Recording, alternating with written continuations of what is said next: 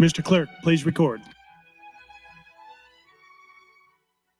There is a quorum present, Mr. President. Do you have any items for the record? I do, Mr. President.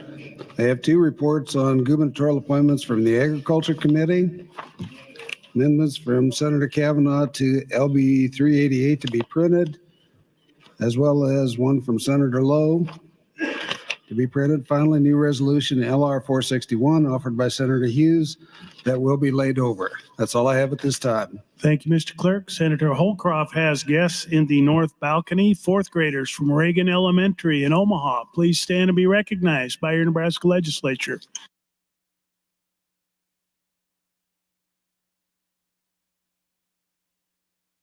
Please proceed to the first item on the agenda. Mr. President, under consideration is LB 388. When we recessed for lunch, there was pending a motion from Senator Michaela Kavanaugh to indefinitely postpone pursuant to Rule 6, Section 3F. Returning to the queue, Senator Blood, you're recognized to speak.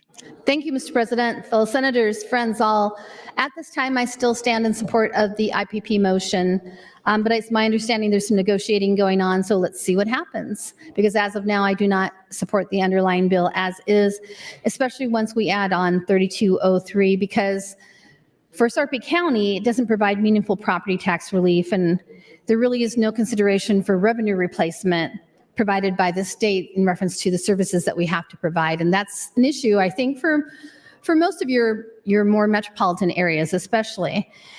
You know, I don't believe that tax reform is moving money around. I think it's about reforming and dismantling restrictions. And we've not done a very good job of this in the last 6 years. And I've been here 8 years, but this has been going the last 6 years. We keep putting on restrictions and caps on political subdivisions, and we're not fixing the underlying problem. You heard Senator Rabel, before we went to lunch, talk a little bit about unfunded and underfunded mandates. That is indeed, as you've heard me preach many times, part of the problem. Not utilizing things like circuit breaker bills that give people property tax relief funds, property tax relief when they need it the most. For some reason, we've always been opposed to anything that is long-term, and we always go for the short-term. So if we reform and dismantle restrictions, it's really a smarter way to unlock robust revenues and allow local investments in things like housing, public schools, and tools that encourage prosperity for the residents of all of our counties, but especially Sarpy County. Our ability to prosper economically and to be a place where workers and families and businesses can thrive depends mostly on access to local services. All politics really is local. And that's what we're doing wrong here, folks. Good schools, well-staffed healthcare, affordable housing, parks, libraries, reliable infrastructure, and support for older adults, for our children, and our most vulnerable. Access to these resources depends on this state's policymakers in partnership with our political subdivisions. Instead of us constantly telling them what's best for them, we should be working together to find what's best for all. We want to allow them the ability to tap into adequate tax revenues to support adequate levels of local government in raising sufficient revenues and that's now being overlooked with bills like this. I go back to law enforcement, our first responders. If you cap them, you are limiting their ability to do what they need to do their business well. When somebody calls for help, they want help in a timely manner. I go to Sarpy County, I think about Sarpy County Sheriff's Department, who right now does provide services. I think it's for Springfield. I have to look back through my notes. And if I'm wrong, I'm sure someone will text me really quickly. They provide services for that area. Should they need any more assistance, should they need any more staff, that's going to come out of their budget. They will not be able to change their budget if you cap it to accommodate for these other communities that they have to help in Sarpy County. And why is that? Because they're not short-staffed. Now, if they were short-staffed, the way the amendment that goes into this bill is going to read, then they can have like a waiver on the cap. That makes zero sense. Local government happens because people go to the polls and vote those people into that position. If we as a state, had decided years ago, which of course we've never done, we like to come up and say, we brought you the biggest property tax relief bill in the history of Nebraska, which I think has been done 3 times since 1 I've been minute. in this body. Instead of authorizing additional revenue sources to diversify our local revenue streams, and that we kept them at an area that at a level that was equitable and based on the ability of the subdivisions to pay, we could have really made a difference in our property taxes. We could have protected infrastructure. We could have protected first responders, our schools, our public servants. But we're not doing that with this bill. We're so hyper-focused on property taxes that we don't look at the big overall picture, and we're not planning for our future 10, 20 years from now. And I don't fault anybody for doing what they're trying to do, but this is not it. And I'm hoping that we can have some changes, and I would like to point out that I do have an amendment that does offer a luxury tax, which should bring in quite a bit of money as one of the alternatives that we can add to this plan. I believe we have almost 46,000 millionaires in Nebraska. That's your time, Senator. Thank you, Mr. President. Thank you, Senator Blood. Senator Michaela Cavanaugh, you're recognized to speak, and this is your final time before your close on the motion. Thank you, Mr. President. Good afternoon, colleagues. We got a little bit of a later start this afternoon. So I stand in opposition to LB 388, and I support motion 550. There are ongoing conversations happening about what this bill could potentially look like. And when I am done on my time, this time I'm going to take a look and see if any of the proposed changes move the needle for me personally. But for right now, I just need some time to think. It's hard to do this job on the fly sometimes. Most of this job is on the fly. It's you're doing one thing and then all of a sudden you're doing something totally different, and that could be on the same bill or it could be on a different bill. During the pandemic, when parents were working from home and trying to educate their children, somebody told me once that we got into this mode of context switching. And I feel like this job is a lot of context switching, which is like your brain has to keep up with you are changing. The context of whatever you're talking about is constantly changing. So when you're working and educating your child, you're like doing a meeting and helping them do Zoom classwork. So anyways, so I feel a little overwhelmed by the context switching of I'm adamantly opposed to this to consider maybe I'm not so opposed. Maybe there is a path forward. So that's what you're going to see is people continuing to have conversations off of the mic to discuss this. But I do want to share, I've heard a lot from constituents on this bill, and almost entirely, I think. I'm trying to recall if I have any in favor. It's all been in opposition. Some of it is to the sales tax. Some of it's to the sales tax on CBD, which is 100% sales tax, which seems like a lot, but I don't know, cost of doing business, I guess. The hemp sales tax is another piece. Here's one that's, they're expressing their distaste of LB 388. That's an interesting turn of phrase. As a young person trying to start my life on the right foot, but the situation with the economy makes this increasingly more difficult. I have managed to land a job that pays a decent amount above minimum wage, but with the rising cost of rent, gas, food, and other peripheral expenses, I'm still living paycheck to paycheck. I'm 26 and I have less than $1,000 in savings. Not only that, but I try very hard to put money away when I can, but as life goes, whenever I'm able to breathe easy, there's an emergency and I am forced to start all over again. I would love to be able to retire by 65 or 70 as my generation and our parents before us were promised. But I am not feeling optimistic on my odds at this point. I know that I'm not the only person in this situation. Furthermore, I know people both young and old, barely scraping by and depending on the goodwill of family to make ends meet. Good people. Unfortunately, as time goes on, there is less and less to go around. LB 388 would be another contributor to this growing problem your young people are facing.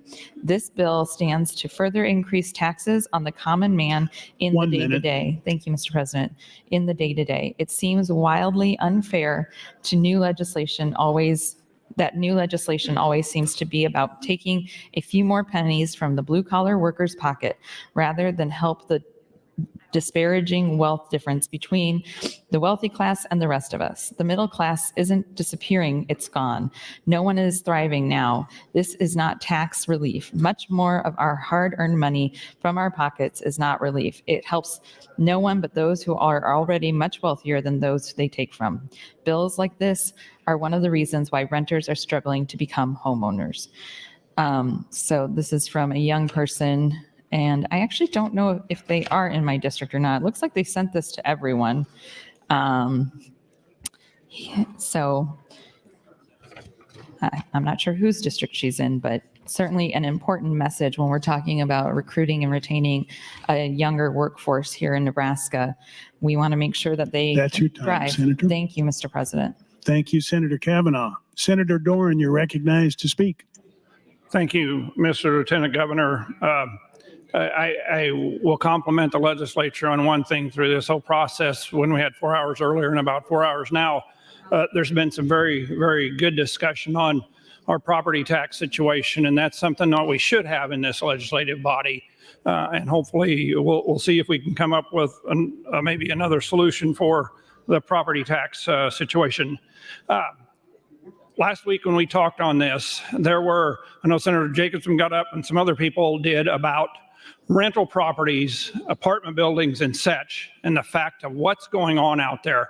I have an individual in my district. He happens to have apartments down in Hickman. And I wanted to read you, because I made a comment that I wanted to say a little bit about what he said. And he said, by all means, read this. And it said, we sold a family farm about 10 years ago, and I'm a fifth generation farmer. It's because they don't make any profit on their farming that they decided to build apartment buildings. He said, at that point, I was cash poor and paper rich. I started doing rental properties. He built 2 apartment complexes. I don't know how many buildings, how many are in each, but they're more than 10, and they might be 20. He said, I started doing rental properties in the last 6 years, but I sold my farm to do this. It started out about 1.7 months for property taxes. In other words, 1.7 months of rent was what he needed when he built these to pay the property tax on those buildings. So he's getting 12 months of rent, 1.7 months he needed to use for that specific purpose. He says, it is now almost doubled that. And now he says, if that rent that I'm getting on those apartments, I need to use 3.1 months of rent to pay for those property taxes. And he made the comment, he says, it seems crazy to me, but the government, and he explained in here what he's making on those income on those apartments. He's hoping to make 1 month of rent right now on those apartment building each year. So he says it's crazy that the government gets $3,100 a year for me for each apartment rent. They get that much in property taxes, and then I make $1,000 a year on those. I think people have made the comment that this won't be passed on to the renters. We have property tax here that in 7 years is almost doubled on those apartment buildings. And now for him to make what he was making when he built them, it's no way possible because now he's almost paying twice as much in property tax. So this isn't a rural situation. This is not a farming situation. This is what's happening in some of those apartment buildings that if you don't raise rent fast enough, you're not going to keep up with the property taxes. I made the comment last week. I know I made the comment that if we don't do anything, we are voting in or not by doing nothing. We are allowing a tax increase to happen. This individual sent information that explains that exactly. When he built them 7 years ago, he was paying 1.7 months of rent for those apartment buildings for property taxes, and today he's paying 3.1 months of rent. So you have to also realize that in that whole equation, if we do pass something like 388, we're going to help keep that rent lower for those people. So hopefully that won't be passed on. Thank you very much. Wanted to make one other comment. I've talked several times this week, or several times on the mic, about how much 3 years out we're down. We're negative $422 million. I will give the Revenue Committee, Senator Linehan, a big thank you for they did one thing here, what many of you haven't done. They brought a solution for, I call it the revenue, when they brought this bill out. They brought proposals for us to have a sales tax and also to give up some exemptions so that they now have the funding for this. Many of the bills that we've had come on this floor, you're just asking for money. You're not helping decide how we're going to pay for those. I really, really want to thank the Revenue Committee, Senator Linehan, for bringing forth a proposal that actually has some solutions in it, which many of the others aren't. Thank you much. Thank you, Senator Dorn. Senator Conrad, you're recognized to speak. Thank you, Mr. President. Good afternoon, colleagues. Boy, I punched in this morning and I'm just now getting a chance to come up organically in the queue. So no doubt it's good to see a vigorous debate and a lot of members who are actively participating in this discussion on the mic and in private conversations as well. So it's just interesting to me to note kind of the frenetic energy in the air right now as the activity in the lobby has really ratcheted up. We're seeing more and more communications, emails, phone calls, texts from our constituents and other stakeholders who are deeply concerned about the existing measures in LB 388, and there's a lot more senators on the floor and a lot more movement on the floor. So that pretty much tells you what you already know, that we're moving ever closer to perhaps what many perceive to be a very, very high stakes vote, with a cloture vote coming in the next few hours, perhaps. But friends, let me maybe help us take a breath or take a beat or step back from that. What a cloture, sometimes a cloture vote is dispositive, right? And sometimes it's not. And I think if you look at even recent history, you can see that where there was a lack of ability to garner votes, that particularly when it came to revenue related measures, negotiations continued. So what that vote is going to say in an hour or so is just that there is not consensus on the funding mechanisms to support the property tax cuts as part of LB 388, namely the increases in sales taxes and a host of other taxes, because it's not good policy to increase taxes, to cut taxes, to shift taxes, to cut taxes, or to further exacerbate our picking of winners and losers in our tax code.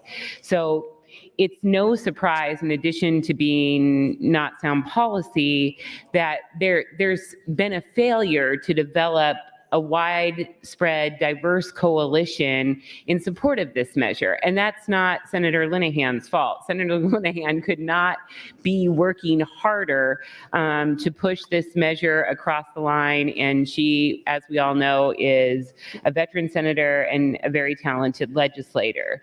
So also in regards to the hard work that Senator Linehan and the Revenue Committee have devoted, was also the open invitation on the floor and otherwise that I think all members should accept warmly, that we come forward with ideas. If we have consensus, which I think that we do, that we need to address property taxes additionally, we have a disagreement on this solution, which is a tax increase or a tax shift. So what I'm happy to do, and I know other members are as well, is roll up our sleeves, whether that's after cloture votes today, whether that's from general to select, whether that's on other bills, or whether that's in a special session.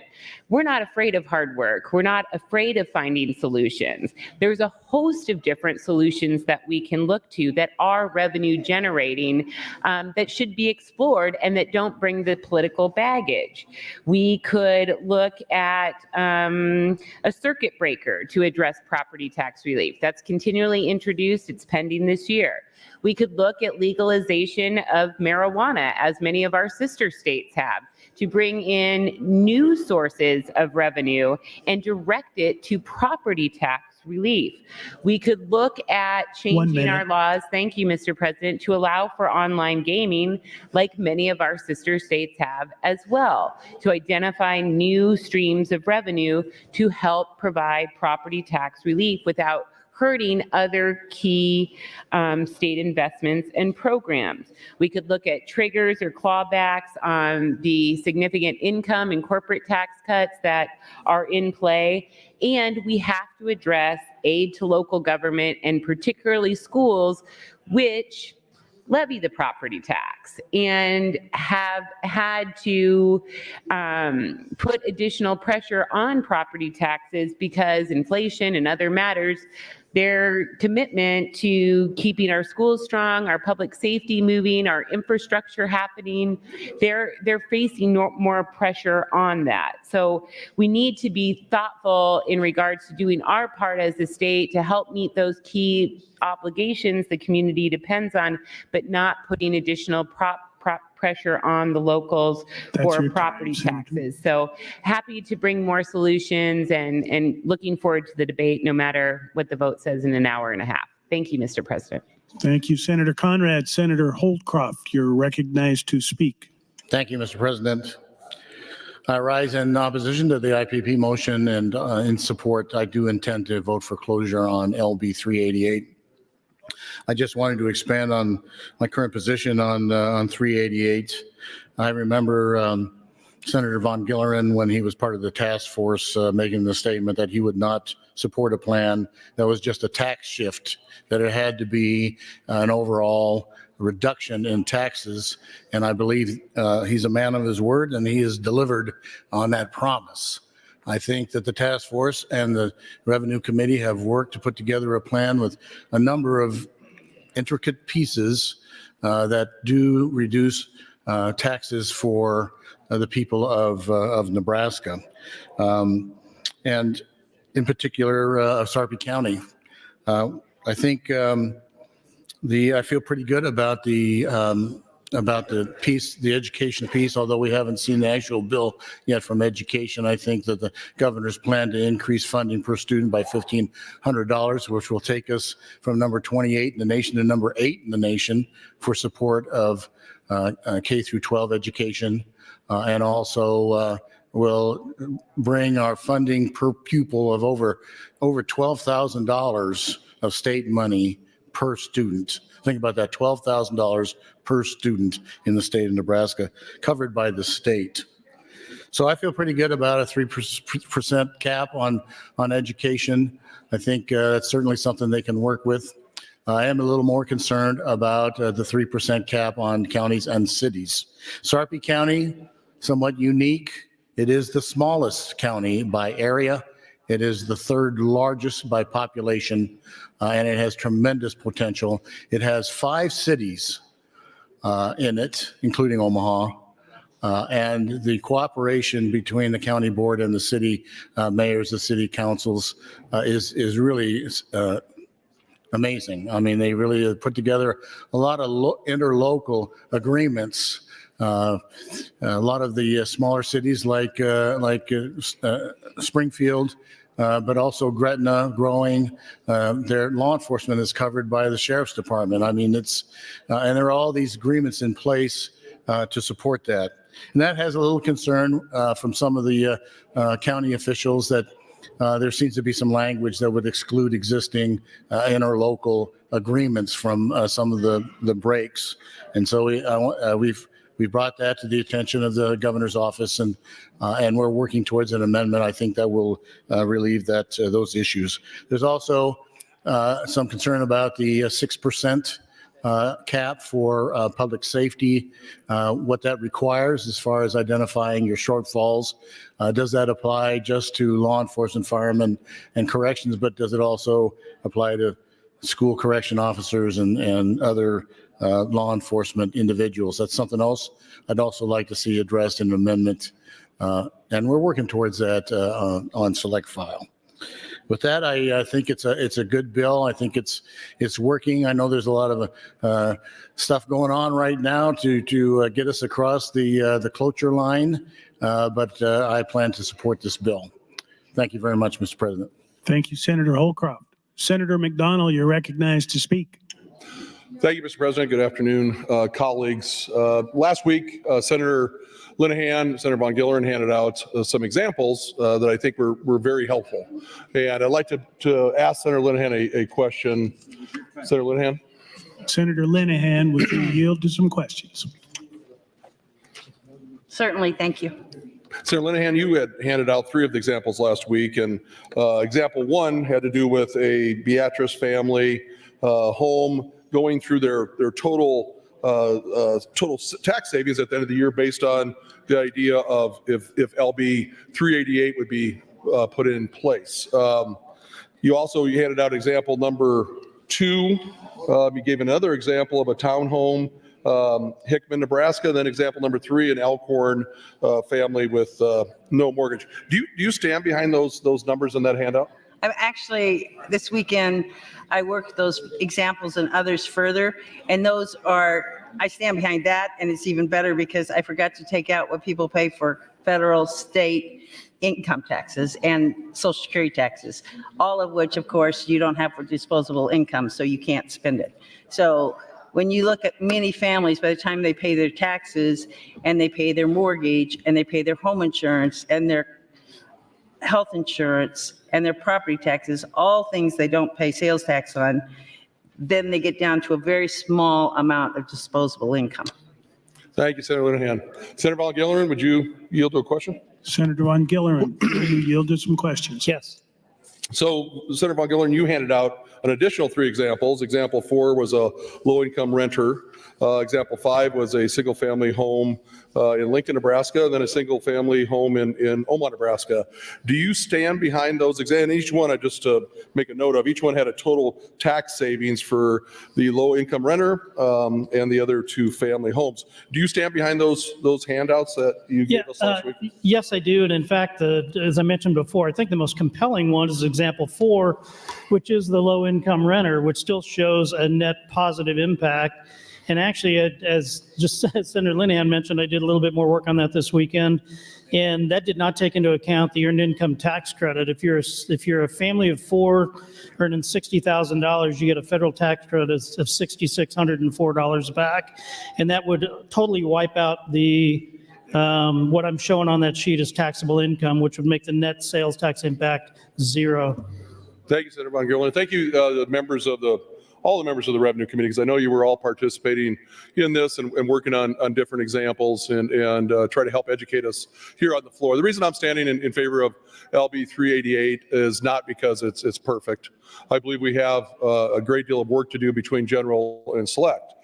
But when I campaigned in 2016, I said I was going to work on property tax relief. I was going to work on trying to be more efficient and effective with every taxpayer dollar. And that way we could control our spending at the state level and try to save the taxpayers their dollars and keep it in their pockets. That hasn't changed.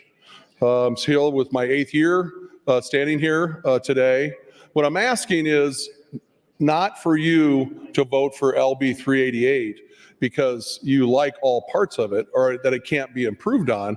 I'm asking you to vote today for cloture to keep it alive, to give us an opportunity to still do something for the taxpayers of our great state with 7 days left. If we don't move this legislation, it's going to be very difficult. And I know the governor has come out and made a comment about the idea of a special session. I don't think any of us want to be here for a special session. I know we all will be 1 minute. if needed, based on the idea that we're here to serve and the idea of making that sacrifice and coming back. But I think we really can, in the last 7 days and before April 18th, we can do something together. It's going to take a lot of work, a lot of cooperation amongst all 49 of us. I'm not giving up on this last part of the session, but also there's going to be amendments that I'm going to talk about on general, after general to select, based on some of the ideas of public safety and some of their concerns, potentially some of the rulings potentially from the Commission of Industrial Relations. We're going to have those discussions. So I'm not asking you to vote for it coming up here in the next hour and a half because it's perfect, it's far from it. But give us a chance to improve on it, work with everyone, and give the people of Nebraska a true property tax relief. Thank you, Mr. President. Thank you, Senator McDonald. Senator Jacobson, you're recognized to speak.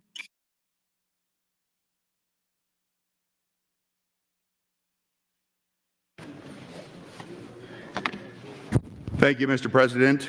I just want to rise for a point of personal privilege to just announce, for those of you who haven't heard it yet, that the Federal Railway Administration issued a nationwide ruling requiring a two-person crew throughout the nation. Thank you.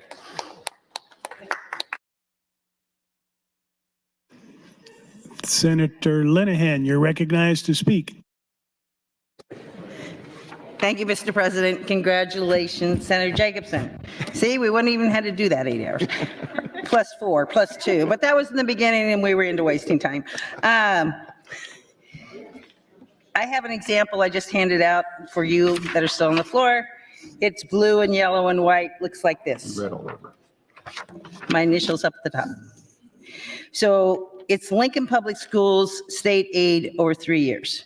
So in 22-23, last year, Lincoln Public Schools got through the TIOSA formula $114,770,268. This is really important for anybody that has any other district in Lincoln Public Schools. This year, we're currently in 23-24.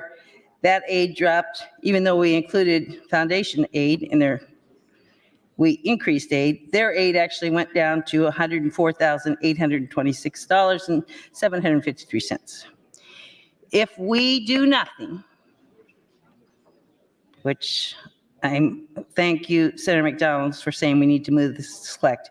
If we do nothing, their aid next year, which is already certified, this isn't a guess, this is the number, will be $72,974,000 and change. Meaning their aid, state aid, is going to drop by $31,852,607. So almost $32 million drop in state aid. Percentage, 30.4% drop in state aid. So what does that mean? That's the way TIOSA works, guys. It's resources times a dollar. And if whatever your needs are, if your needs are less than that, you get no aid. And if you get, your taxes are going to go up. So in September, which not a good news for campaigns, in September, school boards will meet in Lincoln and they will look at their numbers and they will say, we have to raise property taxes by at least $32 million. Now, history has shown to me that when school boards have to raise property taxes by $32 million, they are not going to say it's their fault. They're going to say it's because the legislature cut their aid. Now, we know in here we didn't do anything, but that's not what it's going to look like. It's going to look like we cut their funding, and the formula does, in fact, and we're in charge of the formula, cut their funding by $32 million. On the other hand, if we pass LB 388, their aid will go up 200%. So in September, depending on what we do in the next 7 days, there will be a reckoning if we walk away from an opportunity to fix this. I know that LB 388 is not perfect, but we need some time between now and select when everybody gets real serious and looks at the fact, not the people outside the glass who are telling us this is a horrible thing because, you're raising taxes. This is the reality. If we don't do this, we're going to raise property taxes by significant amounts. The next time I'm up, I'll talk about Millard, which is in a very similar situation. So anybody who has any of their district in Millard might want to know how this all works together versus what we're hearing from people with special interest. 1 who are out minute. in the lobby. Thank you, Mr. President. Thank you, Senator Linehan. Senator Brandt, you're recognized to speak. Thank you, Mr. President. Senator Raybold, I don't think she's in the chamber. Before lunch, she was describing AIT. AIT is in every school, gets a very minimal amount of AIT, and it's called allocated income tax. And they get about, I think she said 2.23%, which is about right. Originally, when the legislature passed AIT, it was for 20%. And then it was kind of one of those unintended consequences moment. And what this is it's income tax from inside of that school district to contribute to the schools. So if you're in an urban school district that gets a tremendous amount of income tax, or you're in a very high income district, you have 20% of that income versus an impoverished district. And I'm not going to say which ones those probably are, a very rural district where there isn't a lot of income. And so it was a real disparity. And I'm kind of surprised it's still there. To mitigate the damage then, that has been dropped to 2.23%. A lot of our rural districts maybe get $10,000, $20,000, $30,000 a year from the AIT. As far as I know, it's not at all infected by a property tax bill that uses sales tax. So I just want to clear that up, and I would gladly listen otherwise if she wants to come back on that. I am in full support of 388. This is part one of a two-part series. The Education Committee exec'd out LB 1331, and that's the second part that needs to get married to this. And so we need to make sure that both of these get to select so that it can all be married up together. And that would give the body and the people a chance to give input before select. Would Senator Merman answer a question? Senator Merman, would you yield to a question? Yes. Thank you, Senator Merman. As chairman of the Education Committee, can you tell me a couple of things about 1331? First of all, how much will we increase the aid to each public school student in the state of Nebraska?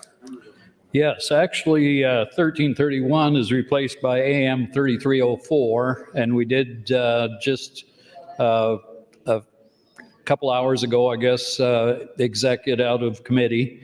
And what it will do will increase foundation aid to all school districts by $1,500. We established foundation aid last year at $1,500, so this will double it to $3,000. And also it changes the way the tax relief is distributed, so it is now front-loaded with this amendment. And in the past, we got a credit against income tax for a certain percentage of your property taxes. And now, instead of that credit going to the taxpayer, it will go proportionally to whatever school districts that taxpayer's property supports. So basically what we're doing is we're taking the LB 1107 money that taxpayers that are doing their taxes right now are applying for a property tax, refundable property tax credit that they get back on the amount of money they pay to that local school district where that property is located. And we're going to move that to December and give that money directly to the school. 1 minute. So that the taxpayer doesn't have to pay their accountant anymore. Is that correct? Yes, it'll make it much simpler for the taxpayer and especially their accountants if they have one. It'll go directly to the school district, and then with the package of legislation we will have some assurance that we'll get a like amount of property tax relief. And then I guess the last question, and I don't know if you know this off the top of your head, but do you know how many public school students are served in the state of Nebraska? Is it like 300 and some thousand? I'd have to get back to you on the exact number. All right. Thank you, Senator Merman. I appreciate it. But I think the last number that I'm familiar with is like 315,000, 320,000 students. And you take that times $3,000 is the minimum amount that every child in public school in the state of Nebraska will receive. That's And your time. Thank you. Thank you, Senator Brandt. Senator Von Gilleren, you're recognized to speak. Thank you, Mr. President. I want to go back to a comment, and I don't think Senator Dungan is on the floor, but he made a comment earlier. He was going through some of the examples and the math on those, and he challenged whether $2,000 a month was too much for a rental budget. I had dinner with some friends last night, and one of their young married children were looking for an apartment in Bellevue and or East Papillion area. They found 6 apartments that were available, 2-bedroom, 1-bath apartments. They found 6 apartments that were available, and the average rent was $2,000 a month.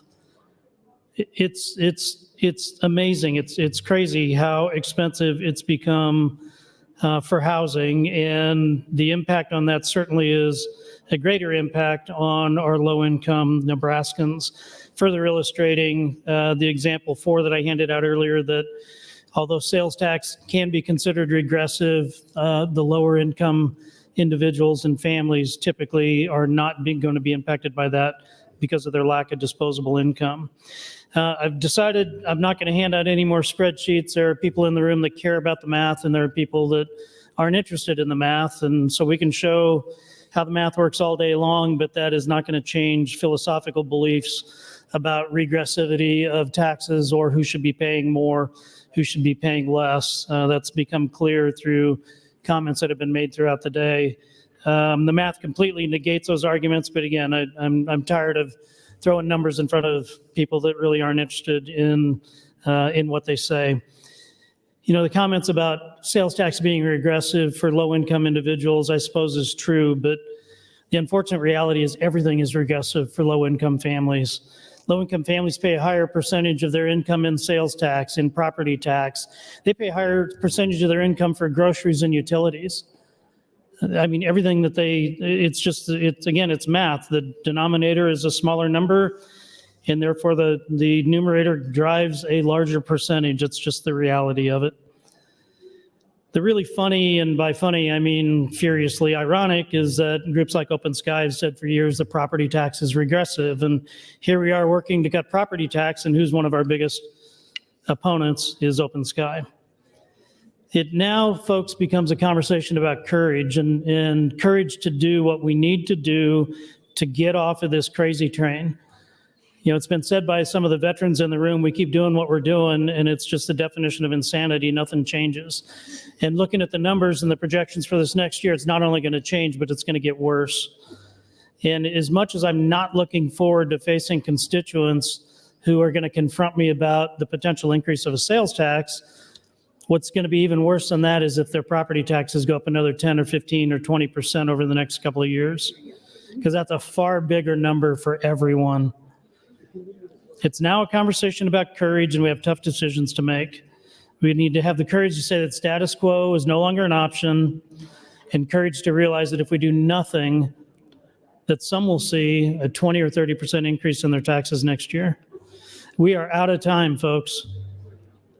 That's the cold, hard reality. We need to vote this through to select, see what amendments we need to make, see what we can do to make it more palatable, continue to run the numbers for those that are interested in the numbers, and move it forward for all Nebraskans. Thank you for the time.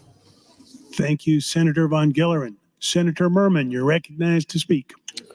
Thank you, Mr. Lieutenant Governor. I mentioned it a little bit earlier, but the Education Committee did have an executive session just about a couple hours ago, and we did advance our amendment, AM 3304, which is amended into 1331 and actually replaces the bill. And we will bring it to the floor, and we voted to take it to the floor, and that will be done later in the day. But I just want to emphasize that there's no way this, what we're trying to do in education will work without the funding, some kind of funding from, increase in funding from the state. And right now, the best alternative that we have, and that's out of the Revenue Committee, is the package of bills that have come out of the Revenue Committee. What the amendment does that we advanced is increased foundation aid by $1,500. So in other words, foundation aid will increase from $1,500 to $3,000 per student. So really, we've got the easy part of what we need to do to fund our schools, and at the same time take the pressure off from increases in property taxes, because by doubling the foundation aid, we're of course increasing the funding to the schools. And at the same time, we did, the amendment does change the way the property tax relief is distributed. Instead of having to, as a taxpayer, having to go to your accountant and figuring out exactly and applying for the credit that you would receive on your income tax when you pay your income tax, you will not pay the extra when you pay your property tax. And the amount that would have been credited back to you goes directly to the schools. And with the caps and the spending controls that we have on the schools with these other, not only schools, but all local units of government, with this package of bills from the Revenue Committee, you have assurance that you will get a like amount of property tax relief. So without these revenue package of bills, the Education Committee will not, this actual amendment bill will be useless, because it won't have the funding mechanism that's necessary.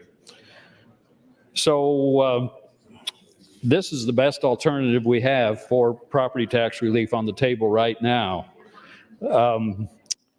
As has often been mentioned, the three-legged stool is completely out of balance. We rely way too much on property taxes in the state of Nebraska, and a little bit less on income tax, and then much less on sales tax. So to make our funding mechanism for schools and for local units of government more in balance, we have to have somewhat of a shift back toward the way the TIOSA formula was originally intended. And, you know, the original intention was to have a pretty, actually a equal amount of funding from each of those three sources. 1 minute. Thank you. Property taxes, income tax, and sales tax. So this will at least go in the right direction in bringing that three-legged stool back into balance. And the thing I like about it, another thing I like about what we're doing is, you know, sales tax are at least discretionary. So, you know, food and rent and those kinds of things are not, don't have sales tax on them. So you have some discretion there. If you're the owner of property that you need to farm or you need to live in, if it's residence, you don't have a discretion on whether or not to pay those property taxes on those things, or a commercial business, same way. But at least with sales tax, you have some discretion. And with that, I'll yield the rest of my time. Thank you. Thank you, Senator Merman. Senator Kauth, you're recognized to speak. Thank you, Mr. President. I want to read a letter that was sent to me, not a constituent of mine even, but someone, a citizen of Nebraska, who is frustrated and desperate. They handwrote this, and they made some very big letters saying outrageous, exclamation point, exclamation point. Every time I write the check for property tax, I vomit. Sarpy County has the largest property tax rate in the state of Nebraska, and Nebraska has the 8th highest property tax in the U.S. Our personal property tax has increased by $2,032 in the past 7 years. Where in the heck is that money supposed to come from? My wife and I are retired, trying to live on a fixed income. I guess we could cut our eating to 1 meal a day so we had enough to pay our property tax. The property owners are paying for all the state's bills and projects. The state of Nebraska needs to cut its spending or get money from other sources. A sales tax would be fair. Everyone would be paying something. I guess we will have to move or file bankruptcy. And then in all capital letters, do something to help us. This is just one of the many comments that I have gotten, or letters that I've received, people begging for property tax relief. It is overwhelming them. We have an opportunity, and as Senator Von Gillern said, the time is now. If we walk away from this chance to make a change, we are failing our constituencies. Thank you, Mr. President. I yield my time. Thank you, Senator Kauth. Senator Dorn would like to announce some guests in the North Balcony. 4th graders from St. Paul's School in Beatrice. Please stand and be recognized by your Nebraska Legislature.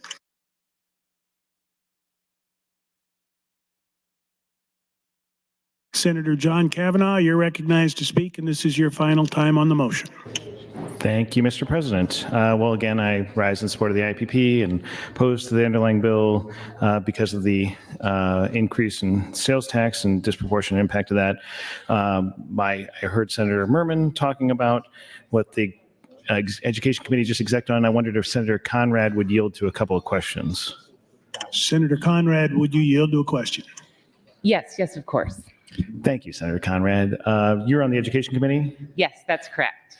Could you give me some insights into what we can expect out of the Education Committee?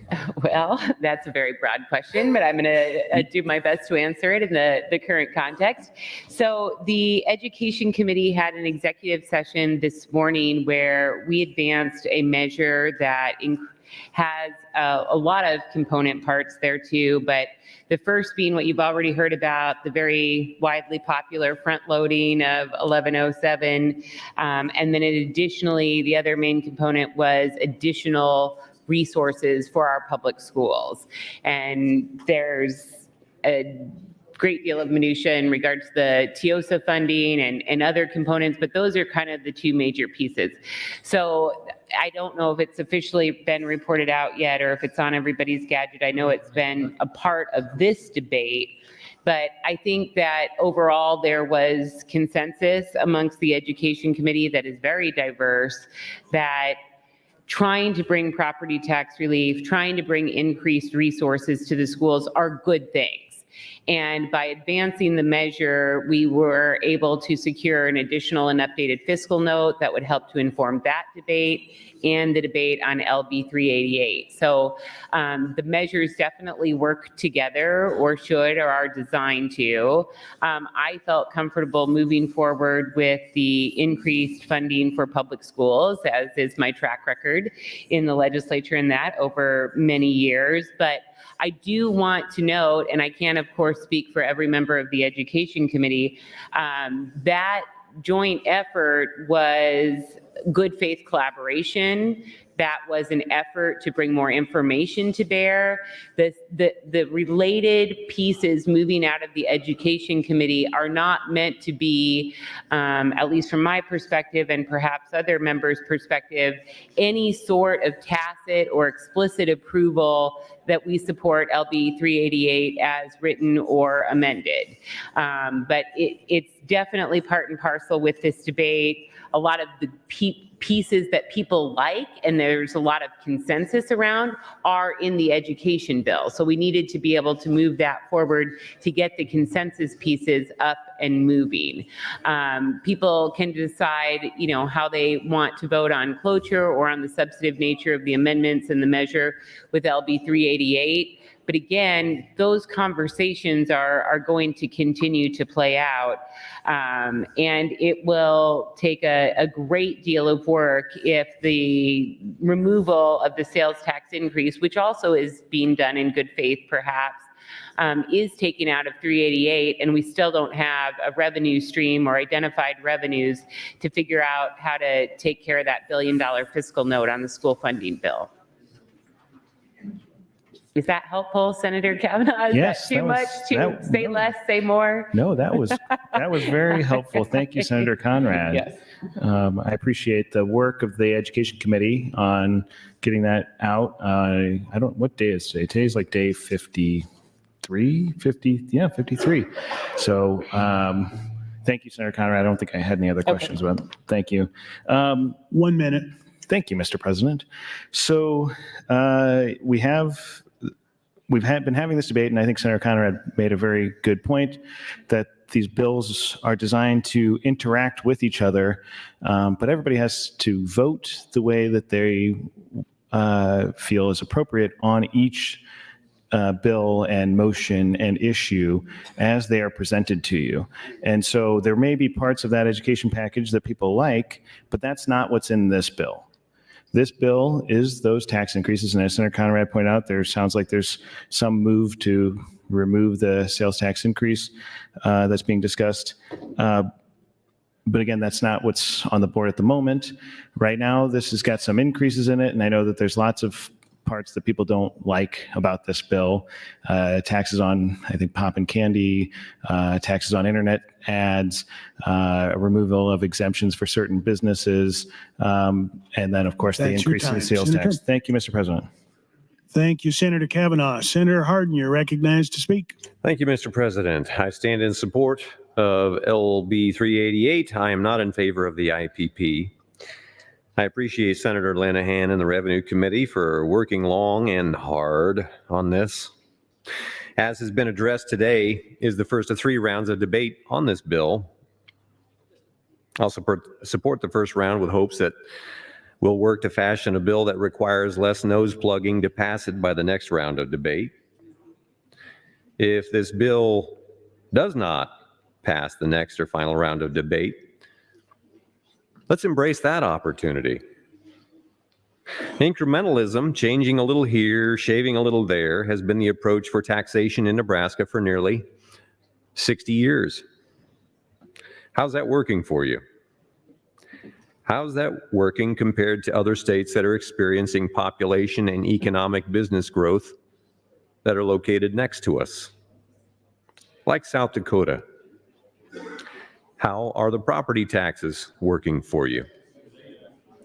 Since the answer to all of those questions is, well, poorly or badly, it's a good time to shake the Etch-a-Sketch, clear the board, and design the tax system with 21st century demands in mind.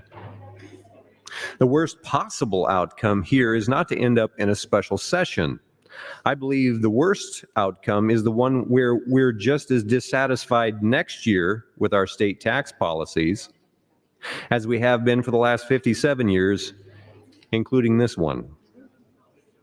We have an opportunity. Let's give it a hug. Let's address sloppy spending and hold it accountable. Let's create incentives for school districts to consolidate, especially where the annual per student cost rivals an Ivy League school while performing poorly on both standardized math and English testing and the ACT. Let's build a tax system that stops exterminating the next generation of family farms. They're fewer and fewer by the year. Yes, it's easier to give birth than to raise the dead. And there's a great risk associated with comprehensive change. There's a greater risk associated with incremental status quo that repeats the frustrations of the last 6 decades. I just paid some of my property taxes this morning. I know just what that feels like, and so do those watching and listening. It's time for gathering the courage to strike it down completely and rebuild it. Thank you, Mr. President. Thank you, Senator Hardin. Senator Erdman, you're recognized to speak. Thank you, Mr. President. Good afternoon. Senator Hardin, I appreciate your comments. You're right on the money. I listened to Senator Kauth read that email from our constituent, There is a solution to all of this. I've mentioned it many times. There's an opportunity for you to eliminate your property tax, your state income tax, your corporate income tax, sales tax, inheritance tax, homestead exemption, all those things go away. We eliminate 1/2 of all the bills that are introduced in this legislature annually if we adopt the EPIC consumption tax. And there'll be those of you who say it won't work. The rate is too high. You're incorrect on your assumptions. And I don't hear of anybody else that has a plan except this one. And 388 is not going to reduce your property tax. So the person that wrote that email to Senator Kauth, you're not going to see a significant decrease that you'll be able to stay in your home. There's only one solution. Start over. 1967, the legislature arrived here. They had no form of revenue, and they started sales tax and income tax. We've tried that experiment for 57 years. And as has been mentioned, if you continue to do what you've always done and expect different results, you know the definition. So let me throw out this compromise idea. This will not pass with any significance that means any significance to anybody in this session. So between now and the special session in July or August or whenever we have it, we work on fixing 388. And how do we fix 388? We expand the base. Instead of making it 55 billion or whatever that small number is today, we expand it to 100 billion. We lower the rate to 275. We then add back the 7,500 needed to collect the extra revenue. We're 3.5. Those cities and counties, those cities that have a 2% sales tax, it'll go down to 1%. So in Omaha, instead of paying 8%, you pay 4.5%. So we work on that for a special session. When we get to the special session, we do another couple things. We advance to the ballot the 2 constitutional amendments for the EPIC consumption tax, which fixes our problem. So here's my offer. This is my offer to the governor, to Senator Linehan, and anyone else who's listening. We'll get together, work on fixing this to make it mean something, and then we will have that special session and we'll vote the 2 ballot initiatives, the constitutional amendments, to the ballot for the people to decide, because we often say in this chamber, the second house. And we are very concerned about what the second house thinks until we want to try to give them a time to vote on it. So in 1966, there were 15 initiatives on the ballot. 14 of them were placed there by the legislature. We don't do that anymore. The one ballot initiative that got on there in 66 was to eliminate property tax for the state, and that was put on by the people. So that's my offer. Let's get together. Let's discuss how to fix 388, really fix it instead of this. This doesn't do anything for anybody. And then we'll adopt those 2 constitutional amendments so the people can make a decision what kind of tax system they have so they can pay the taxes that they can afford to pay when they can afford to pay them. You see, when Senator Hardin mentioned he paid those taxes this morning, he didn't have a choice how much he had to pay. They told him. He also didn't have a choice when he was going to pay them. They told him that also. So if you're listening to me, you'd like to have your system work on your behalf and put you in first place as a taxpayer, the EPIC option is all and the only thing you have to choose to make the system work for you. Because when the government goes shopping, they send you the bill and they take total disregard for if you can pay them or not. So that's my offer. We'll see what happens. Thank you. Thank you, Senator Erdman. Senator Dungan, you're recognized. Mr. Clerk. Mr. President, an announcement. The General Affairs Committee is holding an executive session under the south balcony now. In addition, some items for the record. Enrollment and review reports Legislative Bill 484, 484A, 880, 926, 932, 1069,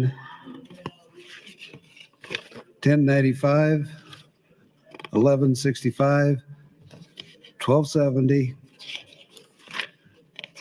and 1344, all placed on final reading. In addition, enrollment review reports Legislative Bill 164, 164A, 1092, 937, 937A, all to select file, some with ENR amendments. Committee on Revenue reports Legislative Bill 1403 placed on general file, as well as 1363 placed on general file with amendments.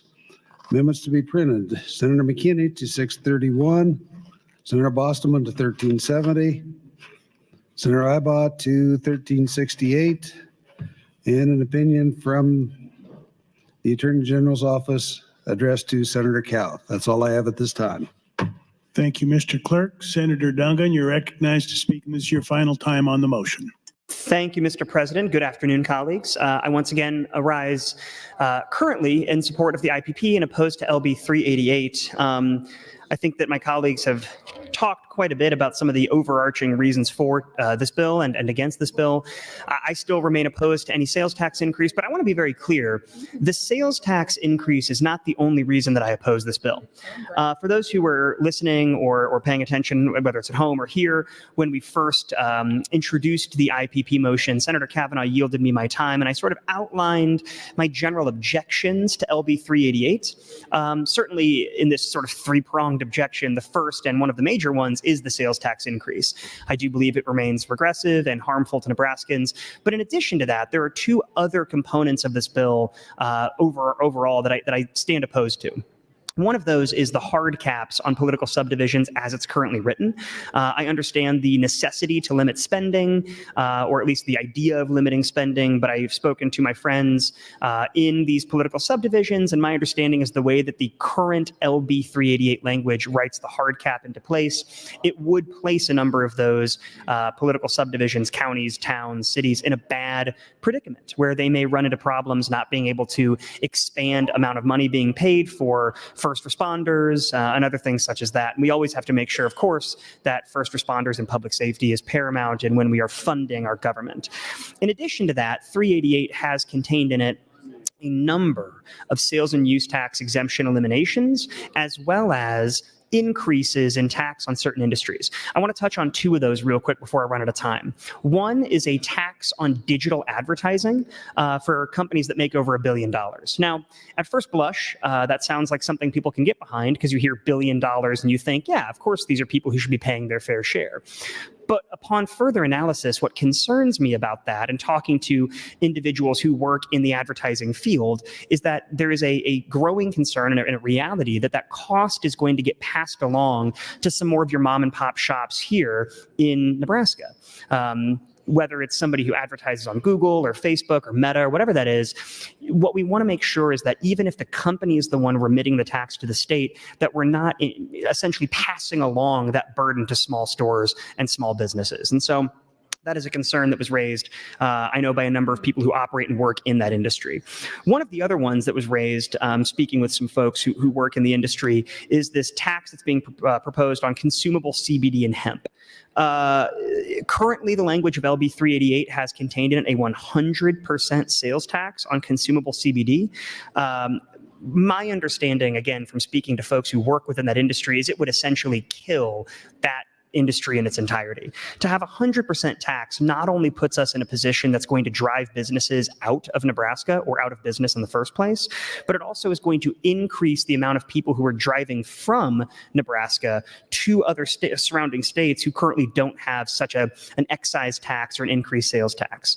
If you look at some of our surrounding states, Iowa, South Dakota, Kansas, Missouri, Wyoming, Colorado, and even Louisiana, you see in there that there is not any additional sales tax or excise tax being charged on CBD or consumable hemp. Obviously, each of those states has a variable sales tax rate, whether you're talking about 6% in Iowa or 4.5% in South Dakota. And so that is going to get tacked on. But none of them, except for when I listed them, Louisiana, none of those surrounding states have that additional excise tax. Louisiana, for example, does have an additional excise tax on CBD and consumable hemp, but theirs is 3% on top of the 4.5% sales tax. So if we're talking about a $40 item let's say it's a jar of CBD lotion to use on your arthritis. 1 minute. Thank you, Mr. President. $40. In any of those other states, it may be $42, $41, $42.98. Compared to Nebraska, if this went into effect, it would be $80 to then purchase that same $40 jar of lotion to use for your arthritis. So I just want to be very clear from looking at the language of this bill, if we are pro-business and trying to grow additional business here in Nebraska, we need to make sure that we're not driving those businesses out of the state. We also have to make sure that we're keeping up with surrounding states to remain competitive. And so I do have serious concerns about that. No matter how we proceed on LB 388, I have concerns about a number of parts of the bill, and I want to make very clear, yes, the sales tax is a problem. It is not the only problem that I or many of my colleagues have with this bill. So I would still encourage my colleagues to vote green on the indefinitely postponed motion and red on LB 388 if we get to that point. Thank you, Mr. President. Senator Blood, you are recognized to speak. This is your last opportunity on the motion. Thank you, Mr. Speaker. Fellow senators, friends all, I would have to say I agree with Senator Duncan. I still stand in support of the IPP motion and not in support of the underlying bill. And it's not because I don't think the Revenue Committee didn't work hard. And it's not that I don't think that they didn't work closely with the governor's office. I definitely believe they worked closely with the governor's office. My concern remains the same. I don't think you realize the can of worms that you are opening up for local government. Senator Von Gillern, I hope that I get to talk to you about your friends that couldn't find an apartment for less than $2,000 in Bellevue. Maybe Papillion, but I think you can get a 2 or 3 bedroom apartment for under $2,000 in Bellevue. So come and see me and I'll help your friends get an apartment.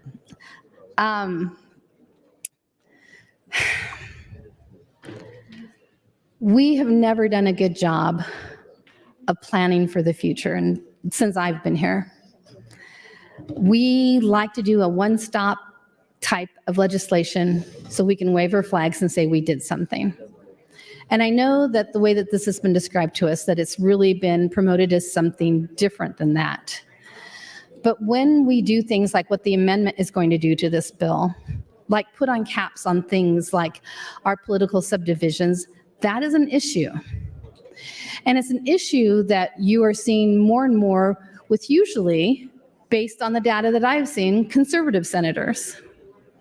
Because they're sick and tired of not being able to lower taxes, and they're kind of grasping at straws to figure out what to do. And so now, especially in states like Dillon's rule states like Nebraska, Dillon's rule, Holmes rule, we have the ability to continue to put into statute more restrictions on local government when we should be doing, again, the opposite. And I talked about that the first 2 times I was on the mic.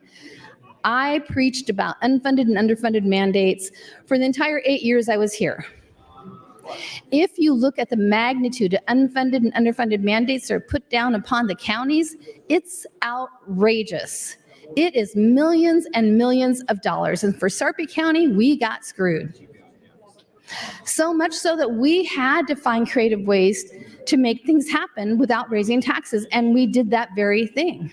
Although I know a letter was read in reference to Sarpy County and property taxes being high, it's true, property taxes are being high. But what's always interesting is that it's always the state pointing the finger at political subdivisions. It is always the state saying, it's not our fault, it's their fault.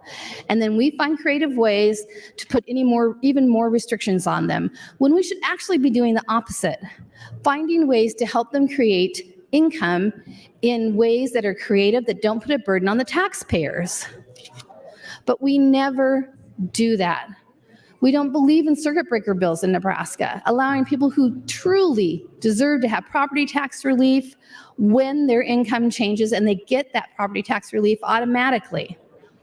We had multiple discussions on the floor when I said, I don't understand why people don't just get their property tax automatically and why they have to ask for it, and how it's hard for people who can't hire a tax attorney sometimes to figure that out.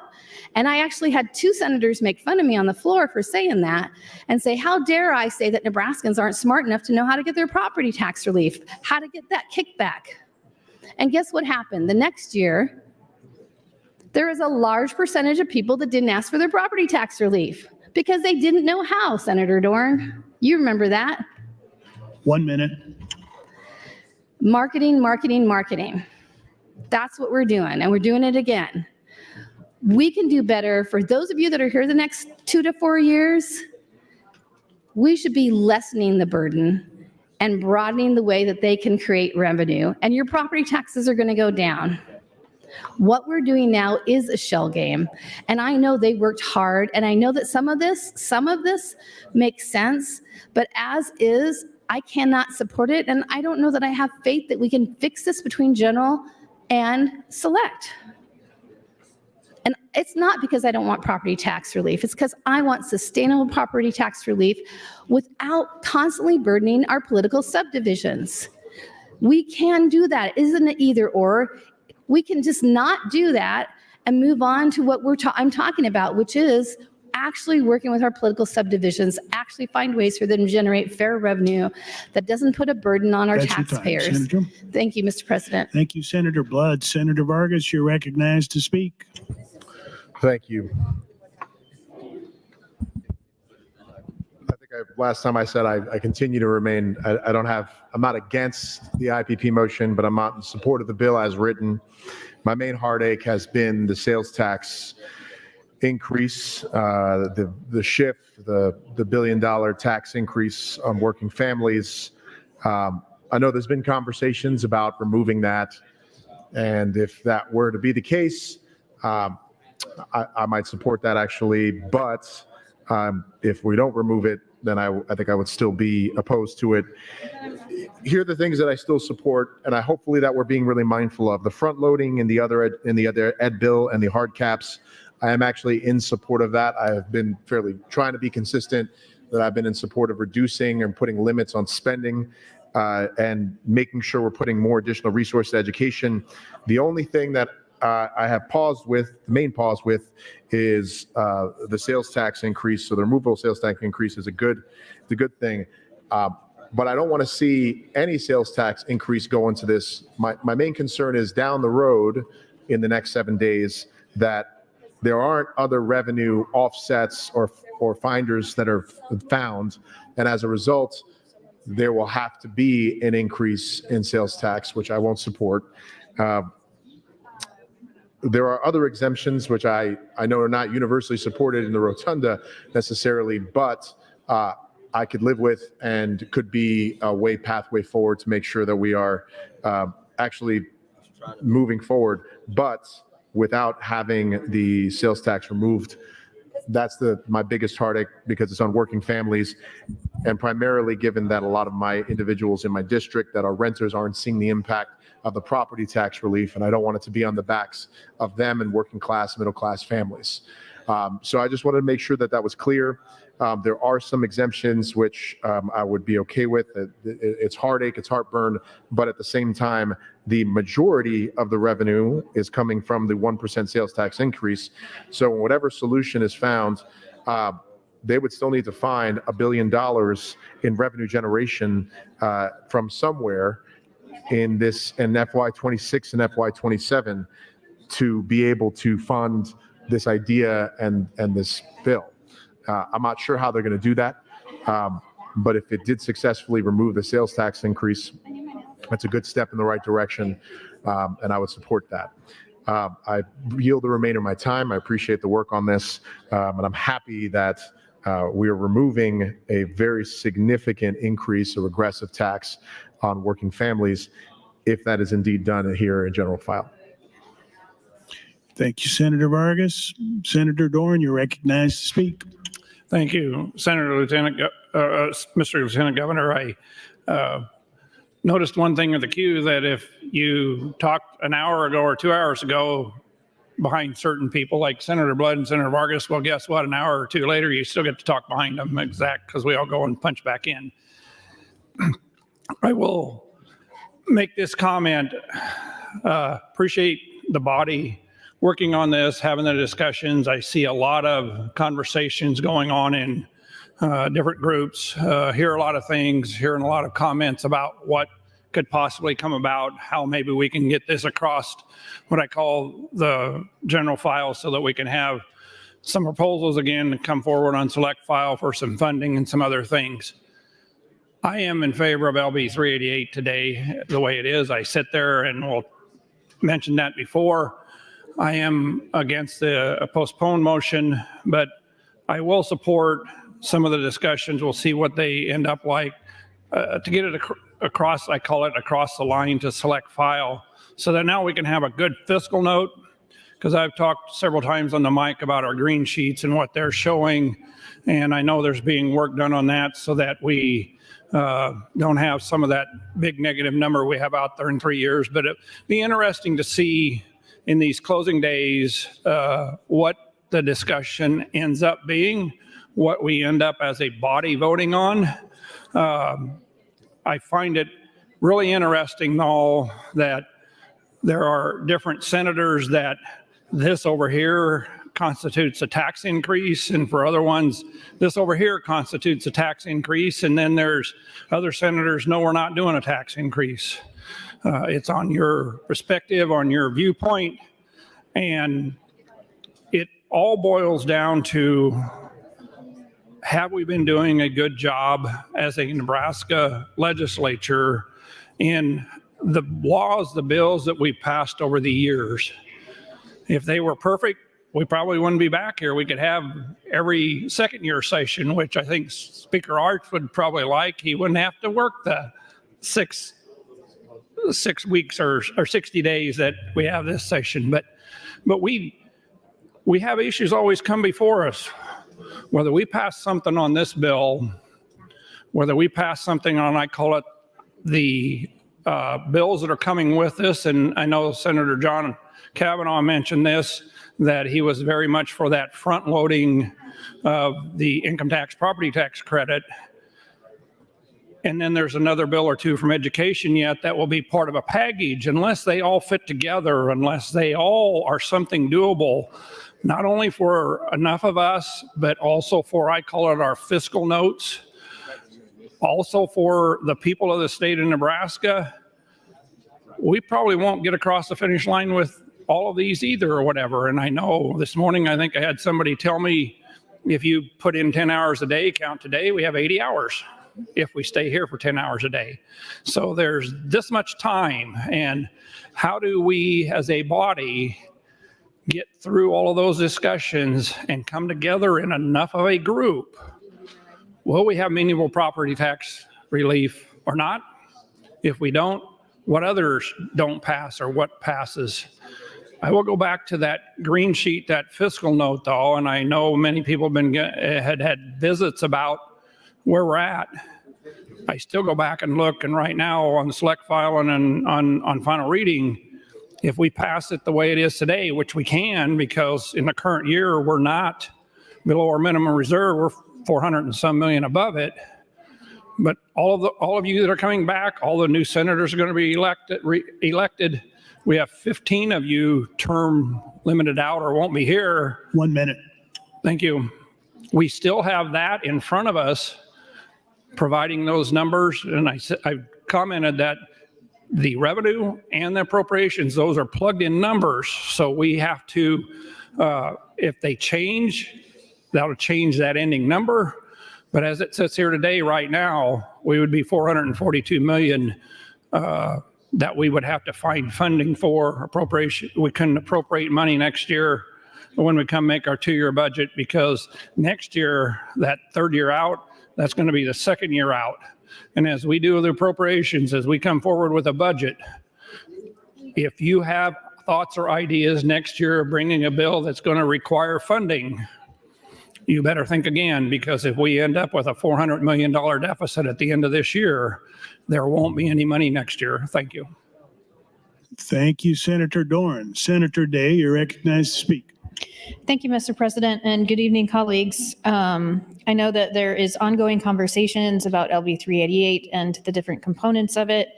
I know Senator Linehan is diligently working on the bill and all of the different pieces in it to hopefully come to some kind of a compromise. in a decision of how to be able to move this forward. And I appreciate all of the work that has gone into this. Despite all of that, I currently am opposed to LB 388 as it is written. I know there has been a lot of discussion about the increase in sales tax that's included in this. That is one piece that I am opposed to. Also, the 100% CBD hemp tax is incredibly problematic. As I think it was Senator Dungan mentioned, driving businesses out of the state. I think sometimes we often miss the point when we're talking about taxes relative to some of these other bills that we discuss, social policy, and the other things that continue to drive people out of the state of Nebraska. Taxes is one of them, yes, but we had a bill that passed last year that a whole long list of hundreds of businesses, including the chambers in Nebraska, told you would be bad for the state and could potentially result in billions in losses in economic development and potential revenue, and everyone voted for it. So if we can remember what we're talking about, taxes and fair taxation is always an effort to balance that with state revenue. So if we are not working to ensure that we are keeping people in the state, we are working on preventing brain drain. We're not implementing other types of policies, social policies that drive people out of the state. That's another piece of it. Implementing, legalizing cannabis would be a huge source of revenue for the state of Nebraska, is another potential solution to finding some more money to work on balancing out the high expensive property taxes for taxpayers in the state. I'm glad that there is at least a couple of senators from Sarpy County that have mentioned the detrimental pieces of LB 388 to Sarpy County in particular. My district, Senator Holdcroft's district, specifically could be very negatively impacted, in particular by the cap on the political subdivisions. And I just wanted to read a little bit from, I got some correspondence from both the mayor of La Vista and the mayor of Gretna discussing why the cap on political subdivisions is a really big problem. And I'm just going to read a little bit of that into the record here. This is from Mayor Evans, from Gretna. With LB 388, certain impacts would be realized, and I'll touch on two specifically: growth and emergency services. Over the last 3 years, Gretna's valuation has increased approximately 180%.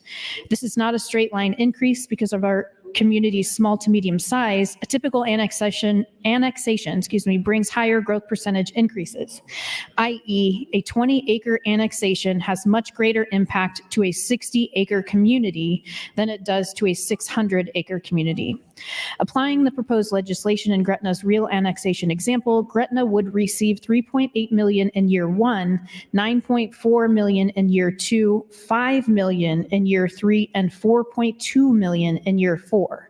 So in year 1, Gretna would be able to serve approximately 5,500 residents with around, thank you, Mr. President, with around $3.8 million. In year 4, Gretna would receive just $400,000 to serve an additional 4,000 people.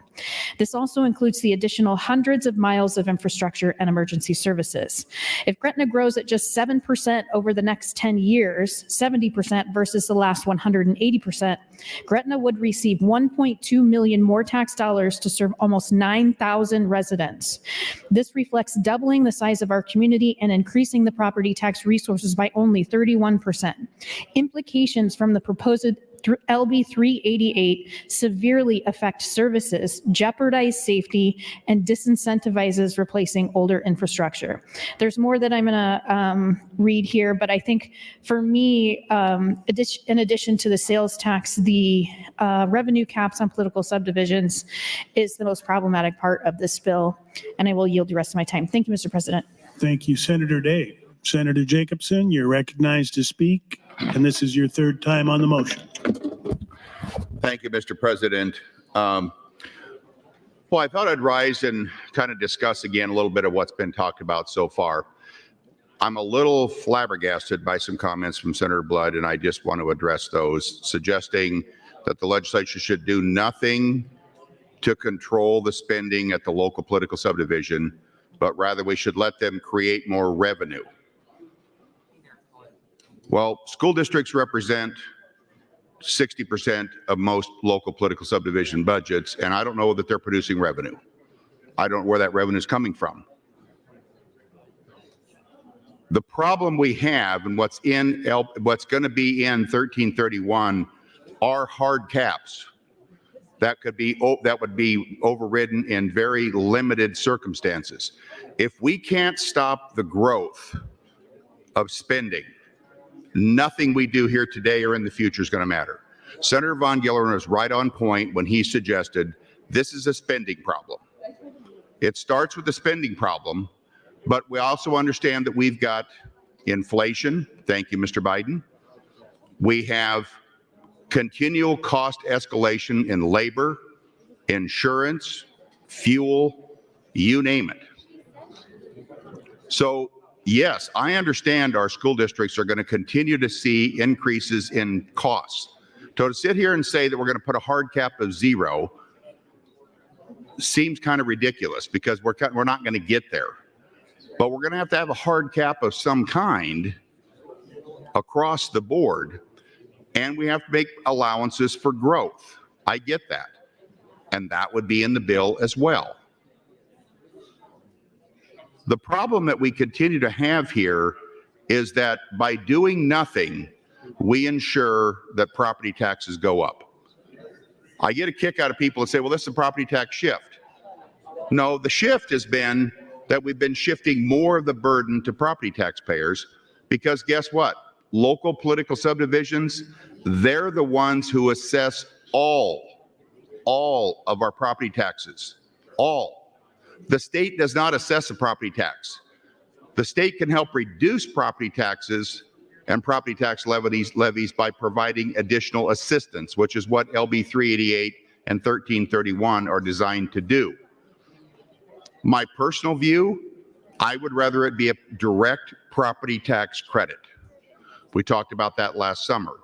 I would rather raise the additional dollars, use it as a direct property tax reduction, because what's happening today? We have $12.3 billion that needs to be raised to run the state. $2.3 billion was raised at the state level in sales taxes last year.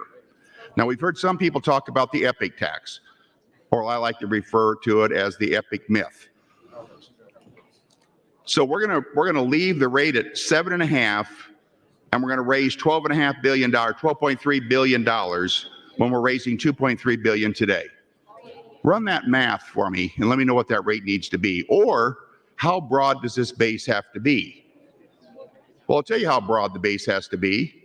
The base has to be broad enough, as it says in the second component of the EPIC option, which is the only exemption to the EPIC tax would be groceries purchased at the grocery store.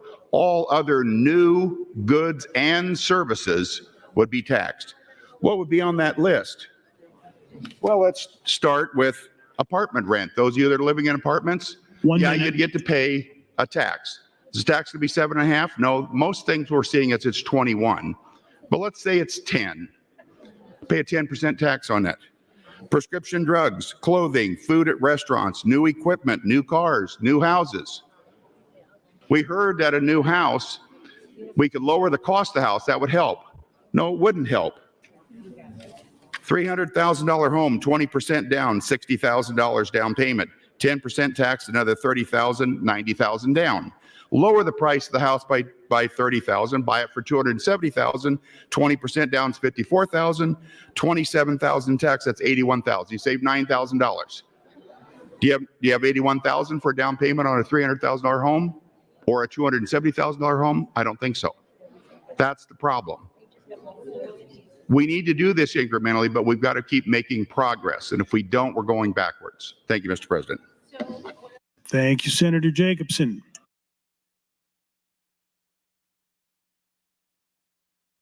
Senator Frederickson, you're recognized to speak. Thank you, Mr. President. Good afternoon, colleagues. Good afternoon, Nebraskans. So for folks who are watching at home, and I think anyone in here, the chamber is kind of a bit of a buzz right now, and it's, I think, clearly it's an exciting time. There's a lot of negotiations going on, and I will say I genuinely believe there's actually some very good faith negotiations happening here. Just to echo what a lot of my colleagues have already said, I don't think, I'm not going to be a broken record here, but I think there certainly is some consensus around the facts that we do need to do something about property taxes. That's nothing new here. And I said this earlier, and I'll say it again. I really respect the executive branch trying to tackle this in such a big way. This is a huge task. The Revenue Committee has had a huge task in front of them this year, as has the Appropriations Committee. So I continue to appreciate the work of all of our colleagues here. I understand that there are a lot of conversation about possible changes to this bill, and until those changes happen, I'm going to remain open-minded based on those changes. I will say I remain opposed to the bill as it currently stands in its current form. So one thing I had mentioned earlier, and I just want to kind of touch back on this again, is we're kind of constantly being told that everyone's a winner here, right? So if you're a low-income renter, if you are a person of means who has no mortgage, if you are in Beatrice or Omaha or Thurston or wherever you are in the state, we're hearing that every single person is getting a tax cut. And my question continues to be, who's paying for this? Where's the money coming from? Is it the sweeps that just happened? Is it, there's not a lot of clarity there. It's kind of like, let's tax the person behind the tree maybe. I mean, someone's got to pay for something. And so that's the question I continue to have. And I think it's continued to be unanswered. That said, I am going to continue to listen to what's happening behind the scenes here in the negotiations. I'm open-minded to, some of the things I've been hearing, but until we see something tangible or concrete related to that, I remain opposed to the bill as it is currently written. Thank you, Mr. President. Thank you, Senator Frederickson. Senator Slama, you're recognized to speak. Thank you, Mr. President. Good afternoon, colleagues. It might surprise some of you to know this is the first time I've spoken on this bill. I do stand in support of Senator Kavanaugh's motion to IPP this bill. Just to set the table with where we're at with less than an hour to go until cloture, there are a few different proposals being floated around on how we can get to 33 on this package to get it on to next round. 'Tis the season with that in the legislature. In the last 10 days, it always becomes silly season. And I was a no on LB 388. I'm a purist when it comes to increasing taxes. When you increase taxes to cut taxes, you're not actually cutting taxes. And I think that all the numbers we've seen so far show that we're not actually really cutting taxes in any measurable form. And a big problem with this bill, and what you'll find in the Education Committee bill, is we have $1 billion out there with the Education Committee bill that we need to find money to fund if we're going to fund it. And the idea with this bill was to use the sales tax increase, getting rid of exemptions, and a few other things to provide those funds. Well, now what's being pitched is taking out the sales tax increase, going forward with exemptions, but nobody has shown anyone, like this is just an idea that's come up over the last couple of hours. We don't have the numbers that show this is sustainable. We don't have the numbers to show that this wouldn't compromise the property tax relief. And moreover, the property tax relief that we're supposedly getting with this bill isn't for the long term. Without hard caps for the majority of your property tax bill for schools, like you're not going to get long-term property tax relief out of this. You're just not. And so I really push back against the assertion that this is the one thing that we must do. It will fix all the property tax issues our state faces. Property taxes are the number one issue our state faces. I know it firsthand. I have 3 other states, all with lower property taxes that border my district. But I'm not going to get up here and just say we're giving out property tax relief. We've done that before in Nebraska state history, where we've increased sales taxes to provide property tax relief. And without proper spending controls in place, we blow it up within a couple of years. So yeah, sure, if you want to get up and say that you did something for property tax relief on your mailers that are going to go out for this election cycle, do it. But the problem is if you're up in the next cycle, so 2024, not 2024, it is 2024, 2026, that relief will be gone and people will be stuck with higher sales tax rates. So I am a no on LB 388 and support the current effort to kill this bill. I think that we can have a good solution for tax relief. I think there are enough people with their hearts in the right place. And I'm all for bringing the band back together and doing a special session if that's what it takes. But policy making like this, where we're just trying to find $1 billion in 2 hours worth of debate, it's just not good policy making. So I do oppose cloture at this point in time, and I yield the remainder of my time back to the chair. Thank you, Mr. President. Thank you, Senator Slama. Senator Merman, you're recognized to speak. Thank you, Mr. Lieutenant Governor. I still am in support of LB 388 and against the motion to indefinitely postpone. I do agree with Senator Slama that we do need the extra funding to fund the schools if we're going to provide property tax relief. In other words, decrease the funding from property taxes from the schools. We've got to find a replacement for that to provide more support from the state. And that's exactly what this bill attempts to do. I think, you know, it's not like we've just worked on this in the last couple of hours. There were committees during the interim that worked on it. You know, it's been worked on by the legislature, by the Revenue Committee, the Education Committee, and the Governor's Office. And this is the proposal that most could agree on. And that is why this is the proposal that's on the floor right now.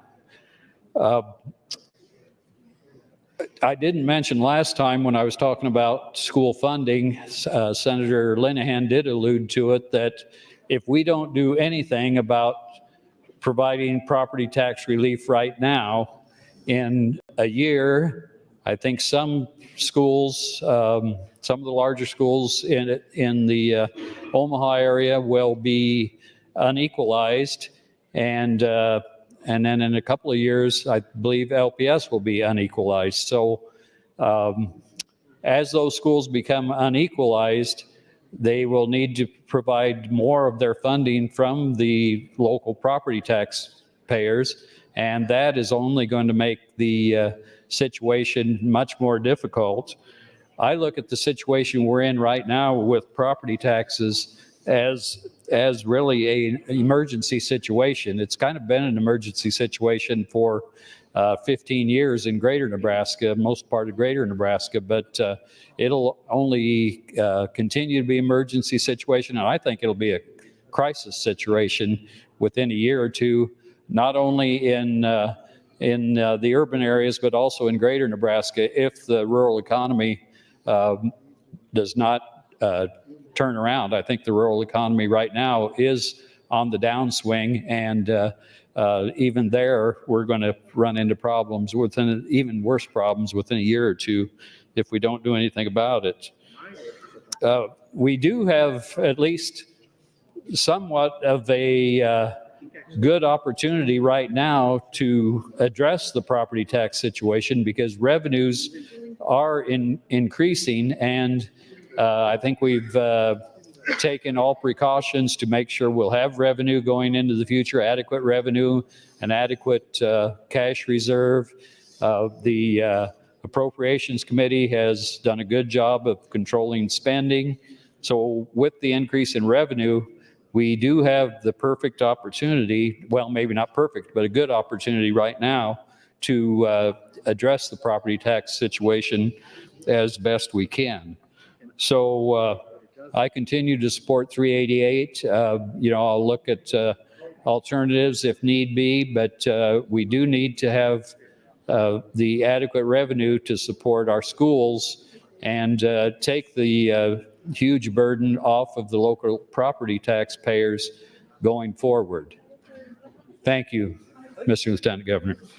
Thank you, Senator Merman. Senator Day, you're recognized to speak. Thank you, Mr. President.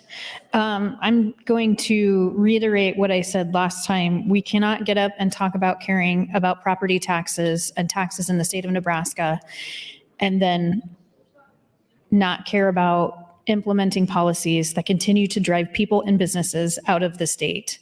So we get up and talk about caring about how high our property taxes are today, but then when we have other bills that businesses are directly telling you are causing them and or their employees to leave, you vote for it.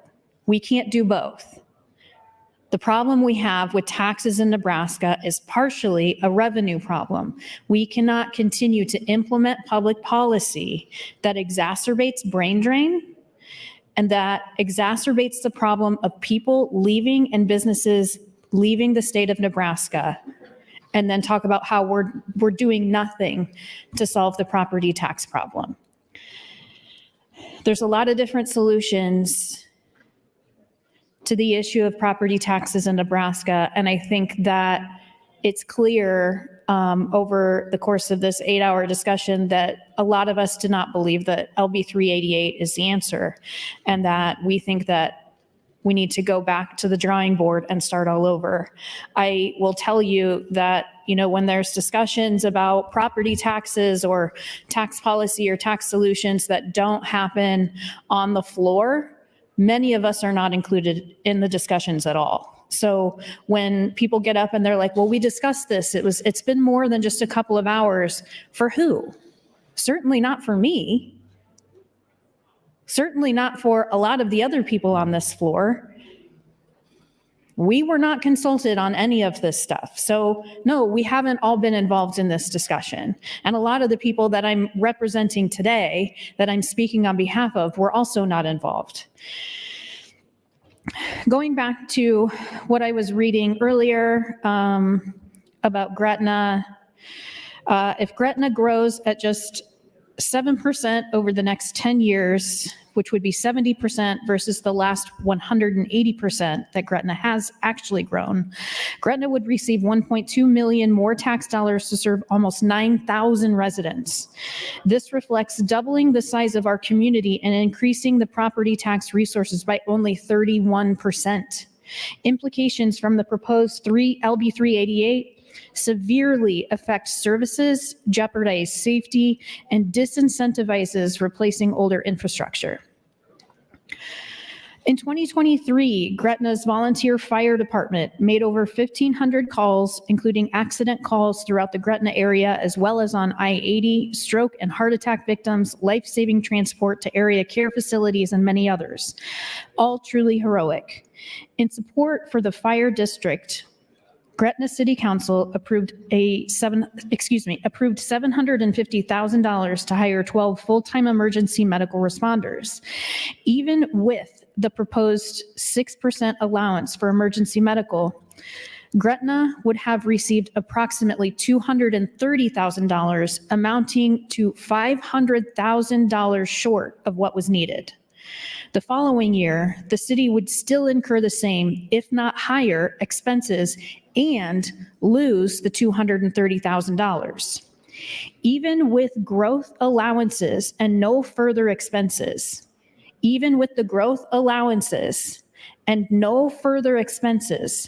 Gretna would have a $700,000 shortfall in year 2 of the full-time emergency medical response service. Year 2. The growing department will likely require over an additional $1 million of trucks, radios, and other equipment in the near future, which is still capped. There is no allowance for equipment or infrastructure in this bill. Additionally, Gretna is currently served by the Sarpy County Sheriff's Department by interlocal agreement. The expanding Gretna community is expected to move to a different law enforcement model in the upcoming years.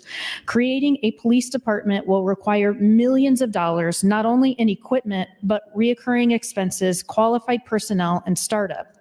Just as with the fire department, year one is accommodated. However, the maintaining a properly functioning department is penalized year after year, and to the detriment of our local residents, property owners, and businesses. Thank you, Mr. President. Thank you, Senator Day. Senator Erdman, you're recognized to speak, and this is your final time on the motion. Thank you, Mr. President. I appreciate it. So I listened to Senator Jacobson. He continuously tries to talk about the example of a new house, and I thought perhaps by now he had gotten it, but obviously he has not. And so I'm going to run through this real slow so everybody can get it. So under the consumption tax, you would not pay the sales tax on the items or the material you build the house with. So if you bought the house in Lincoln, a $300,000 house, there's $13,500 worth of sales tax included in the price that the contractor paid when he bought the materials. So you subtract the $13,500 from the $300,000, and then that price would be $286,500 times, and we're going to use Senator Jacobson's number of 10%. So 10% consumption tax on the $286,500 is $28,650. You add those together and it comes up to $315,500 for the house under consumption tax. Under the current proposal, the house would sell for $300,000. You would then have a property tax in Lincoln of about $6,500 per year. So what I did is I went to the little handy dandy calculator, amortization calculator, and I figured out what the payment would be on a $300,000 house and a $315,000 house over 30 years at 6.5%. So here's what I did. You take the consumption tax, you add that to the 286, you come up with a price of $315,000.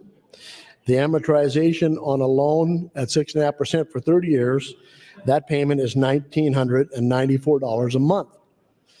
Under the current system, the amortization said that the amortization payment would be $1,896. And remember, you got to pay the $6,500 in property tax.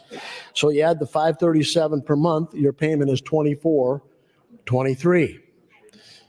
I would rather pay $1,994 than $2,423. So at $6,500 a year in property tax, it would take you less than 3 years to pay the consumption tax, and then you would actually own your home. Under our current system, your first payment, monthly payment, would be $2,423 until the second year when they raised your property tax, and it would be more than that. So if I was a financial institution and I was making a loan to someone, and I could guarantee that the principal and interest would be $1,994 for 30 years and not go up, I would be interested in doing that, opposed to having a payment of $2,423 and not knowing what it is going forward. So I hope that I have made some sense to Senator Jacobson. He understands what we're trying to do and what would happen under the consumption tax, because he has misunderstood it every time that I've tried to explain it. So hopefully this will bring it to his attention that it is absolutely an advantage to buy something, a new house, under the consumption tax as opposed to our current system. That is the explanation about a new house under the consumption tax proposal. And those of you who are listening, I am quite confident that you'd like to pay $500 less a month on your mortgage payment under the consumption tax. And when your mortgage is paid, you finally own your property. Because you don't own it now, you keep renting from the government. Thank you. Thank you, Senator Erdman. Senator Slama, you're recognized to speak. Thank you, Mr. President. Good afternoon, colleagues. So again, I've been kind of listening to debate, wanting to see how it unfolds. We're now in the last 20 minutes of 8 hours worth of debate that spanned a couple of weeks. Nebraska is unique in that we have a balanced budget requirement. I think it's a wonderful part of our state's constitution. Nebraska is very unique in that respect, and I think it really forces state policymakers to be thoughtful in how they're budgeting their money. I have a concern. So sales tax increase aside, all the policy increases, all the policy arguments aside, I do have a concern that a key component of this tax increase is going to be not upheld by the courts. And the baseline and my issue with this is the millions of dollars we're depending on in revenue from LB 1354. Now, this is a tax on digital advertising. It's very unique in how we're approaching this. We're only the second state to look seriously at doing this. The tax on digital advertising is responsible for millions in this plan. We need it in order to balance things out, have the proposal work out in terms of our constitutional requirement to have a balanced budget. However, this tax, the only other state to have approached a tax on digital advertising in this way is Maryland. Right now, the Maryland tax is under court challenge. It hasn't moved, the lawsuit on it hasn't moved forward in state court. It is moving forward in federal court. And all signs point to this tax being held as unconstitutional. Now, if the Nebraska advertising tax is held as unconstitutional, or even if there's an injunction filed against it to halt the collection of that tax money, our budget isn't balanced. That means that we have to be dragged into a special session anyways to find where that money is going to come from in our budget. So there's not only a problem in terms of policy and negotiating in at the last second, we do have a constitutionality issue with this potential tax. And I see that there's nobody else in the queue, so I will hop out, get us to a pause in the action, and Senator Meyer. All right, so while we're talking, because Senator Meyer did just put on his light, which I appreciate, he has done an outstanding job in this session. Every time, I know we're on opposite ends of this bill, but every time he gets on the mic, he says something worthwhile, and people listen. So before I turn things over to Senator Meyer, I would just like to thank him. Although your time in the legislature has been brief, you really have made an impact. Thank you, Mr. President. Thank you, Senator Slama. Senator Meyer, you're recognized to speak. Thank you, Senator Slama. Flattery will get you everywhere. But I'm going to yield my time to Senator Jacobson. He had some important points he would like to make again. So I'll yield my time. Senator Jacobson, you have 4 minutes, 50 seconds. Thank you, Mr. President. I just want to make one more comment on Epic, and then I hope we can just forget hearing about it. I really hate giving free ads for a bill that's really, or for a concept that's not going anywhere. But let's be clear. I don't care how much the payment is if I can't come up with the down payment. The down payment. That's what Senator Erdman's missing. Anybody's got an extra $30,000 to pay on an upfront tax to buy a home probably isn't borrowing money, okay? There's the handicap. But the bigger issue with the Epic tax is all local control goes away. All local control goes away when it comes to funding. The way this is set up, if it would hit the ballot in November, we'd have to come back in January, and the Revenue Committee would have to come up with putting this concept together, and then we would lose all of the taxation come January 1st of 2026, and then the Appropriations Committee would have to take the budgets of every political subdivision throughout the state of Nebraska. All of those would come to Lincoln, and the Appropriations Committee would have to then figure out how it's going to go and get spent, and it would come to this floor. How do you think that would work out, folks? If you're in rural Nebraska, are you thinking that this is a good place, a good group of people to figure out how much should come in your small town to fund your local roads and your local school district?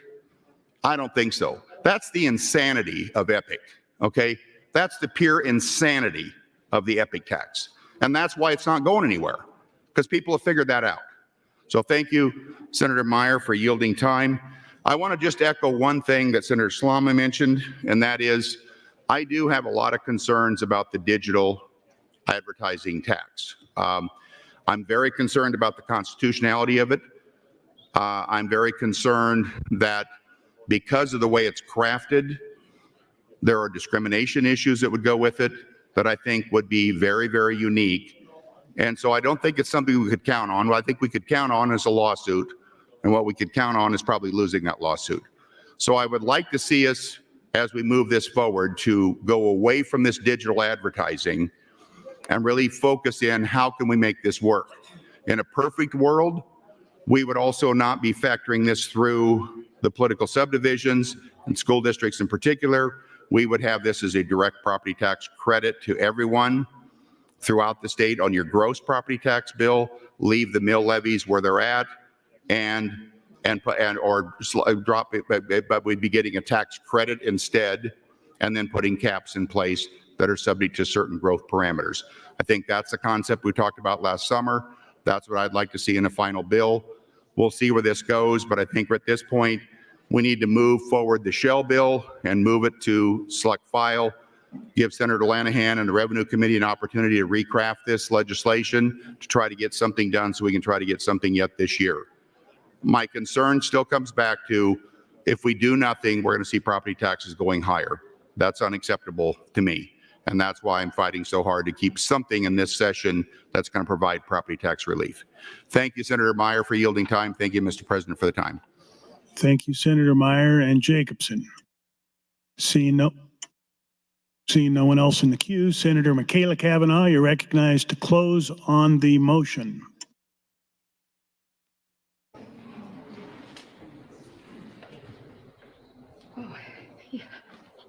I swear there was somebody in the queue when I went to the restroom. Okay.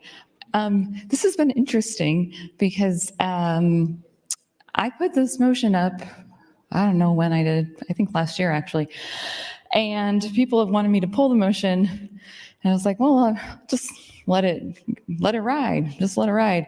And then people who support LB 388 filibustered and took all the time to get us here. So, okay. So we're gonna go to a vote on motion 550 to indefinitely postpone. Thank you, Mr. President. Thank you, Senator Cavanaugh. Members, the question is the motion to indefinitely postpone. All those in favor vote aye. All those opposed vote nay.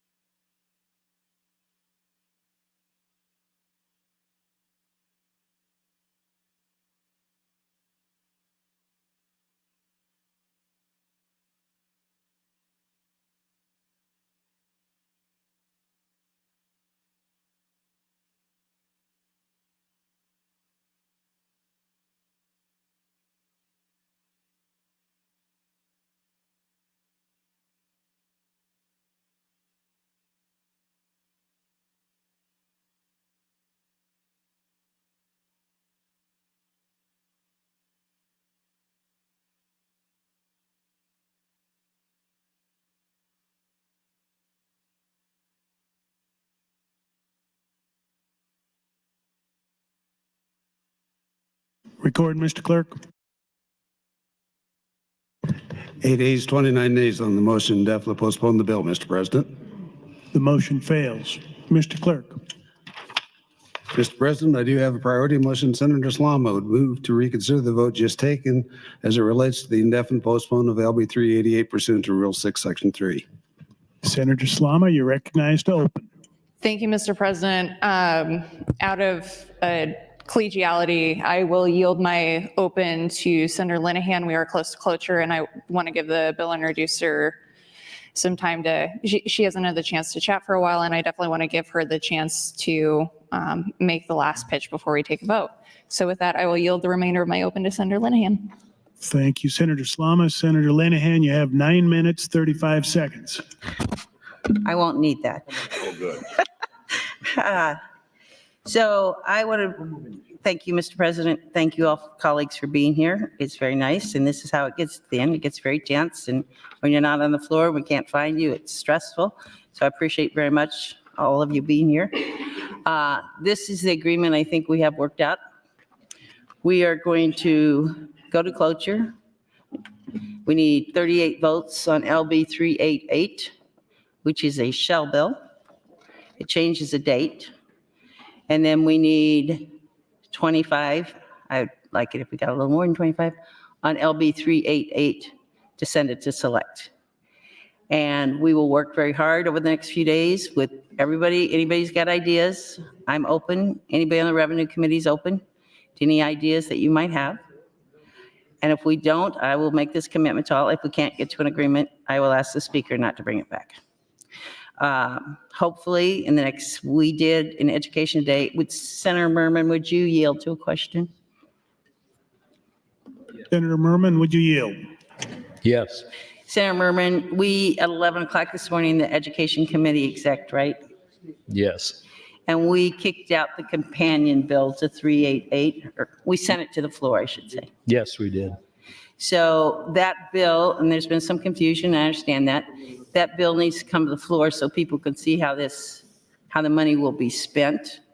And then once we see actually what we're doing, maybe some people will change their minds and maybe some miracle we don't have to do the sales tax. We did try, I had a floor, or Senator Bostar had a floor amendment to pull out the penny increase, which we had enough votes to do, but we're not going to get to that amendment. So we'll see what other things we can do between now and if this comes back. But I will say we won't try to bring it back if we don't have an agreement. Thank you, Mr. President. Thank you, Senator Merman. Thank you, Senator Linehan and Merman. Turning to the queue, Senator John Kavanaugh, you're recognized to speak. Ooh, thank you, Mr. President. I didn't think I'd get another chance to talk. Well, I have been pretty firmly on record opposed to the sales tax increase, but as others have said, I also oppose increasing taxes. And I was just pointing out to one of my colleagues over here that we fall back on a crutch of the saying of picking winners and losers. And I think there is a certain aspect of that in the proposals in this bill, and I oppose that as well. I look forward to seeing the bill that came out of the Education Committee. I know a lot of people have hung their hopes on voting in favor of this bill because of what may be in that bill. So some people maybe will think differently about things at that point, but I think it's important that we have these debates where we talk about what our problems are and get to a place where people understand how seriously people feel about opposition to things like a sales tax increase and the other portions of this bill. I think that a lot of people would like to see additional property tax relief, but not on the backs of the poorest Nebraskans who do have to pay sales tax. It's not just discretionary. There are a lot of things that people have to pay sales tax on. And just by saying you don't pay sales tax on this, you don't pay sales tax on that, is not an answer to that question. People have to pay sales tax on some things that they have no choice in purchasing. And sometimes you have to pay it at a time when you really have no choice, like an emergency purchase of some kind of a new washing machine or something along those lines. So that's my opposition to this. I know we're getting to cloture here in a few minutes, so we'll see how everybody else feels about Senator Linehan's proposal, but I still will remain a no on cloture because I've been down this road before. I've been down the road where we've been told we're going to get some concessions to the people who have opposed the idea. Been around long enough now, 4 years, that I've had this conversation many times where we've had a debate. There was no compromise. It was take it or leave it. And then we get to cloture and say, well, we'll get to select and we'll fix it. So I have the benefit of experience, and I oppose this bill in principle. I oppose the tax increases on Nebraskans that it includes. And so for that reason, I'll be a red vote on cloture. Thank you, Mr. President. Thank you, Senator Kavanaugh. Senator Dungan, you're recognized to speak. Thank you, Mr. President, and good afternoon again, colleagues. I do rise in favor of the motion to reconsider and again in favor of the motion to indefinitely postpone, as well as against LB 388. I think cloture is at 4:10, and so it's possible that this might be the last time that we're talking on this bill. And I just wanted to take this opportunity to do a couple of things. First of all, I wanted to thank everybody's hard work on this. I know this is a very tense thing, as Senator Linehan said. When we get to the end of these debates, there's a lot of questions and a lot of tension, but I will say that genuinely, I think everybody here is working to achieve the same goal ultimately, which is the reduction of property tax for all Nebraskans. I stand in favor of reducing property taxes through any number of different things that have been considered. Throughout this entire session in Revenue Committee, we had hearings on homestead exemptions that I think work to have targeted property tax relief. There were so-called circuit breaker bills that provide property tax relief for individuals who can't afford to pay their full property tax. There's been conversations in Revenue about the front loading of 1107, which I believe is contained in that education bill we just heard about, LB 1331. So there are a number of things that we can do to help everyday Nebraskans, and there's a number of ways that we can do it in the near future for people to see actual relief. What I stand opposed to was the myriad of things contained in this potential package that ultimately are going to have a negative effect on Nebraskans, my neighbors in LD 26, by raising their sales tax and also broadening the sales tax base on items that could ultimately be problematic, ultimately passing that cost on to the consumers in Nebraska. And so I've said since the beginning of this debate, when I had an opportunity to talk about that, there are multiple reasons I stand opposed to LB 388, I'm sorry. But I do appreciate that there's been conversations regarding solutions to that. And my hope is that regardless of what happens here today, we continue to work together as a body to try to find some solutions that don't disproportionately hurt Nebraskans. We could dive down into the conversation again about the various facets of this bill that are an issue. But at the end of the day, when I talk to my friends in the industries that we're addressing here, and when I talk to my friends in the business community representing the mom and pop shops that we have around LD 26, as well as a number of other businesses around Nebraska, my genuine belief is that a raise in the sales tax that was being proposed is a problem.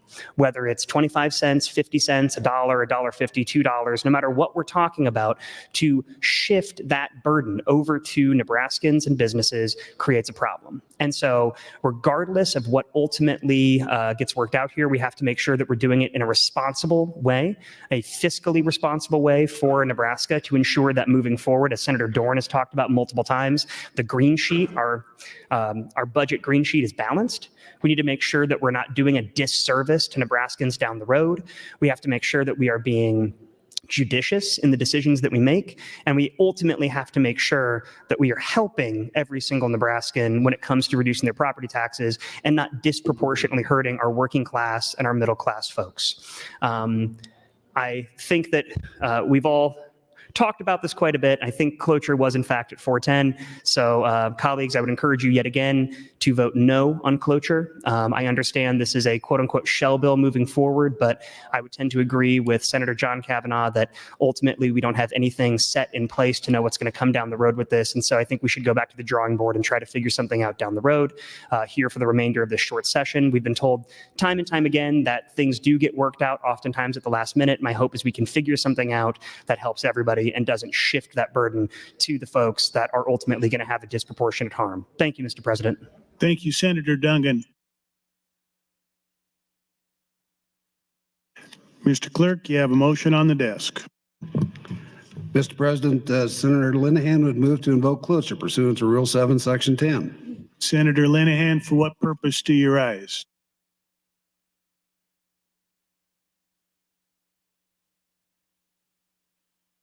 There's been a request to place the House under call. The question is, shall the House go under call? All those in favor vote aye. All those opposed vote nay.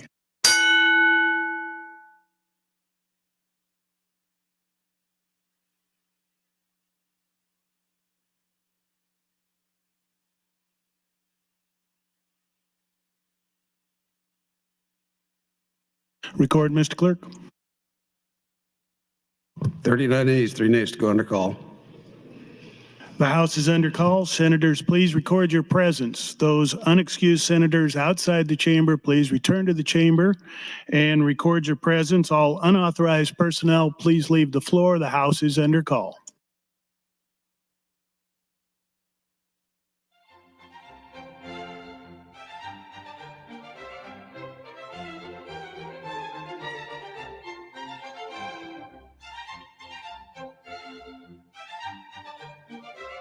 Senator Wayne, please return to the chamber and record your presence. The House is under call.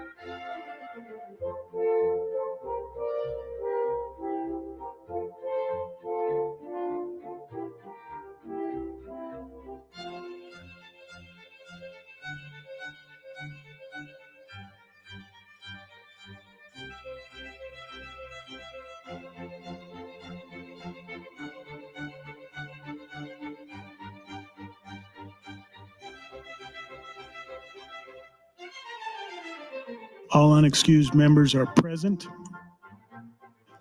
Members, the first vote is the motion to invoke cloture. All those in favor vote aye. There has been a request for a roll call vote. Mr. Clerk.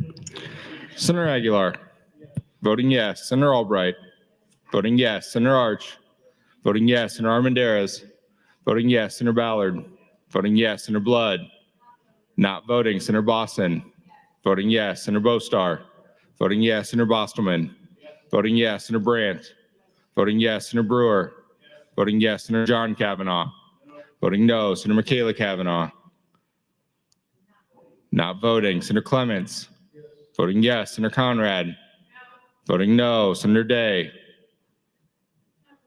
not voting. Senator DeBoer, not voting. Senator DeKay, voting yes. Senator Dorn, voting yes. Senator Dover, voting yes. Senator Dungan, voting no. Senator Erdman, not voting. Senator Frederickson, not voting. Senator Holleran, not voting. Senator Hansen, voting yes. Senator Hardin, voting yes. Senator Holcroft, voting yes. Senator Hughes, voting yes. Senator Hunt, Senator Ibach, voting yes. Senator Jacobson, voting yes. Senator Kauth, voting yes. Senator Linehan, voting yes. Senator Lippincott, voting yes. Senator Lowe, not voting. Senator McDonald, voting yes. Senator McKinney, voting no. Senator Meyer, voting yes. Senator Mosier, voting yes. Senator Merman, voting yes. Senator Raybold, Senator Reapy, not voting. Senator Sanders, voting yes. Senator Slama, voting no. Senator Vargas, voting no. Senator Von Gillern, voting yes. Senator Walls, voting yes. Senator Wayne, voting yes. Senator Wishart, voting yes. Senator Erdman, voting yes. Vote is 33 ayes, 6 nays, Mr. President, on the motion to invoke cloture. The motion is adopted. Members, the first vote is on the motion to reconsider.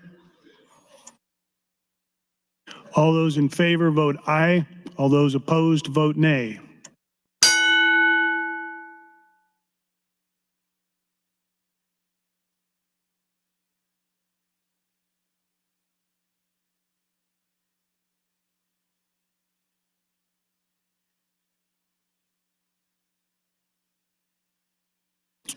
Record, Mr. Clerk.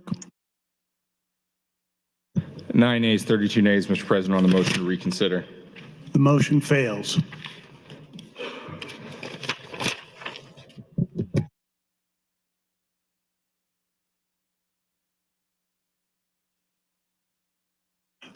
Members, the next vote is to advance LB 388 to E and R initial.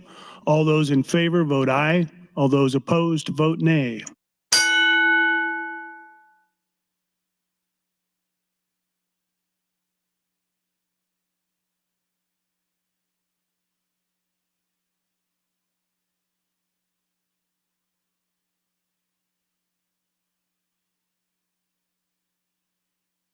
Record, Mr. Clerk. 28 ayes, 12 nays on advancement of the bill, Mr. President. LB 388 is advanced to E and R initial. Mr. Clerk, for items. Raise the call. Some items, Mr. President. Your Committee on Education, chaired by Senator Merman, reports Legislative Bill 1331 to general file with committee amendments. Additionally, amendments to be printed from Senator Holcroft to LB 876A, Senator Linehan to LB 388, Senator Bostar, LB 388. Committee report from the General Affairs Committee concerning a gubernatorial appointment to the Nebraska Commission on Problem Gambling. Several appointments to the Commission on Problem Gambling. In addition, an appointment to the State Racing and Gaming Commission, the State Electrical Board. Committee report from the Education Committee concerning several gubernatorial appointments to the Coordinating Commission for Post-Secondary Education, as well as the Board of Educational Lands and Funds, and the Nebraska Educational Telecommunications Commission, the Technical Advisory Committee for Statewide Assessment. New LR 462 from Senator Jacobson. That'll be laid over. That's all I have this time, Mr. President. Mr. Clerk, next item on the agenda. Mr. President, next bill, Legislative Bill 388A, introduced by Senator Linehan. It's bill for enacting appropriations to appropriate funds aid in the carrying out of the provisions. Legislative Bill 388. Bill is read for the first time on March 26th of this year, placed directly on general file. Senator Linehan, you're recognized to open. Okay, I've been here. I'm confused because we just passed a bill that does nothing. But we needed a bill to follow this in case we get an agreement, then we've got a bill, then we can get a fiscal note. So I'd appreciate your green vote on this, though it's an A bill that says 0. So it's safe, 0. So green on the A bill. Thank you. Thank you, Senator Linehan. Seeing no one else in the queue, you're recognized to close.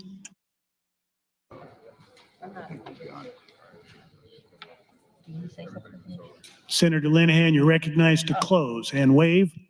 Members, the question is the advancement of LB 388A to E and R initial. All those in favor vote aye. All those opposed vote nay.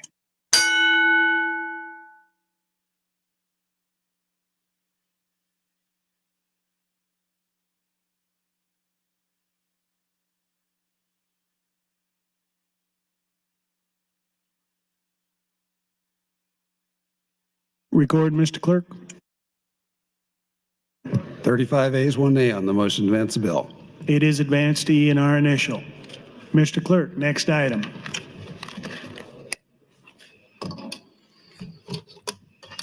Mr. President, the next bill, Legislative Bill 1073, which was introduced by Senator Slama. It's a bill for an act relating to the Third Party Administrator Act, amend Section 445807, change provision relating to on-site audits and the operation of third-party administrators, repeal original sections. The bill was introduced on January 9th of this year. It was referred to the Banking, Commerce, and Insurance Committee. That committee placed the bill on general file with committee amendments. Those amendments are pending. In addition to that, when the bill was considered on March 28th, Senator Slama offered AM 3085 to the committee amendments. That amendment was divided. The first division was AM 3285, which now is pending. Senator Slama, you're recognized for a 1-minute refresh. Thank you, Mr. President. Good afternoon, colleagues. You all probably have very fond memories of LB 1073. It was brought last week and we simply ran out of time. It is the insurance Christmas tree of the Banking, Commerce, and Insurance Committees. Committee bills, they all came out 8-0. We had a great summary from all the bill introducers who have bills in this package. I'm sure they'd be happy to provide you with the summary if we needed to get there, but I would encourage your green vote on LB 1073. Thank you, Mr. President. And thank you, Senator Slama. And now you're recognized for a 1-minute refresh on the committee amendment. Oh boy, we're just having fun here. I won't take the full minute. Just again, every single bill in this package came out 8-0. I'd encourage your green vote to keep this train rolling. And now you're recognized for a 1-minute refresh on the first division. 8-0. Thank you, Mr. President. Thank you, Senator Slama.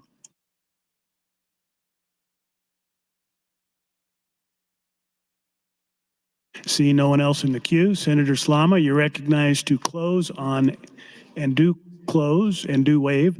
Members, the question is the adoption of AM 3285. All those in favor vote aye. All those opposed vote nay.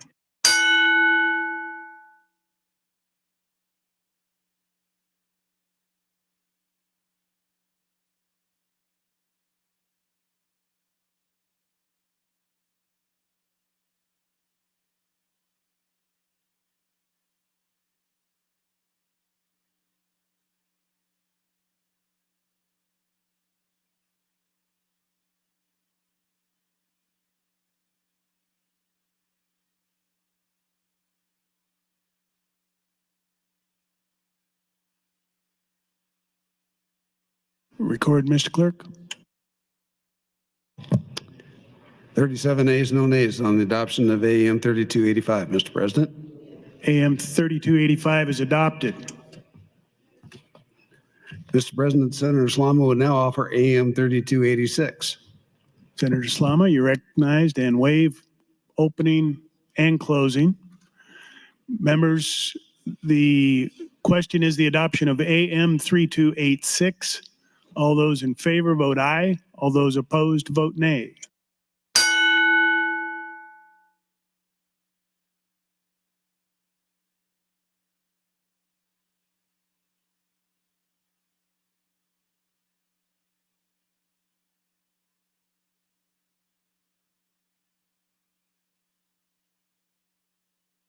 Record, Mr. Clerk. 38 ayes, no nays on the adoption of AM 3286, Mr. President. AM 3286 is adopted. See no one else in the queue. Mr. President, Senator John Kavanaugh had moved to amend 3085, but I have a note he wishes to withdraw that. Without objection, it is withdrawn. In that case, Mr. President, there is nothing further pending to the committee amendments. See no one else in the queue. Senator Slama, you're recognized and waive closing. Members, the question is the adoption of AM 2568. All those in favor vote aye. All those opposed vote nay.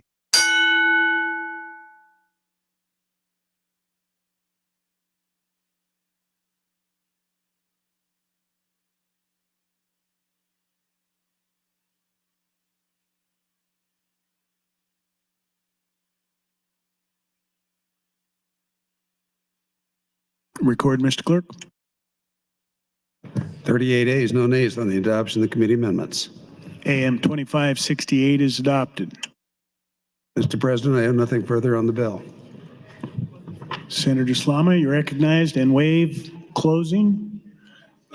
The question is the advancement of LB 1073 to ENR initial. All those in favor vote aye. All those opposed vote nay.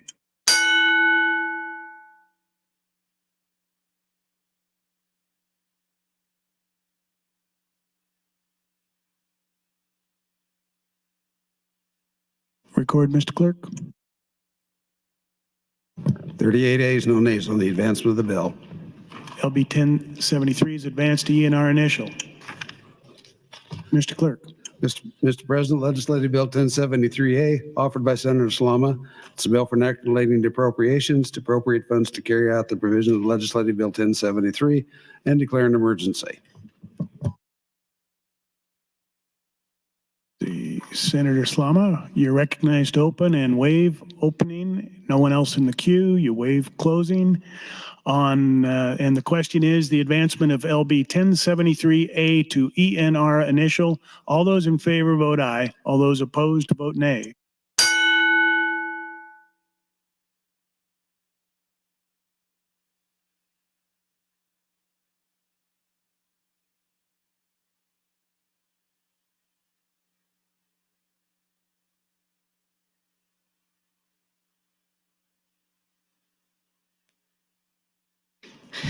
Mr. Clerk, please record.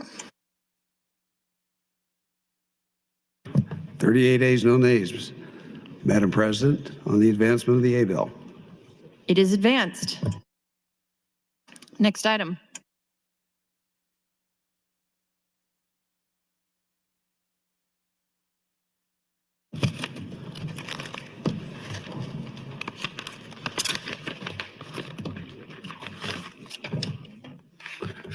Madam President, the next bill, Legislative Bill 196, offered by Senator Bostar. It's a bill for an act relating to retirement, change provision relating to the Nebraska State Patrol retirement system, benefits provided by the death of an officer after retirement, and annual benefit adjustment calculations and prescribed harmonized provisions, repeal original section, declare an emergency. Bill was introduced on January 9th of this year. It was referred to the Nebraska Retirement Systems Committee. That committee placed the bill on general file with committee amendments.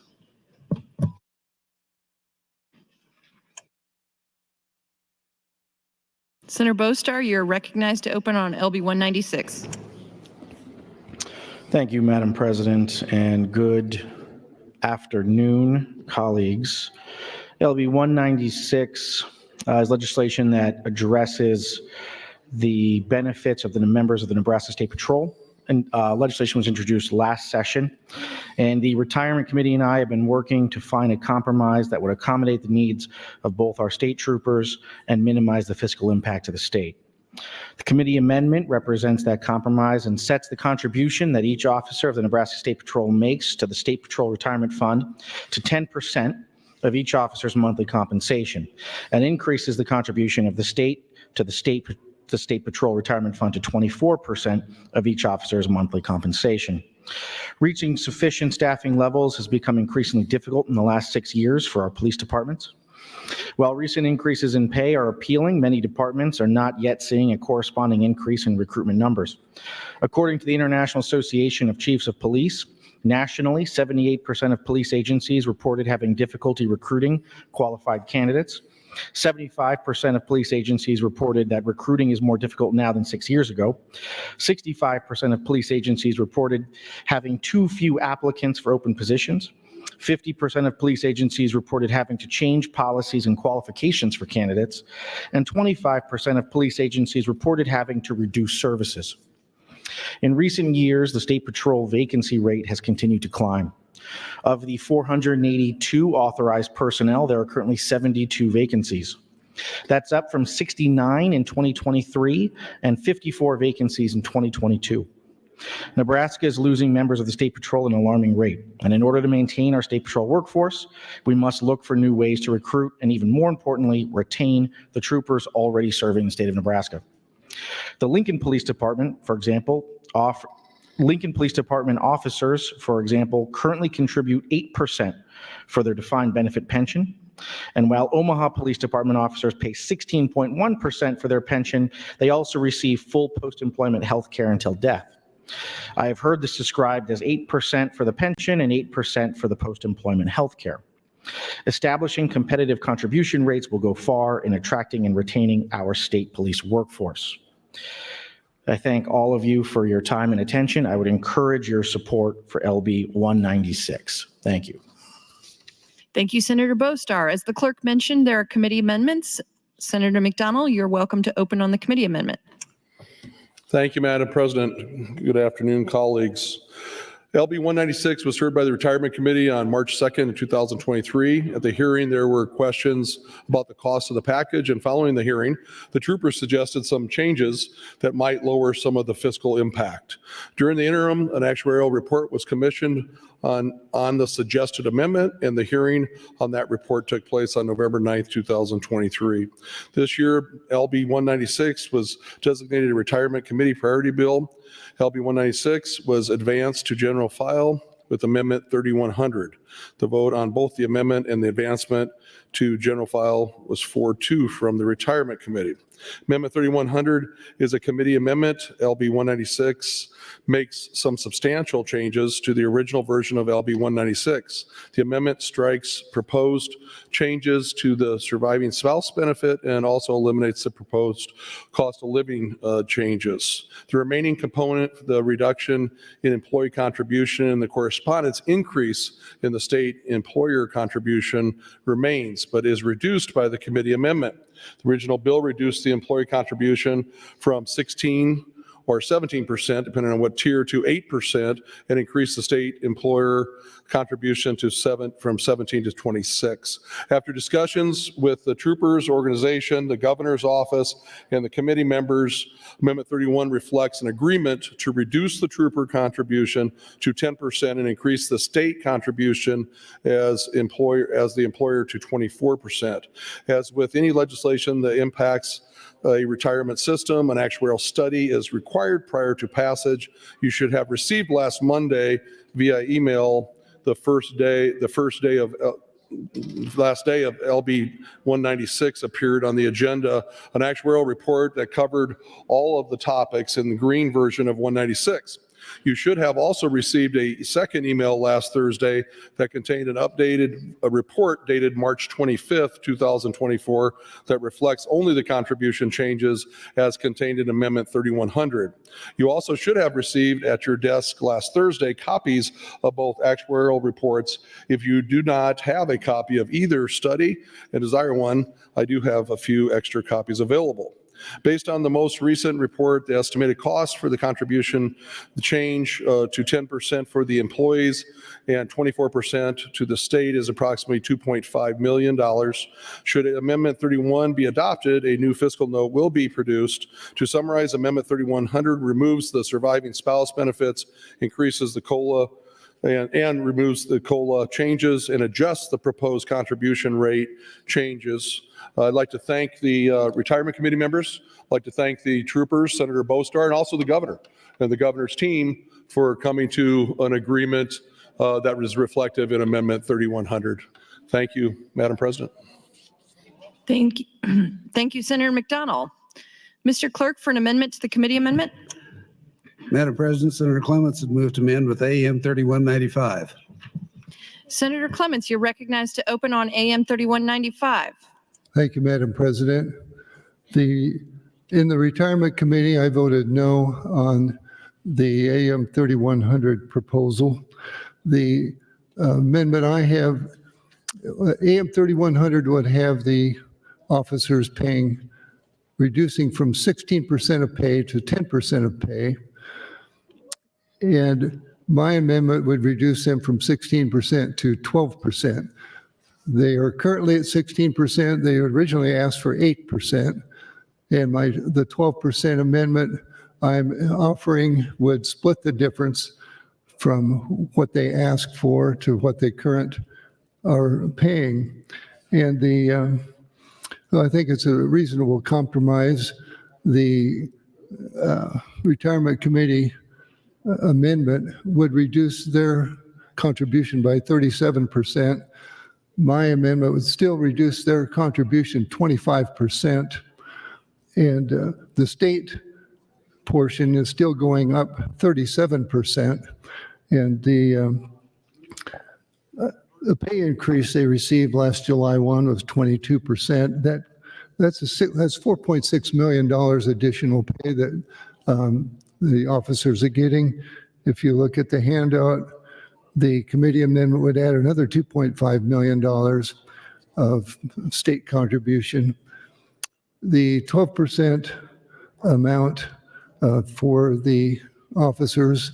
We'll still have the state paying 22% to the retirement, and it will still have a $1.8 million effect. Part of the problem we have is this will be an A bill. It's not in the budget, and it's going to use up some of the money that's available to the floor. And I think offering halfway between what the original proposal was and what the current contribution rate is a fair compromise. I would have voted for that out of committee, but we weren't offered that at that point.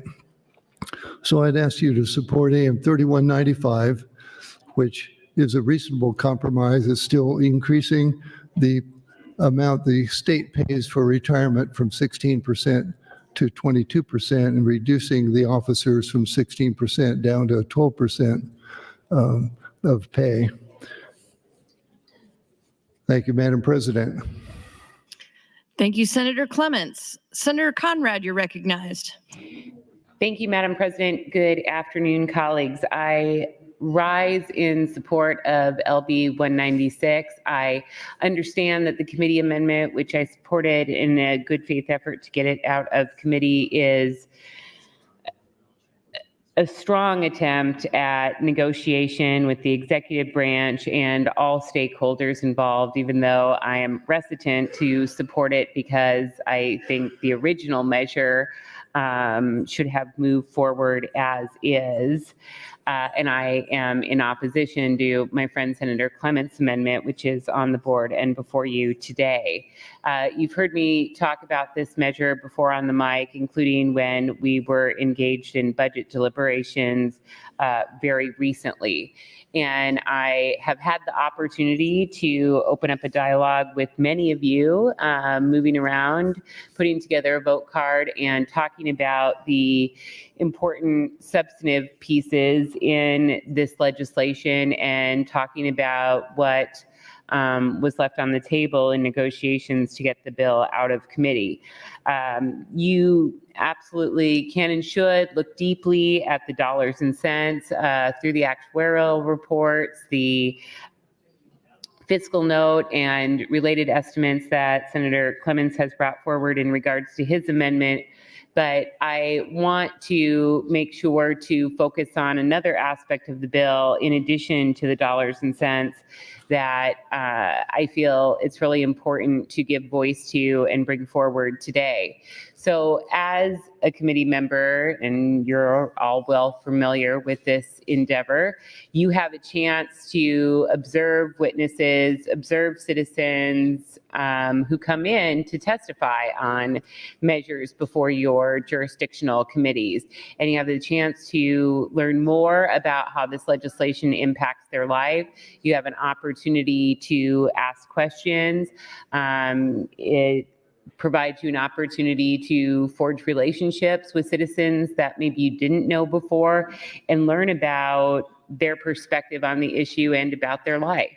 And I will tell you that the hearing that we had on this measure and the interim study hearings that we had on these measures, related measures, were perhaps some of the most compelling hearings that I've been a part of now for my 10th year in the legislature. And we heard very heartfelt testimony from our brave men and women in the State Patrol and their family members about the commitment and sacrifice that they make to advance our shared public safety goals, and how we have made important strides in recent years, and credit to the governor for his leadership in that regard, in finally making upward adjustments on compensation. But we need to finish the job to ensure that our benefits package is competitive. We all know our workforce challenges in Nebraska. We know that our top candidates for the State Patrol are in high demand amongst the cities of Lincoln, the cities of Omaha, county sheriffs, et cetera. So this is one small but important thing that we can do to retain and recruit a top quality workforce for our state patrol. I really hate to give up the COLA and the surviving spouse benefits. And I want to also give voice to the surviving spouses who came to testify and who have shared a lot of their experiences with me in their email and other communications. And I will tell you that by not making those adjustments, thank you, Madam President, and leaving that off the table, it's a real disappointment. And what we are doing is, asking brave people who put their lives on the line every day to retire without access to basic resources and dignity to care for them and their families, and particularly those surviving spouses that don't have adequate resources to take care of daily life needs. So I'm disappointed that the COLA and the surviving spouse piece had to be eliminated to move the bill forward. I understand that as part of the process, and thank Senator McDonald for his negotiations in that regard. But I'm asking this body to please reject the Clements Amendment and please work together to make sure that we're keeping our commitment to working men and women and those who put their lives on the front lines to keep us all safe here. Time, Senator. It's one thing to have a campaign slogan. It's another thing to put your vote where your mouth is. Thank you, Madam President. Thank you, Senator Conrad. Senator Vargas? Thank you very much. I'll be brief. Thank you to the Chairman of Retirement, Senator McDonald, for negotiating this work. I stand in opposition to Senator Clement's amendment, although I understand the intent and appreciate the intent and support the amendment, support the underlying bill also. The negotiation was done by Senator McDonald as part of an effort to make sure that we are moving in the right direction. We're moving the surviving spouse benefits and eliminating the changes to cost of living. We're concerned, but I know that we are trying to move forward on something that is, we heard incredible testimony from individuals, from law enforcement, from families, and we want to make sure that we are supporting them and doing everything we can. Thank you to Senator Bostar for the introduction of the bill and for his leadership and his work on this as well. So please vote against the Amendment 3195. I understand the intent, and it's the intent with every single one of our bills, our A bills in particular, which is every single funding priority that we spend from here on in is a new funding to our general fund obligation. And this is no different. We are spending more money. However, this feels inherently different. We talk a big game about making sure we're supporting law enforcement. And I think this is following through on that commitment to supporting law enforcement and finding the revenue, finding the cost savings and figuring out how to make sure we can balance the budget. It's why I supported some of the cash fund transfers from other bills, because there are things like this that I think are integral, important, and are standing by our values. And that's the reason why I'm against Amendment 3195 and in support of the underlying amendment, and ask you to vote green for Amendment 3100 and LB 196. Thank you. Thank you, Senator Vargas. Mr. Clerk, for an announcement. Thank you, Madam President. The Judiciary Committee will hold an executive session under the south balcony now. Thank you, Mr. Clerk. Senator Jacobson, you're recognized. Thank you, Madam President. Well, I rise in support of AM 3195, the Clements Amendment. Let me first of all be very clear. I fully support the State Patrol. I really fully get the risks that they take every day. I understand all of that, and I sincerely appreciate all the work that they do. I also sincerely appreciate the work of our veterans, of our local sheriffs, our police departments, who also do the same thing. We just got done 8 hours talking about spending, or talking about taxes, and talking about how can we provide property tax relief and how could we make savings. Well, it starts with what we spend. Because I can tell you, although this will be a state expenditure, it's less dollars that we have available to utilize for property tax relief. I can also tell you that this stuff tends to run downhill. if we're going to give a 22% increase, which is what we did for the state patrol, 22% salary increase, and now a huge increase in benefit package as well. And so where does that leave our counties and our local cities with police departments? What pressure does that put on them now to do the same thing? And consequently, how do they pay for that? I can tell you how cities and counties are going to do it. They're going to have to raise your property taxes. So I think it's a matter of what seems to be the right balance here. What's the right thing to do? Where's fairness? I think Senator Clements has struck a good balance here. Senator Clements has recognized that we will do something to make additions and acknowledge the issues that we have there. But where do we go overboard? And I think his balance is the right one. If we're truly serious about providing property tax relief and tax relief as a whole, we've got to get a handle on spending. And we could make the case to everyone that everybody should be paid more, including ourselves. But that isn't going to help our tax situation. We've got to make tough decisions. We've got to make decisions that seem to be more appropriate. And I think that's what the Clements Amendment does. We're going to have an amendment we're going to have a bill coming up later on firefighters, which would be a huge unfunded mandate to municipalities in Class 1 cities. We're going to have to address that as well, because if we're going to continue to pass unfunded mandates to local municipalities, how are we going to reduce property taxes? So we can all talk a good game about we want to lower property taxes and we want to lower income taxes, we want to lower sales taxes. We just want to reduce the tax burden, but it starts with spending. It starts by controlling our spending. This is a good place to start. Thank you, Mr. President. Thank you, Senator Jacobson. Senator Blood, you're recognized. Thank you, Madam President. Fellow senators, friends all, I stand opposed to Senator Clements' amendment and opposed to the retirement amendment, but will likely have to vote for it in order to see the bill get passed. I agree with Senator Conrad. The bill was good as is. I'm appalled that you changed the part for surviving spouses.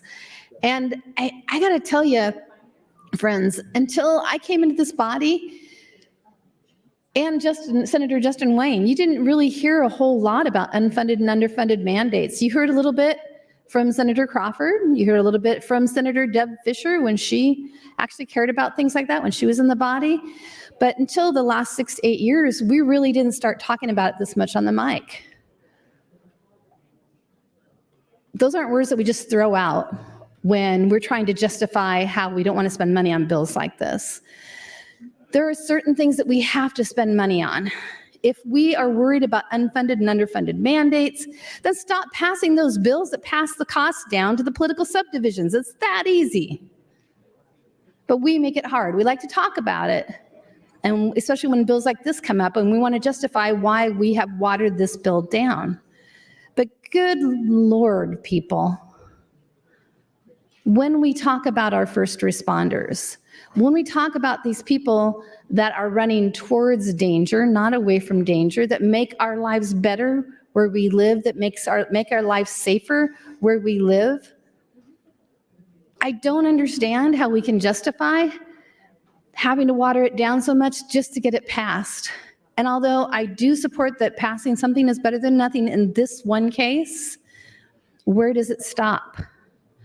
Because we know that we have other issues like this that we're going to be dealing with. Well, I won't, because I won't be here, but you'll be dealing with it in the future, including our firefighters.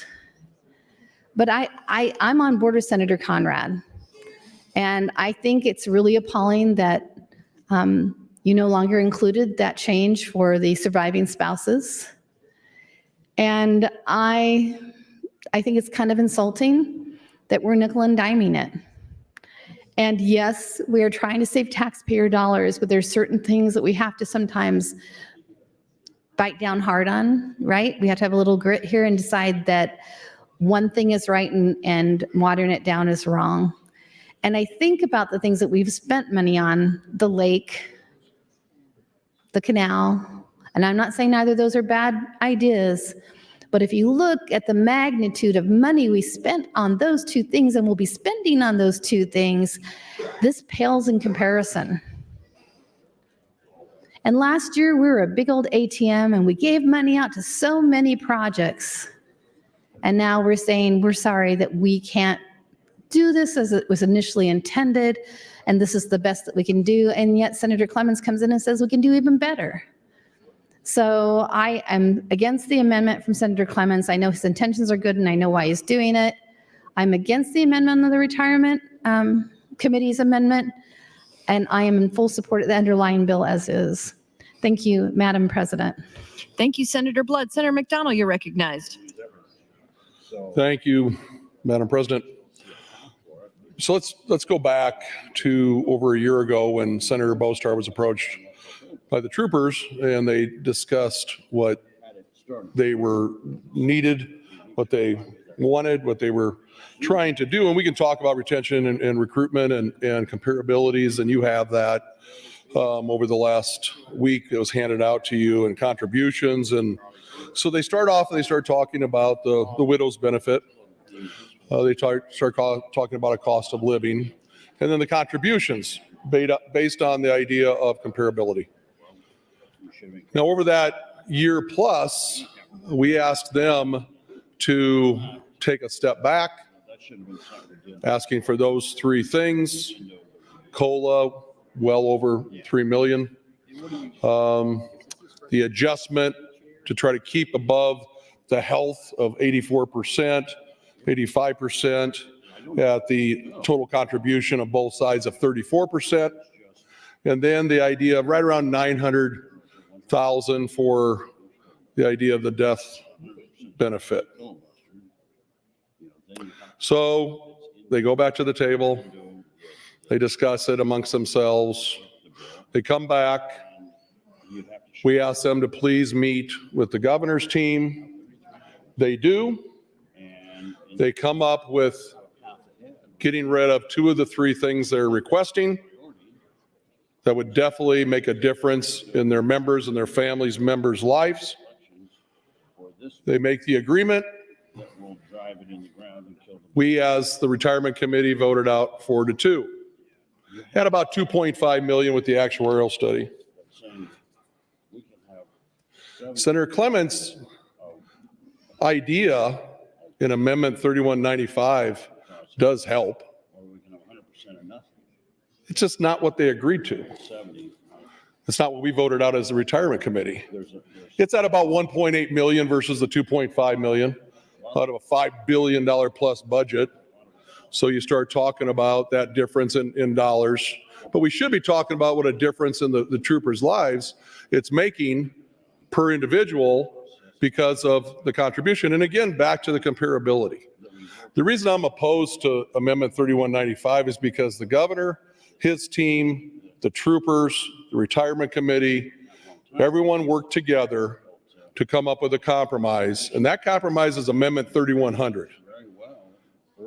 I don't want you to forget how much they took a step backwards based on what they originally asked Senator Bostar to introduce in LB 196. So the sacrifice is there financially, but we also know as first responders what their true ultimate sacrifice can be, and that is giving their life. This is not a huge dollar amount for us as a state, even though every taxpayer dollar is important, but I feel the taxpayers' dollars are being well invested in these troopers based on the service they provide for every citizen in the state of Nebraska.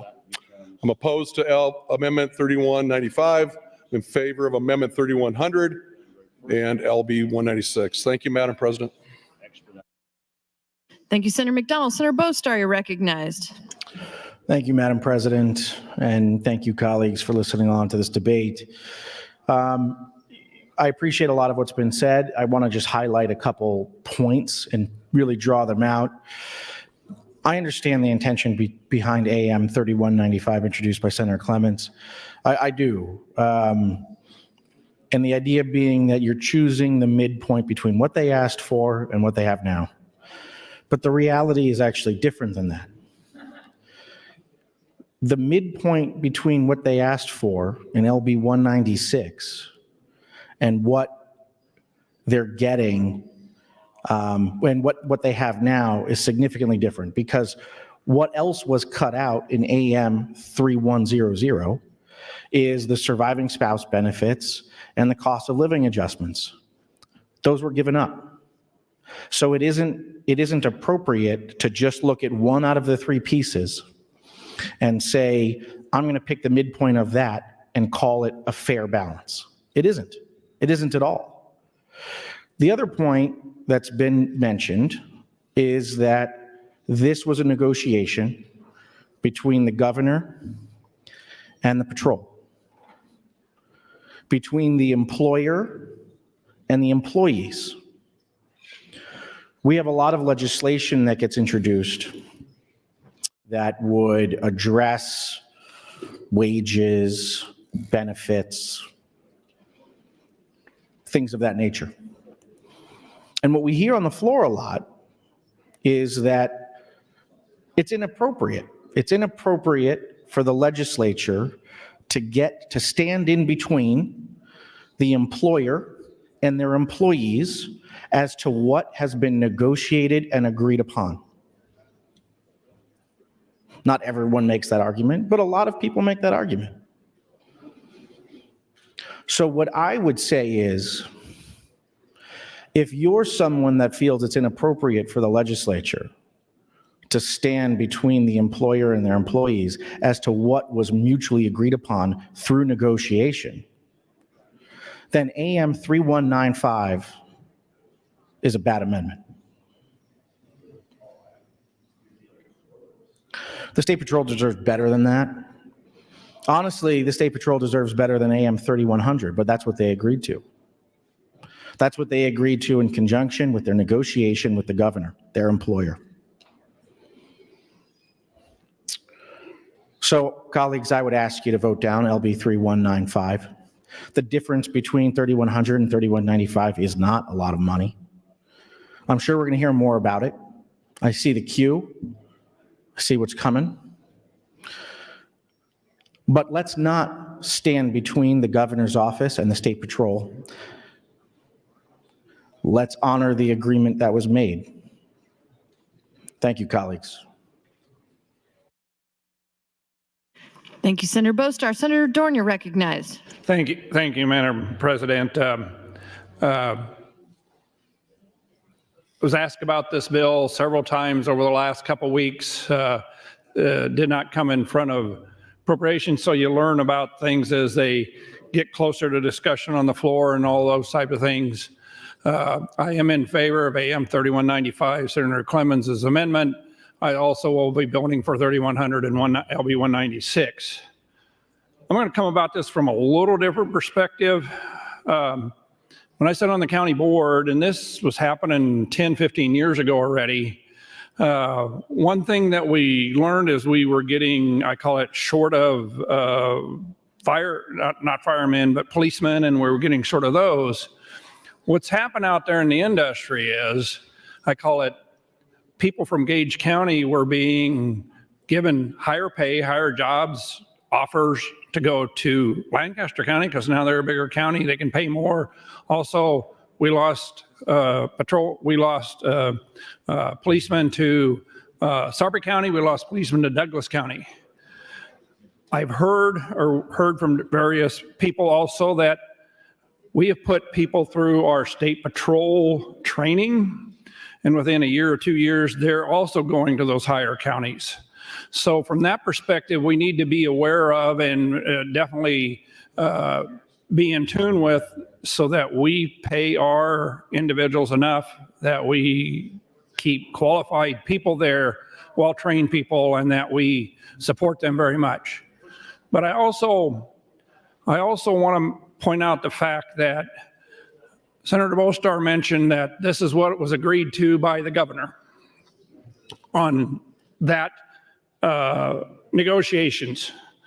I can also tell you we just spent 8 hours talking about a tax proposal, and I could sit up here and I didn't hear nobody talk about this was negotiated with the governor. So that didn't go very long or whatever. And don't mean to make it sound bad what Senator Bostar said. They worked on this for a year, and I'm fine with that. But we also have other things here. We also have other things that I talked about the green sheet, and I'm catching some static for that.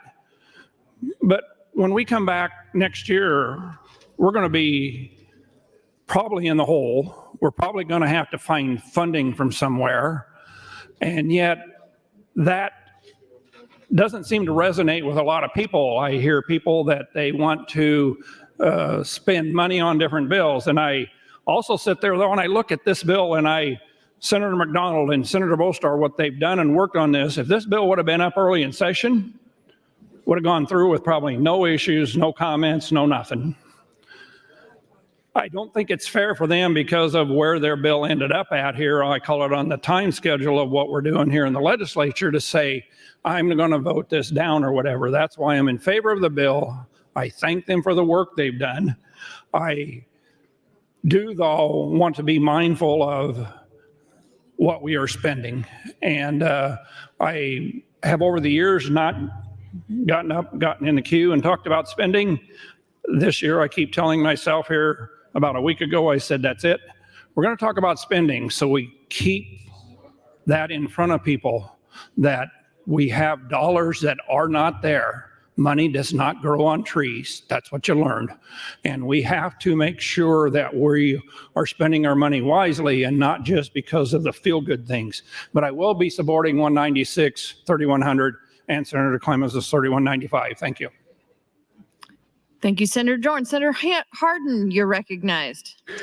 Thank you, Madam President. I stand in support of the amendment 3195. I'll point out that Nebraska is unique. I'd rather be us than them. Who's them? I'll get to that in a second. An ACFR is an annual comprehensive financial report. Municipalities prepare those from little towns all the way up to state governments. If you've never pulled one of those beauties from the internet, they all work about the same. They all have bad news. It's always buried about 85% of the way through the document. And what's buried there? The unfunded liability of that state or municipality is buried there. I've got good news. Nebraska is just one of 6 states that does not have an unfunded liability.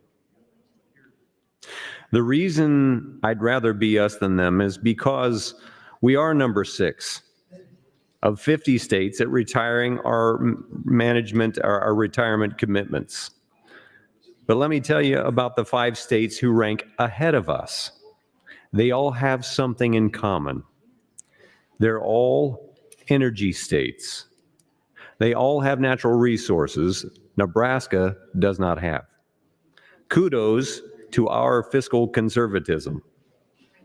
I'd rather be us than them.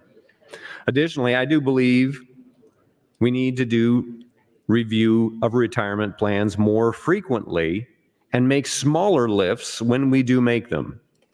That's exactly what 3195 is setting out to do. We need to do it more often, smaller lifts when we do it. Our first responders are deserving, and frankly, they are worthy of not looking over their shoulder when they're well into their retirement years, when they could be living in fear of their promised retirement being phony down the line.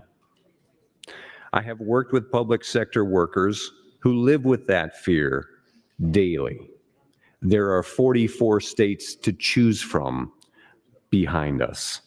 I would rather be us than them. Thank you, Madam President. Thank you, Senator Hardin. Senator Wisher, you're recognized. Thank you, Mr. President. I rise in support of LB 196 and against AM 3195. Look, I have all the respect in the world for Chairman Clements, and I recognize the position he's in as Chair of Appropriations Committee. With that said, there are priorities that we have to make as a state in terms of how we are going to invest public dollars, and this should be a priority, colleagues. In fact, if it were up to me, we would pass LB 196 without any amendment. But I understand and will respect that there was an agreement made and a compromise made that resulted in AM 3100. And I respect the process that went into that. Colleagues, public safety is one of the #1 priorities of government. And so when we're looking at all of the different things that we're deciding to invest in this year, this should be at the top of the list. And by further cutting an investment in supporting the people who have put their lives on the line to make sure our communities are safe, that is a clear message that they are not a priority of ours in terms of the budget. And I don't care at what point in time during the session that this bill falls. We should all be supporting this bill.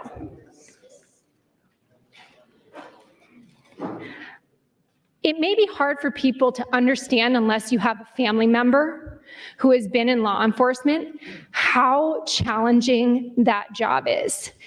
How many years of your life it probably takes off because of how stressful that job is. I know because my husband was a police officer for 5 years.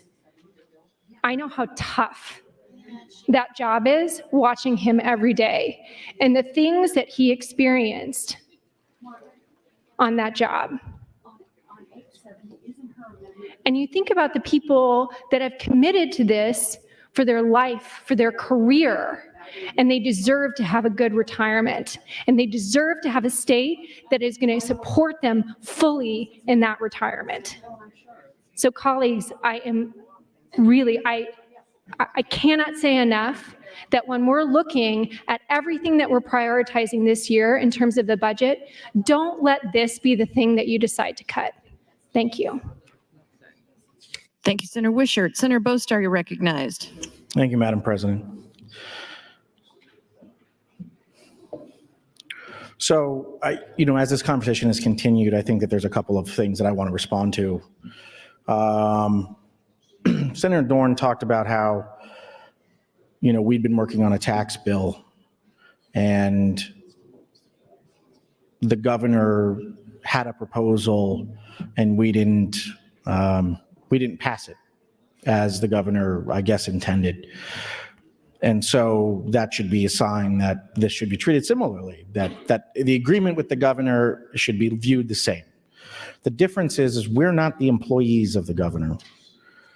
And when we talk about the arrangement between the governor and the state patrol, that is an employer-employee relationship. That's different. That's different than the governor wanting a piece of policy and we disagree.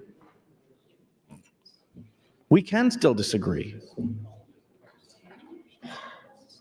But we have a lot of conversations on this floor about the legislature meddling in employer-employee negotiations as it relates to their compensation and their pay. That's what AM 3195 is. It's us meddling in between what the employer and the employee have agreed to. And I do appreciate the Appropriations Committee. I appreciate the work that Senator Clements does. I appreciate the work that Senator Dorn does. And I know I've given him a hard time for his remarks on the green sheet, and he pointed that out, and he's not wrong about that. And I don't mean that personally.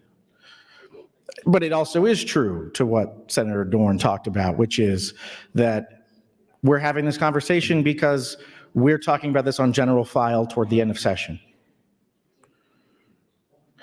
This bill is 2 years in the making. The reason it's 2 years in the making is because it has to be. Because when you introduce something like this, you have to do it in the long session year. You have to do an actuarial study over the interim. You have to get everything put together. You have to have all the numbers aligned. You have to have the negotiation. And then you have to get to this moment we are in right now. So it takes time. There aren't many bills that fundamentally require a multi-year approach. They have to be dropped in the long session, and they can only be passed in the short session. That's basically how this works. So yes, we're at the end of the session. We have more spending on our sheet than we have money available. That's absolutely true. But let's not arbitrarily, just because we're at the end of a line here, start cutting things. Let's put everything on the same line and make our decisions. I don't think that's unfair. And as far as whether or not the health of the retirement fund is in question, the trooper retirement fund is actually pretty healthy. I think we should all be proud of that. This will not imperil it.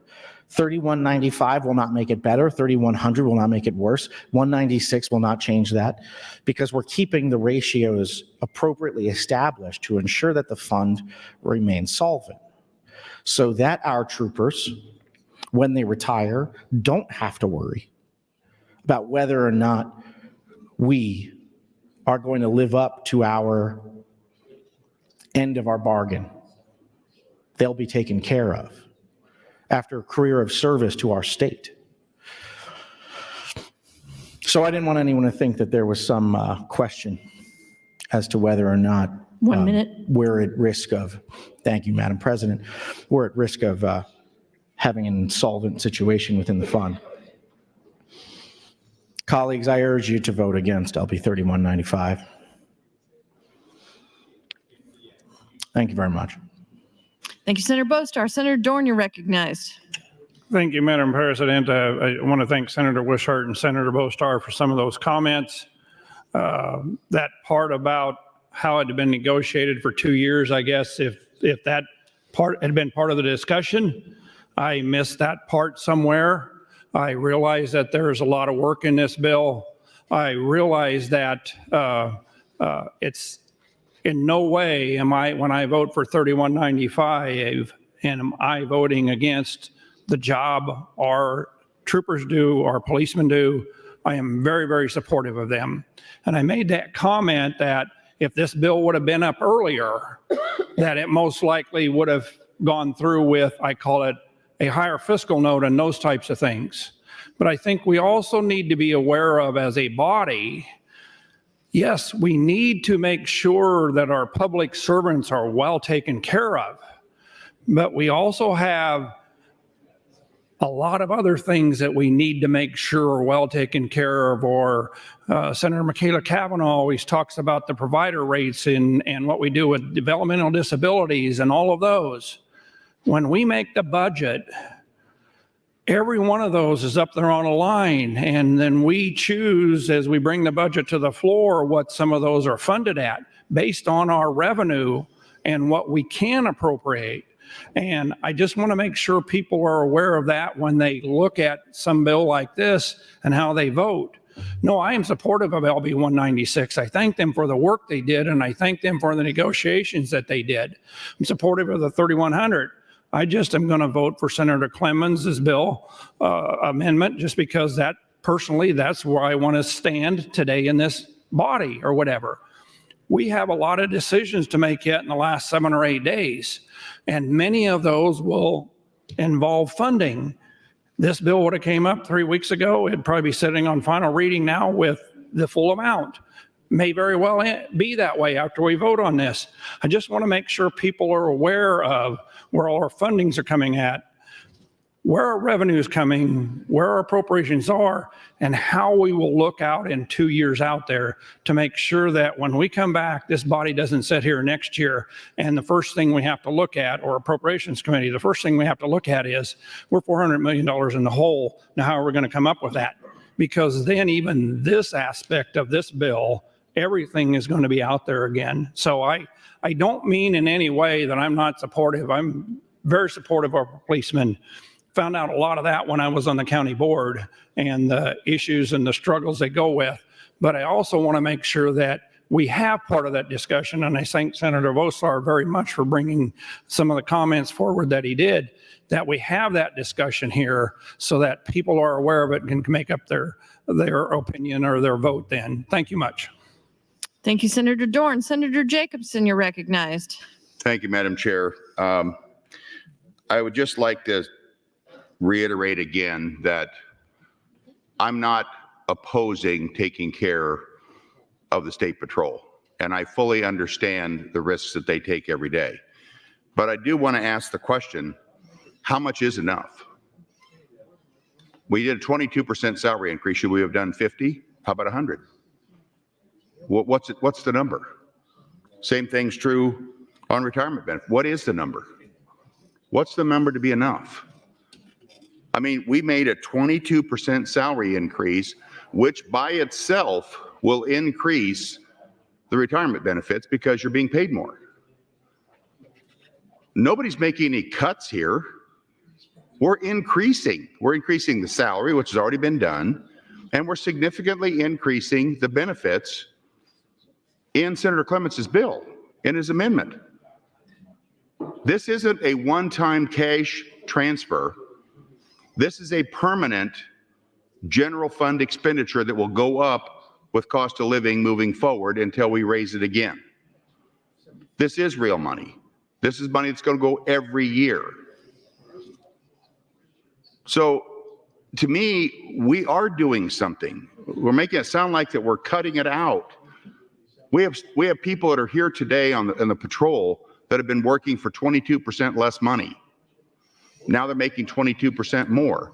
And now they're going to get increases in their retirement benefits, but it's not enough.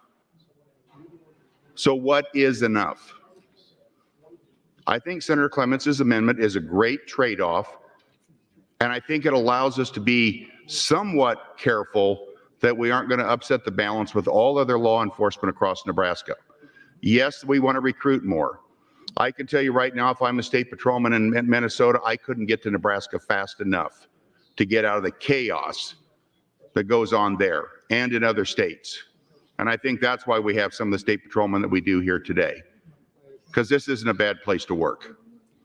So I would just say, let's do something that's reasonable, that's increasing benefits, which I believe we're doing, but yet being fiscally responsible as well.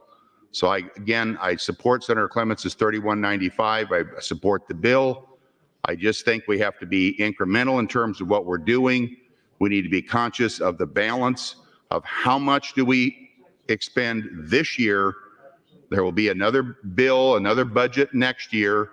We'll have other opportunities to continue to make adjustments, but let's don't do it all in one big swing.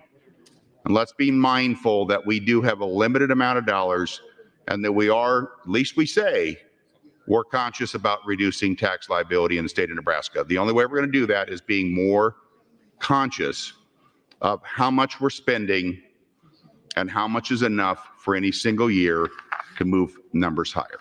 Thank you, Madam President. Mr. President now. Senator McDonald, you're recognized to speak. Thank you, Mr. President. Doing it in one big swing, we've discussed the widow's benefits. We talked about the COLA, cost of living adjustment. That's no longer being discussed on the floor today because it's been taken out of LB 196 because we asked the troopers to go work out an agreement with the governor and his team. So now let's just narrow it down and focus on the contributions. So Senator Clements' Amendment 3195 does keep it to a total of 34%. All right, so if you look at what's been handed out to everyone, the actuarial study that was done on March 25th, we did the actuarial study on the 10 and 24, still total of 34. So it keeps the total amount at 84.55% of funded ratio. So, but what I think we're missing is how much the troopers have negotiated and how much they have compromised. Because if you look at the other handout on retirement contributions, and it uses Indiana, Iowa, Kansas, New Mexico, North Dakota, Wyoming, Oklahoma, Utah, Minnesota, Colorado, Missouri, South Dakota, Wisconsin. So for the employer, the state, they're contributing, the mean is 23%, median 23%, midpoint 23%. Employee troopers are at 7%. So they've agreed to go 10. So this isn't still where they should be according to their comparability. They're 3% above what the median point is based on the states I just read. So I can't tell you how reasonable the troopers have been during this process and how much they have given from what originally they said we need to retain and recruit troopers in the state of Nebraska, and using comparability from around the country. So I appreciate that 3195 would make improvements. There's no doubt there. It's about 1.8 million. 3100 is about 2.5 million, but 3100 is what was agreed upon. That's what was negotiated with the governor and his team. I think Senator Bostar did a great job talking about the process, how this starts in a 90-day session for retirement. Based on that, you have to introduce it in a 90-day session. The idea that they cannot do this at the table, this has got to come through us as the legislature, with the governor and his team being part of it and working out the agreement with the troopers like they have on Amendment 3100. I'm asking you today to not vote for Amendment 3195, respect the process, vote for Amendment 3100 and LB 196. Thank you, Mr. President. Senator Wishart, you may speak. Thank you, Mr. President. Again, colleagues, I rise in opposition to 3195 and in support of the underlying bill. Colleagues, we had a chance this year in Appropriations Committee to make a vote in terms of a specific position within state government who came in and appealed for having additional dollars for their salary within the Department of Motor Vehicles because they were having trouble recruiting people into these positions. And as a committee, we seriously considered whether this is something we would do. And part of the discussion we had was, well, wait a second, this is part of a broader process in negotiation that happens between the union and the governor's office. And it would be unprecedented for us as a committee to take this stance. And I would echo that. It would be unprecedented, colleagues, for us to be differing from an agreement that has been made over 2 years between the administration and the troopers, which is AM 3100. And I don't think we should take that step. We have this process in place for a reason. This is not something that we should do within a day. This is something that has been done for 2 years in the working and has come in front of us today. And I will say, having been on appropriations, that when you make a decision to cut something or to fund something, you are making a decision as to how you support that as a state. And I do not think it is smart for us as a body to not be choosing to prioritize in terms of our investment people who have committed their lives and careers to our public safety, not being able to have as robust a retirement as possible. And I know a lot of times we compare ourselves to different states and we look at how we're doing. And I think in this case, we shouldn't try to compare ourselves to other states. We should make a commitment as a state that we want to invest as much as we possibly can in terms to our law enforcement officers across the state. So I encourage you, colleagues, to reconsider, those who are thinking about making this cut, and reconsider that and consider supporting our state troopers with your vote in support of AM 3100 and LB 196. Thank you. Senator Bostar, you're recognized to speak. This is your last opportunity. Thank you, Mr. President. Thank you, colleagues. There's a couple things I wanted that came up in the discussion that I want to talk about, but I think first, this is an issue that I'm very passionate about. And so I can seem passionate about it when I'm talking about it. But I want to be clear, this isn't, and I off the mic, I talked to Senator Dorn about this. It's not personal. I think the amendment's bad, but that's just not I don't want someone to get the impression that that I'm trying to make a judgment against Senator Clements or Senator Dorn or who else has been speaking against this? Senator Jacobson. That's not the case. We disagree on this, evidently. We see it differently. So a couple things that were said. One is what's enough? And actually, I think that's a fair question. I think enough is when, at the very least, we've stopped the bleeding in our own state patrol force strength. Let's shoot for that, at least. Even if it might not be possible to get up to full strength, let's at least stop the bleeding. When we have 72 vacancies, and we had 69 last year and 54 the year before, we're going in the wrong direction.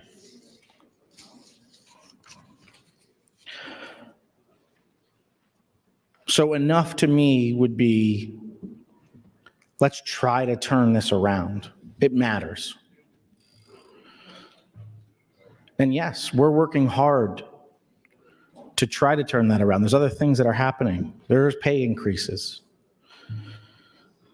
And that's not different from what you're seeing anywhere else. This is about just trying to keep up. And actually, this doesn't even do that. As I said before, Lincoln PD contributions 8%. That's what the troopers asked for. That's what folks in Nebraska are basically at. They're at 8%. The troopers wanted to be on parity. I don't think that's wrong. I think they should be. But through negotiation, they agreed to still be above, to be worse off, to be less competitive.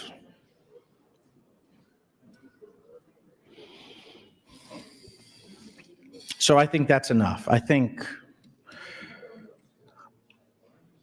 not having massive vacancy numbers in our state patrol is a worthy objective for those of us in this body. I see we're about to go on to some other business. We'll probably have to pick this back up after we get through the consent calendar. And I hope in that time, if there are questions about the process that we undertook to get to where we are today, the 2-year process, some people were asking me about that. A lot of folks didn't realize that that's how you have to do these bills. Happy to talk about that. So we'll have a little bit of time here to discuss this. And I would look forward to having those of you in this body engage on this a little bit as you have available time for us to continue this conversation. Thank you, Mr. President. 5:30.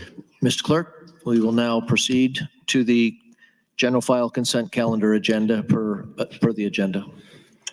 Mr. President, pursuant to the agenda, General File Legislative Bill 1085, introduced by Senator Holcroft, this bill for an act relating to the Nebraska Juvenile Code, eliminates provisions relating to the establishment of separate juvenile court districts and separate juvenile courts by a vote, renames certain separate juvenile court districts, changes provisions relating to number of judges in certain such districts, repeals the original section, outright repeals section 43-2, 112. Bill was read for the first time on January 9th of this year and referred to the Judiciary Committee. that committee place the bill on general file with committee amendments, Mr. President. Senator Holcroft, you're welcome to open on 1085. Senator Holcroft waves open. Mr. Clerk, for committee amendment, Senator Holcroft, you're welcome to open on the committee amendment.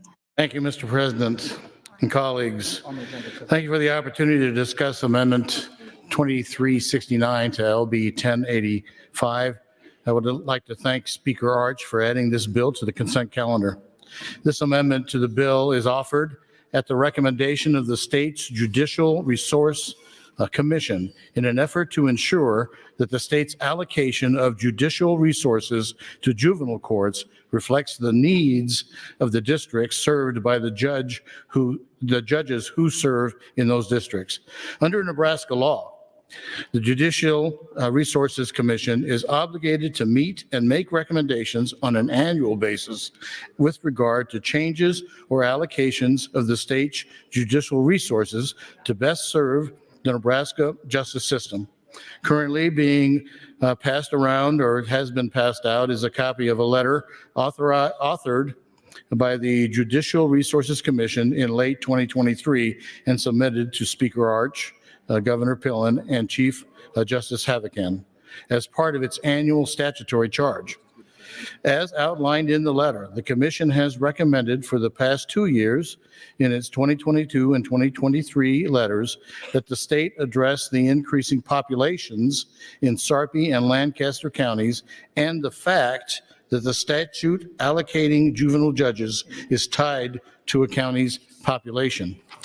The letter cites the existing statutory structure for determining the number of judges in each judicial district and explains, because the population in Sarpy County and Lancaster County are approaching statutory thresholds that would appear to require adding 2 more separate juvenile court judges in each county, the Commission determined it is appropriate to inform the legislature that neither the fiscal year 2023 weighted caseload reports nor the historical caseload data suggest a need for additional judges in any of Nebraska's existing separate juvenile courts. LB 1085 with amendment, with Amendment 2369 remedies this predicament by increasing the population thresholds in statute to avoid a situation where new judges are added and expenses incurred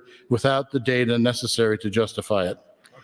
At hearing, the bill saw support from the Nebraska State Bar Association and was subsequently advanced from the Judiciary Committee with no opposing votes.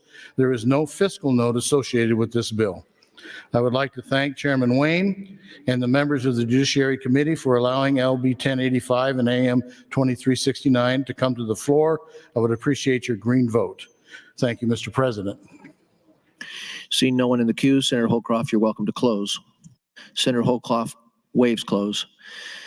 Colleagues, the question before the body is the adoption of AM 2369. All those in favor vote aye. All those opposed vote nay.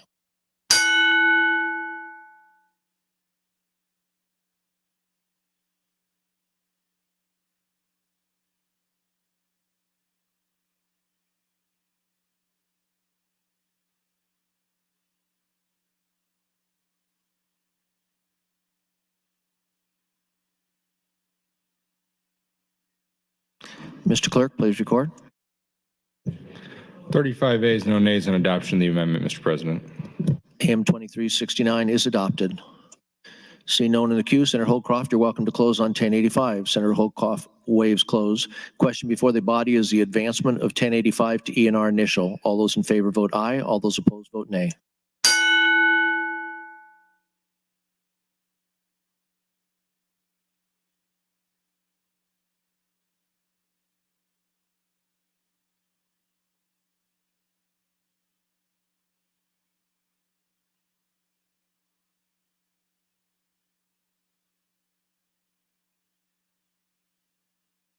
Mr. Clerk, please record.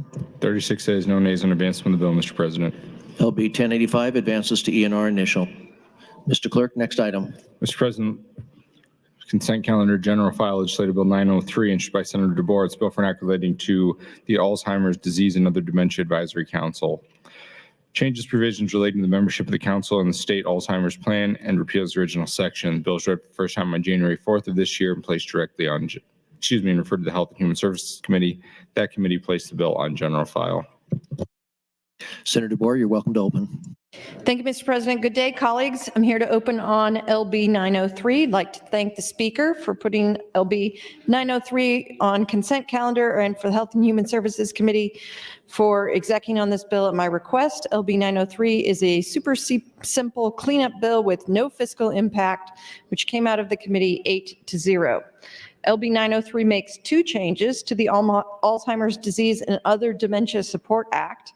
I introduced the act, some of you may remember, in 2021. It was passed in 2022 as part of LB 752. The first change then is to adjust the terms of the members of the Alzheimer's Advisory Council formed as a result of the act. Currently, the terms of all members will expire at the same time. With LB 903, members will have their terms expire on a staggered basis, ensuring continuity of the council. The second change is to adjust the statutory deadline for the first report. The council was unable to meet until December 2023, which was the same month the first report was due. LB 903 moves the deadline for the first report to December of this year. Thank you for your time, and I would ask for your green vote on LB 903. Seeing no one in the queue, you're welcome to close on 903. Senator DeBoer waives close. Question before the body is the advancement of LB 903 to E&R initial. All those in favor vote aye. All those opposed, nay.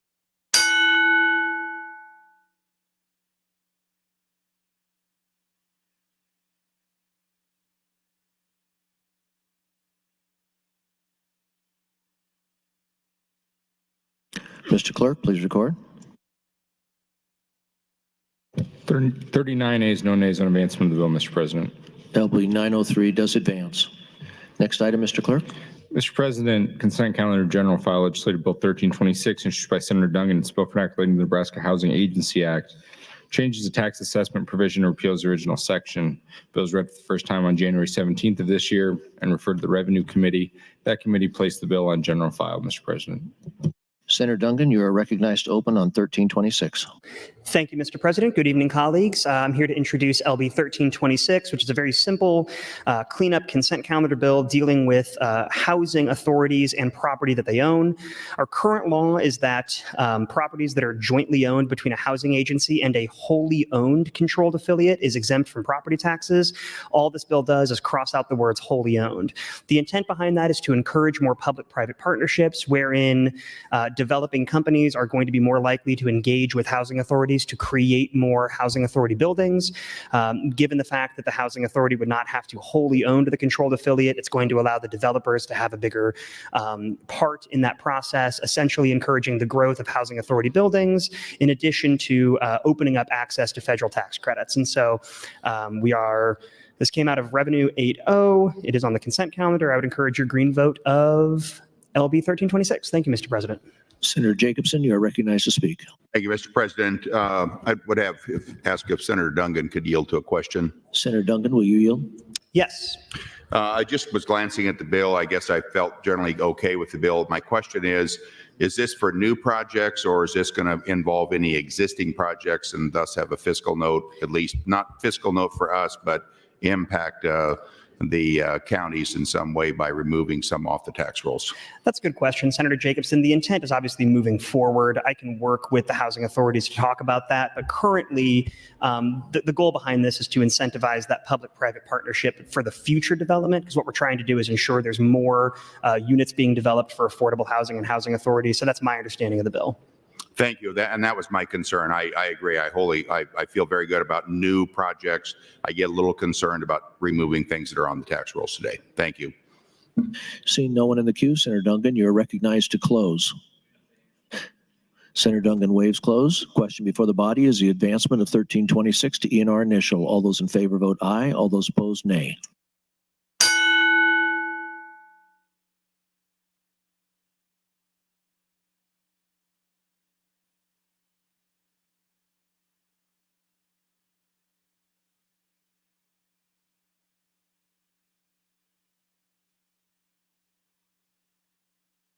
Mr. Clerk, please record.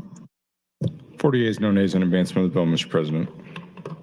LB 1326 advances to E&R initial. Mr. Clerk, next item. Mr. President, consent calendar, general file, legislative bill 1214, introduced by the Health and Human Services Committee. It's bill for an act relating to the Uniform Credentialing Act. Changes requirements relating to a criminal background check as prescribed and repeals the original section. Bill was read for the first time on January 16th of this year and referred to the Health and Human Services Committee. That committee placed the bill on general file. Senator Hansen, you are recognized to open.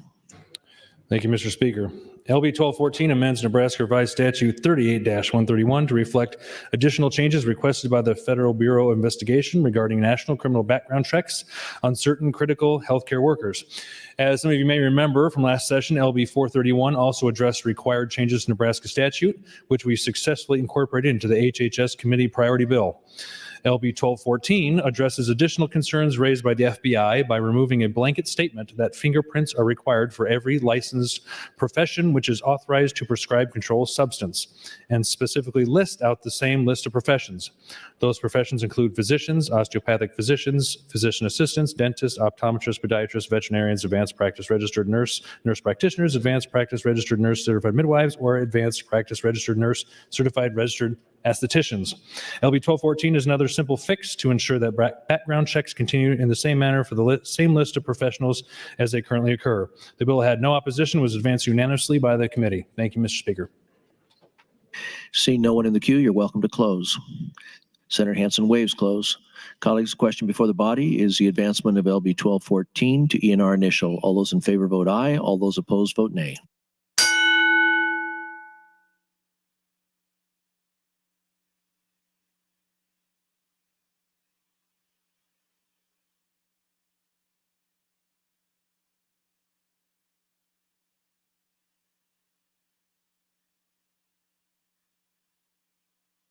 Mr. Clerk, please record.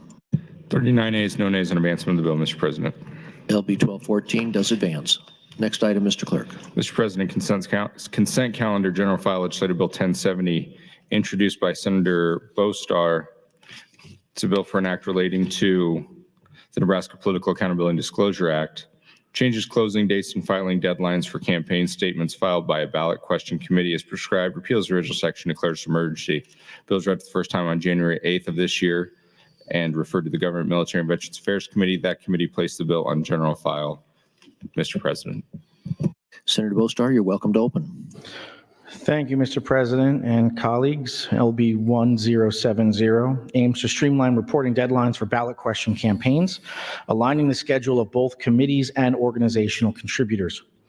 Currently, these groups follow different timelines for reporting to the Nebraska Accountability and Disclosure Commission, NADC, leading to confusion, administrative burdens, and delays in public transparency. LB 1070 simplifies this by mandating uniform reporting periods and deadlines, enhancing consistency, efficiency, and transparency. Under the current system, there's a discrepancy in reporting periods that can lead to a 2-week to 1-month lag in public transparency. LB 1070 corrects this by adjusting committee reporting to match the existing B7 filings for organizational contributors, setting a calendar month reporting period with submissions due on the 10th day of the following month. This change promotes clarity and predictability in campaign finance reporting. The NADC testified in support of the bill, which faced no opposition and was advanced from the Government, Military, and Veterans Affairs Committee with a 7-0 vote with 1 member absent. I would encourage your support of LB 1070. Thank you. Seeing no one in the queue, you are recognized to close. Senator Bostar waives close. Colleagues, question before the body is the advancement of LB 1070 to E&R initial. All those in favor vote aye. All those opposed vote nay.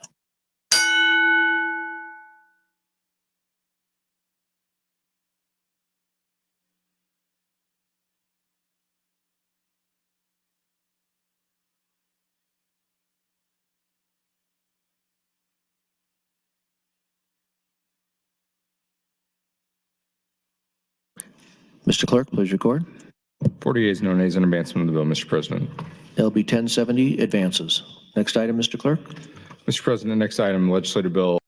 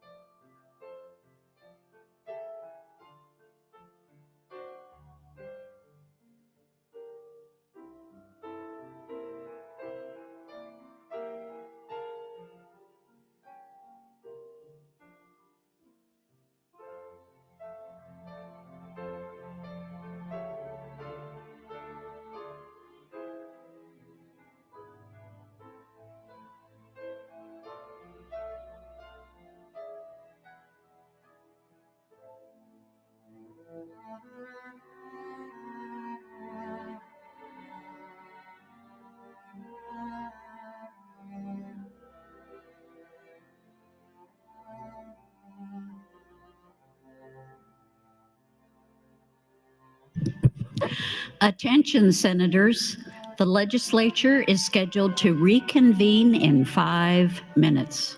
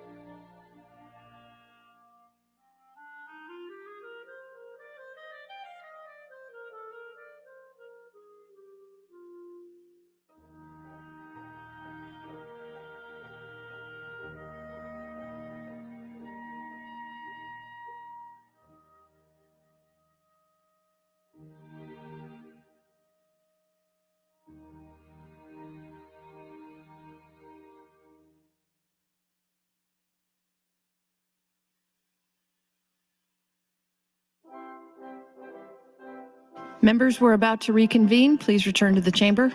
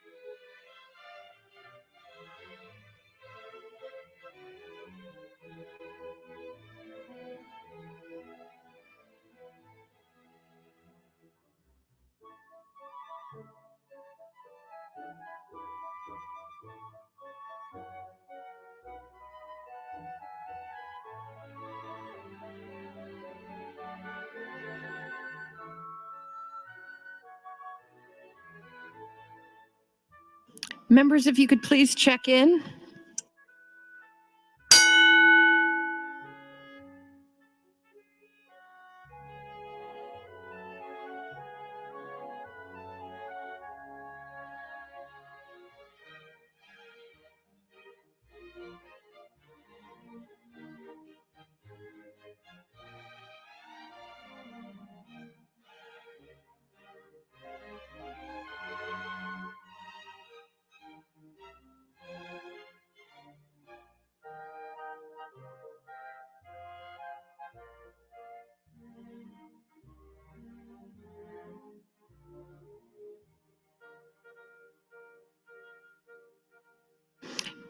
Members, as you return to the chamber, can you please check in?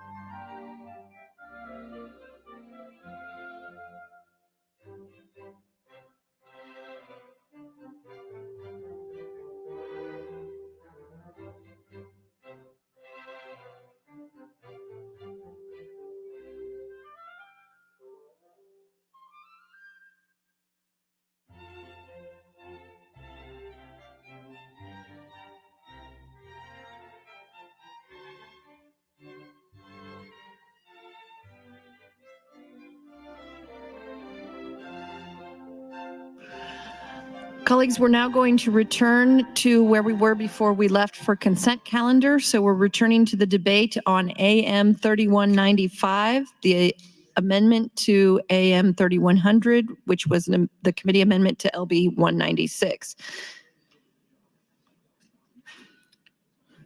Seeing no one else in the queue, Senator Clements, you are recognized to close on AM 3195.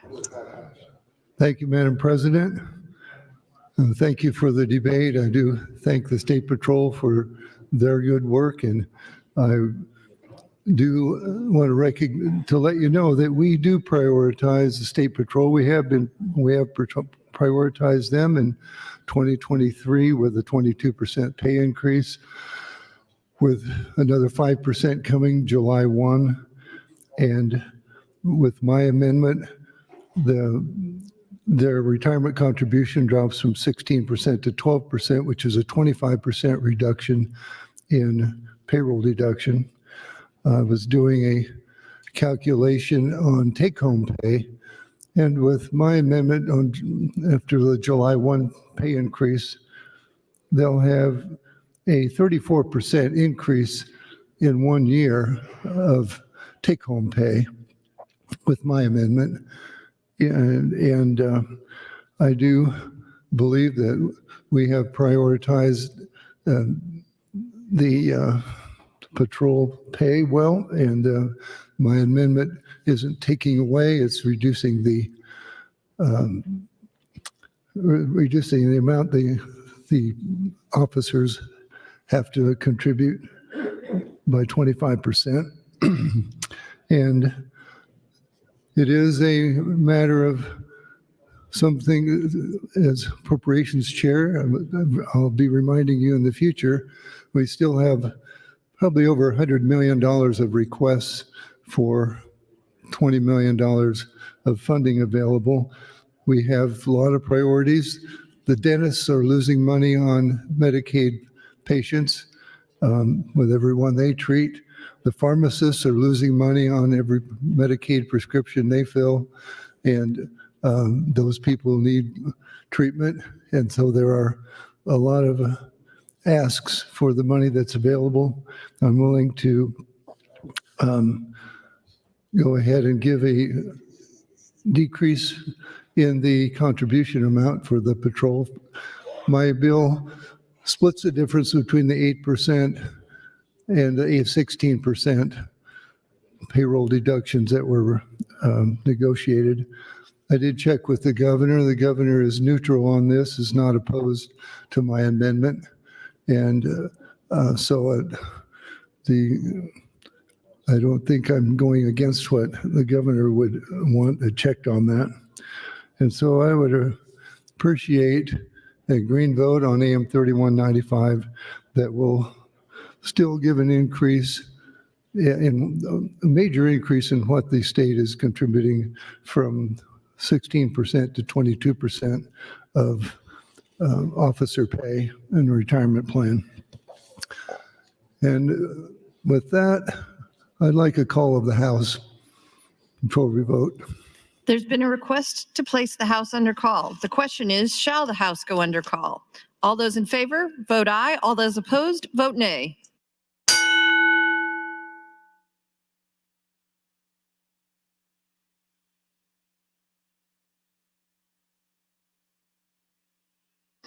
Record, Mr. Clerk. 27 ayes, 4 nays, place House under call, Madam President. The House is under call. Senators, please record your presence. Those unexcused senators outside the chamber, please return to the chamber and record your presence. All unauthorized personnel, please leave the floor. The House is under call.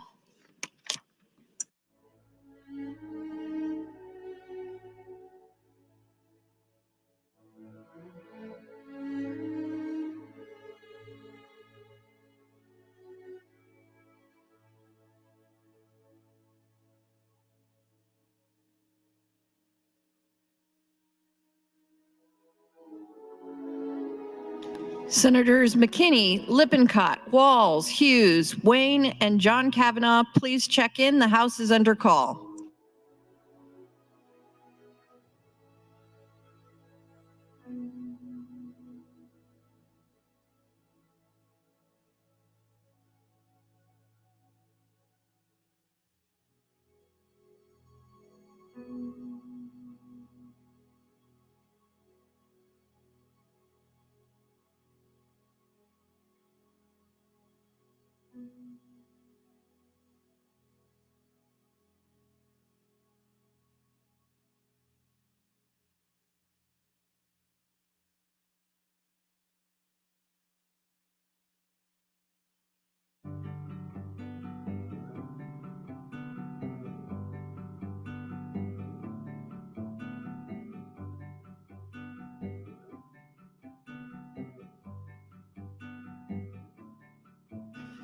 Senator McKinney, Senator Lippincott, Senator Walls, Senator Hughes, Senator Wayne, please return to the chamber. The House is under call.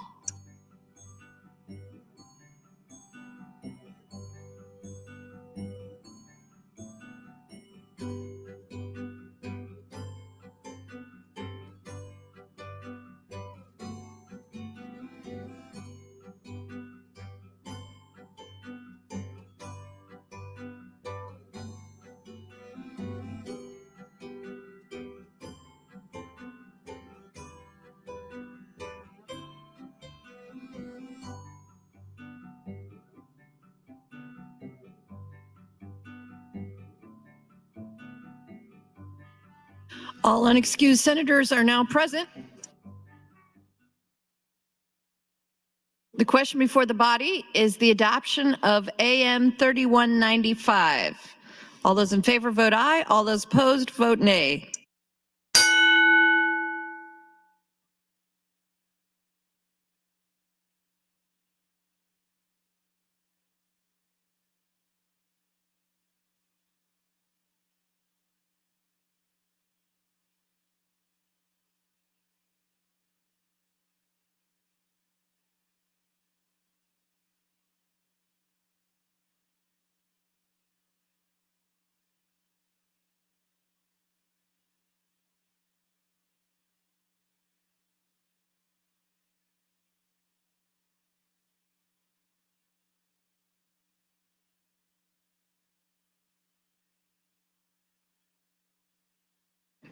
Have all those voted who care to?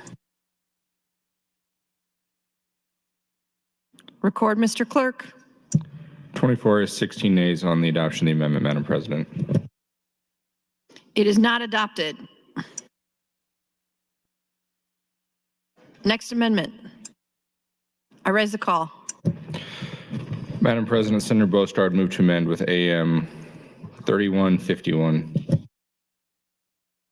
Senator Boastar, you are recognized to open on your amendment. Thank you, Madam President. AM 3151 simply changes the deadline to file for line of duty deaths benefits for the family members of an officer who dies in the line of duty. The Department of Justice passed the Public Safety Officers Benefit, PSOB, in 1976. While Nebraska's In the Line of Duty Compensation Act closely mirrors the PSOB, the time frame to file for the death benefit does not. Nebraska's deadline to file is 1 year, while the PSOB is and has been 3 years. This amendment brings Nebraska in line with federal guidelines and gives the families of officers who died in the line of duty greater time to get affairs in order and make their applications. Thank you all for hearing this. I encourage your support of the amendment. Thank you, Madam President. Thank you, Senator Boastar. Senator McDonald, you're recognized. Thank you, Madam President. Thank you, Senator Boastar, for bringing this amendment. It's a tragic story of a Grand Island police officer that goes through a line of duty death based on a cardiac event. There's a team that's filling out the paperwork, volunteer team. Again, as Senator Boastar mentioned, it changes the 1 year to 3 years. Also adds a sentence from the Attorney General's office about this section and the claim arising after January 1st of 2022. But it is a tragedy based on the group that was helping this widow crossed over the 1 year. Now this harmonizes with potentially this amendment with 3 years of Senator Boastar. I ask you for a green vote. Thank you, Senator McDonald. See no one else in the queue. Senator Boastar, you are recognized to close on AM 3151. Senator Boastar waives closing. The question before the body is the adoption of AM 3151. All those in favor vote aye. All those opposed vote nay.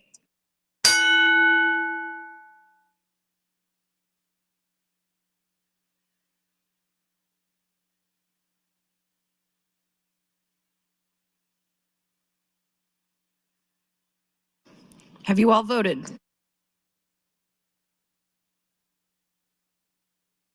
Record, Mr. Clerk.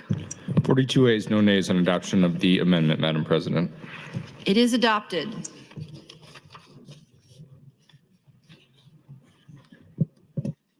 Next item, Mr. Clerk. I have nothing further at this time, Madam President.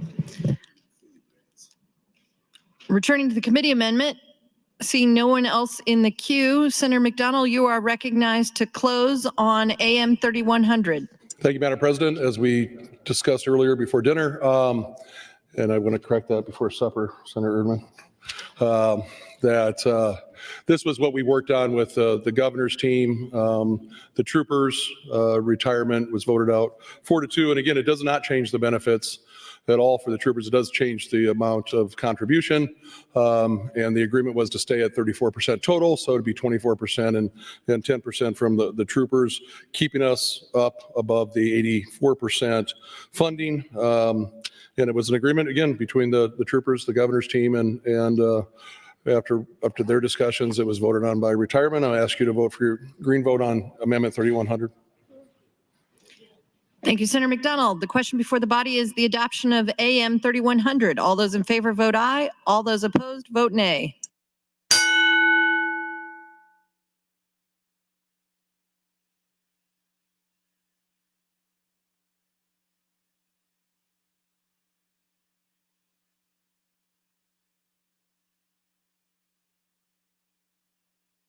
Have you all voted?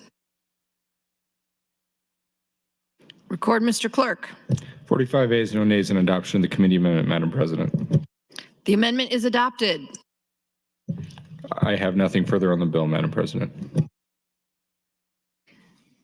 Seeing no one else in the queue, Senator Bostar, you are recognized to close on LB 196.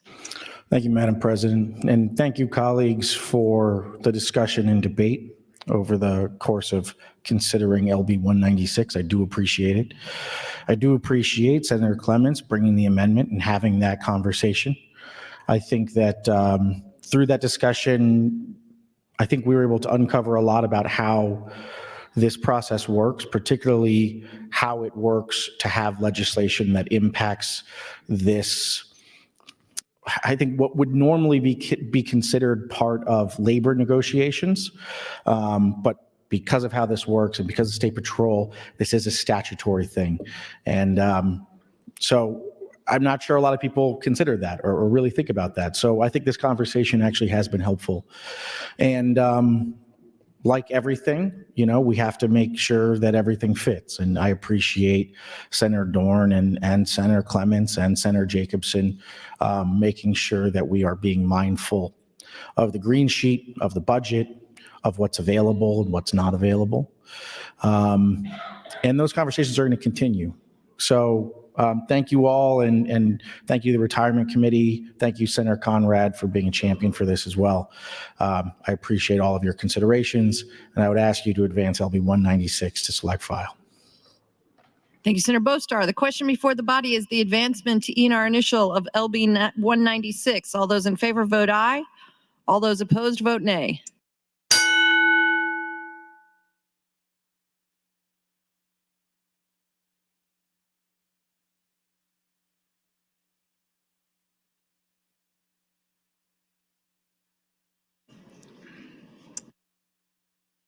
Have you all voted? Record, Mr. Clerk. 44 ayes, no nays in advancement of the bill, Madam President. It is advanced. Next item, Mr. Clerk. Madam President, General File Legislative Bill 196A, introduced by Senator McDonald, it's a bill for an act relating to appropriations, appropriates funds to aid in the carrying of provision Legislative Bill 196 and declares an emergency. The bill is read for the first time on March 25th of this year and placed directly on General File. Senator McDonald, you're welcome to open on LB 196A. Thank you, Madam President. It's basically a placeholder at this time based on, as I mentioned earlier, when we handed out the actuarial report. This will be adjusted and changed before we get to select. So please, it's a placeholder for now, and please vote green on 196. Thank you, Senator McDonald. The question before the body is the advancement to ENR initial of LB 196A. All those in favor vote aye. All those opposed vote nay.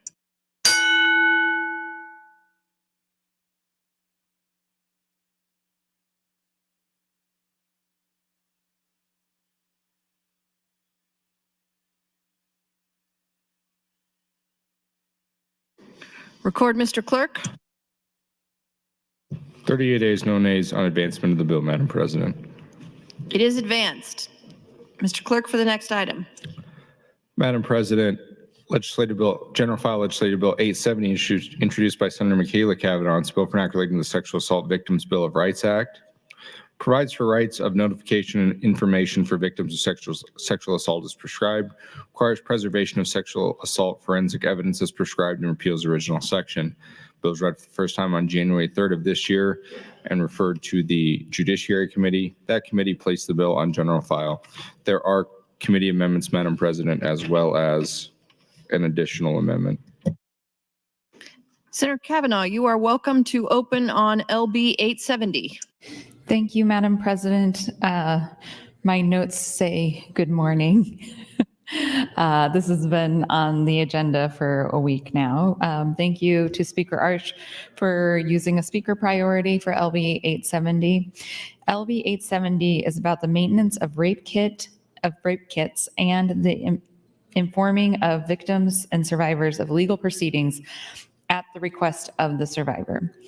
I want to thank the Judiciary Committee for advancing the bill out unanimously and to Speaker Arch for prioritizing.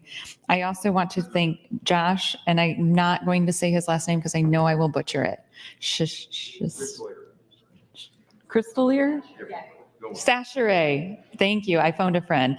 Josh Sachere with the Attorney General's Office for helping review the bill, as well as Ann Boatwright for her review and comments on the bill, and her work on the sexual assault kit tracking program and on the payment program for healthcare providers doing the exams, as well as working with the stakeholders on these sensitive issues. And I would just pause for a moment to say, if you have not gotten to meet or know Ann Boatwright yet, you should. She is a treasure to the state, and she has done some really amazing work around this specific issue. Thank you to the Nebraska Coalition to End Sexual and Domestic Violence, the Omaha Women's Fund, and the Joyful Heart Foundation for their input and collaboration. LB 870 makes small changes to the current statute relating to the rights of victims of sexual assault. The goal is to give more information to the victims of sexual assault. It increases their rights in two ways. It asks law enforcement to notify a victim 60 days before the intended destruction of a sexual assault kit, and gives the victim the right to request that it not be destroyed and that it be kept for an additional 20 years. It will provide the victim updates when the case is reopened or closed or has some other change in status. There's a committee amendment coming, so I will wait to explain the changes to that. Thank you, Madam President. Thank you, Senator Cavanaugh. As the clerk mentioned, there are committee amendments. Senator Wayne, you are recognized to open on the committee amendment. Thank you, Madam President. As we cross over to the 7th hour after lunch, this becomes a wonderful time. LB 870 was heard by the Judiciary Committee on January 26, 2024. The committee voted 8-0 to amend the bill with AM 2533. There we go. And advance the bill to general file. The amendment makes two changes. First change is that law enforcement would not be required to provide notice to the intended destruction of sexual assault forensic evidence when the evidence was provided anonymously. Second change is that the victim's rights to be informed of a change of their status in their case would be initiated by the victim's request. With that, I will yield the rest of my time to Senator Cavanaugh. Vote green. Senator Cavanaugh, you are yielded 9 minutes. Thank you. Thank you, Senator Wayne. Yes, so the fact that if they're collected anonymously, it would be very, very difficult to contact the person 20 years later to see if they wanted it retained. And then the part of it coming at the request of the victim was a very helpful change that came from the advocate community, in that we want to give them the right to have it extended, but we don't know what their circumstances may be. So we want them to let us know if they want to have that option to be contacted for an extension. There is a fiscal note. It is for extra refrigerators. And with that, it looks like Senator Arch, do you want time? Okay. I think that's pretty much it. So thank you, and vote green. Thank you, Senator Kavanaugh and Wayne. See no one else in the queue. The question before the body. Senator Wayne is recognized but waives. The question before the body is the adoption of AM 2533. All those in favor vote aye. All those opposed vote nay.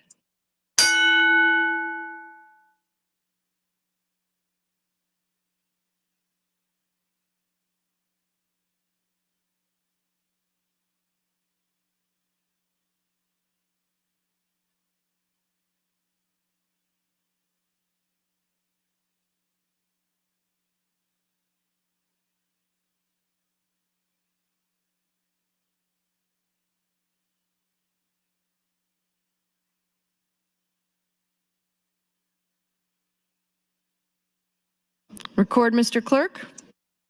46 ayes, no nays on adoption of the committee amendment, Madam President. It is adopted. Mr. Clerk, for the next item. Madam President, I have AM 2179 to the bill with a note that Senator Michaela Cavanaugh would withdraw that amendment. Without objection, so ordered. Madam President, I have nothing further on the bill. See no one else in the queue. Senator Kavanaugh, you are recognized to close. Senator Kavanaugh waives closing. The question before the body is the advancement to ENR initial of LB 870. All those in favor vote aye. All those opposed vote nay.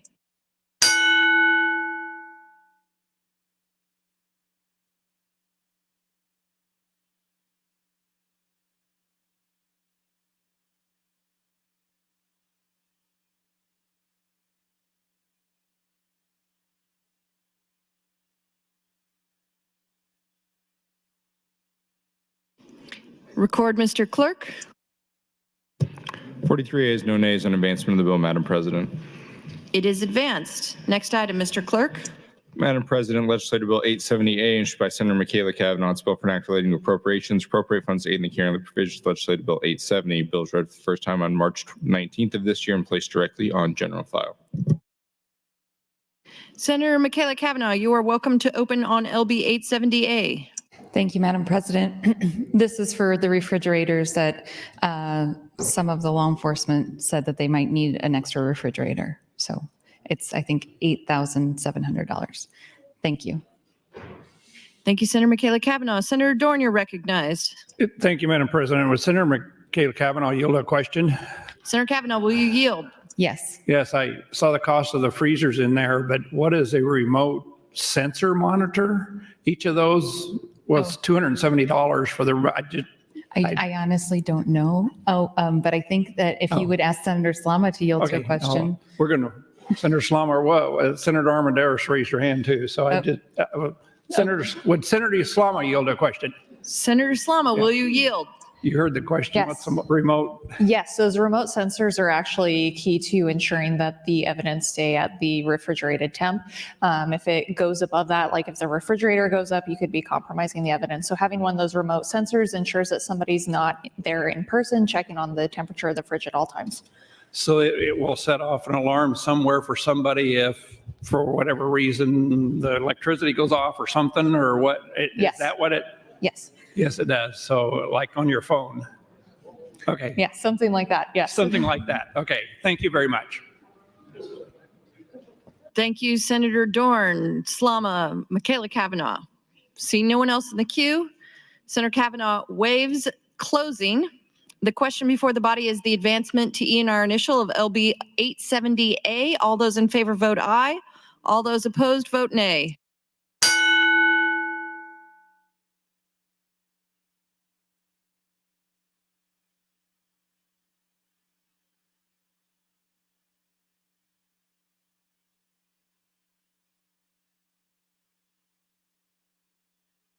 Have you all voted?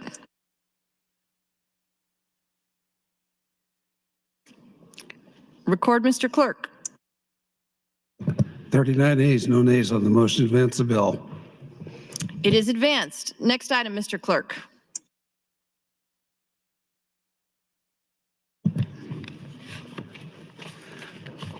Madam President, next bill, Legislative Bill 399, offered by Senator Brewer.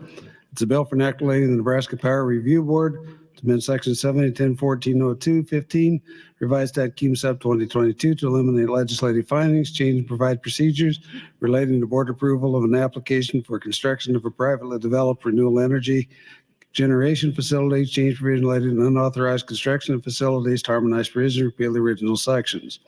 Bill was introduced on January 12th of this year. It was referred to the Committee on Natural Resources. That committee placed the bill on general file with committee amendments. Senator Brewer, you are recognized to open on LB 399. Thank you, Madam President. Good evening, fellow senators. Tonight, I want to introduce LB 399. This bill was brought to me on behalf of the rural Nebraskans that are dealing with issues with renewable energy. This has been a long struggle to get all of our public power. We had numerous meetings with NPPD, OPPD, and the Power Review Board to get everyone into a neutral position. So tonight, as we go through this, there are some things that I would ask you to keep handy. All of you should have gotten, by now probably ended up in the trash, a handout from me. Inside there are the documents you need to include AM 2702, the amendment, and also a copy of the power agreement. So with that said, I'd like to thank Senator Bosselman for making this his personal priority. Would also like to thank his LA Riley for keeping track of the many changes in this bill. The bill that you hear tonight is very different from what started in the committee hearing on LB 399. During the drafting, we had 4 different amendments that were put in. Since then, after we advanced the bill from general file, we've added 2 additional amendments. So in case you get confused, AM 2912 was the first of those amendments, but the most recent and the amendment that you need to look at is AM 2702 to LB 399. LB 399 doesn't stop or restrict renewable energy in Nebraska. It simply adds 2 things to existing law.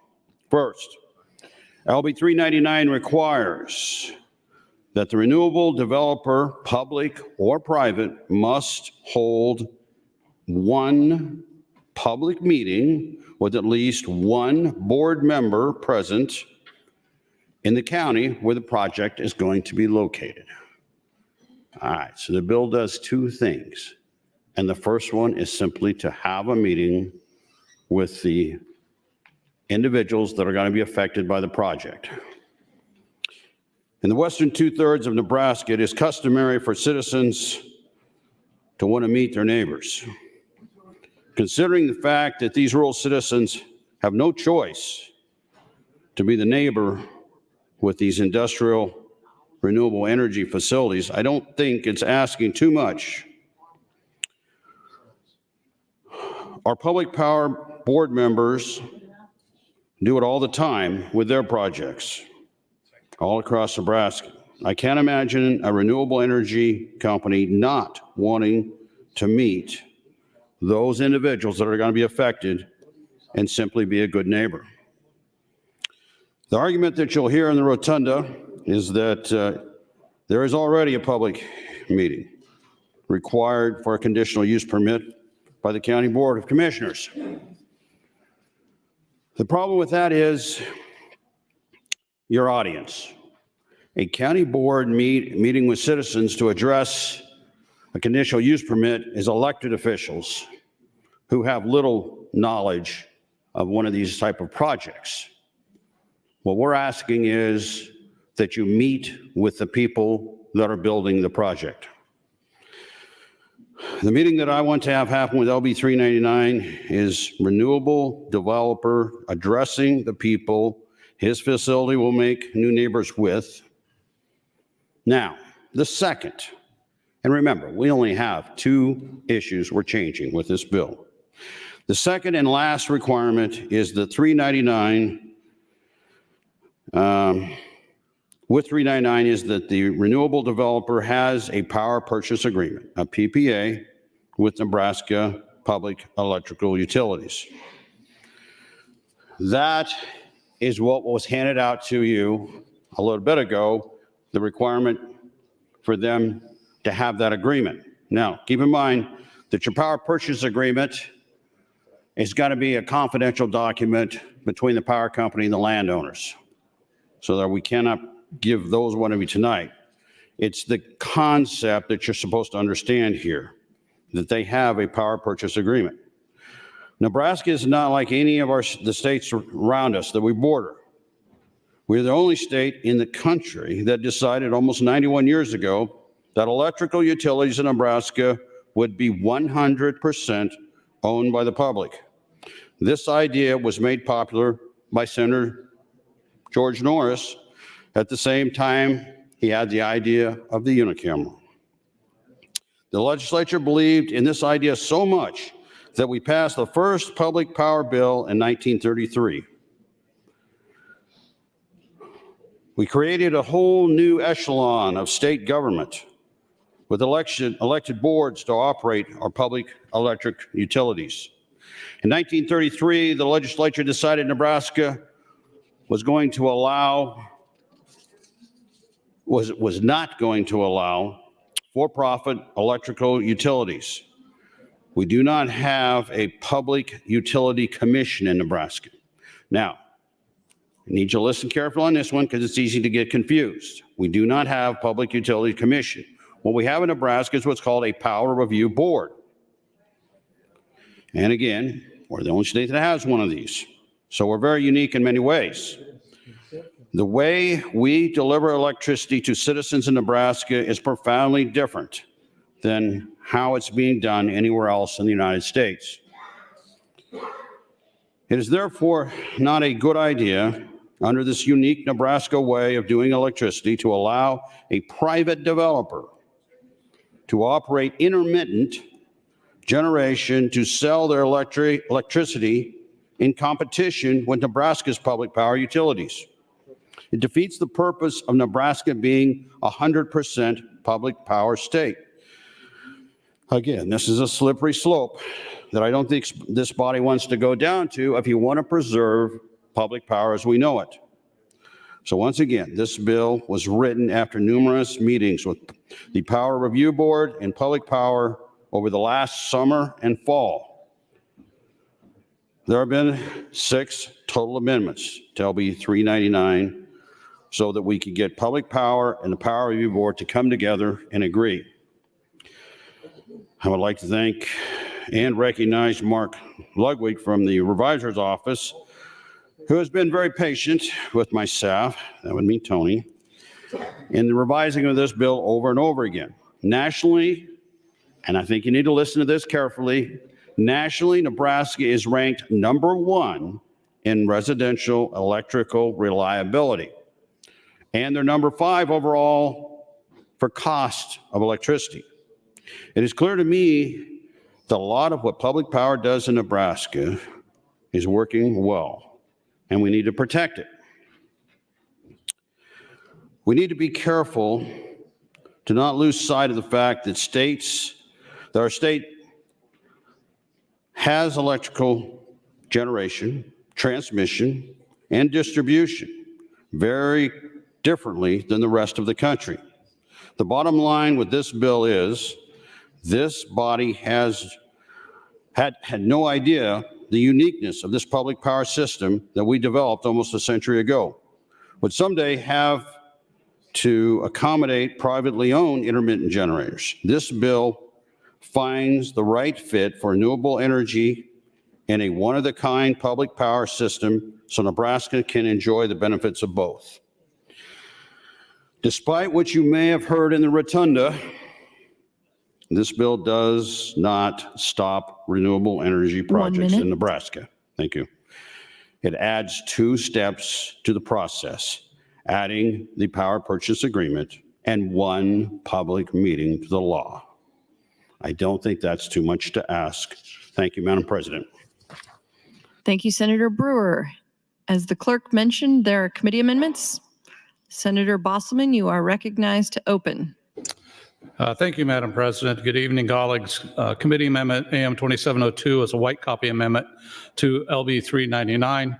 The amendment was worked out from the time or introduction last year in with Senator Brewer's office, the Power Review Board, and my office over the entire summer. In February of this year, there were meetings, email exchanges, and phone calls to get a draft of AM 2702 agreed to by these stakeholders.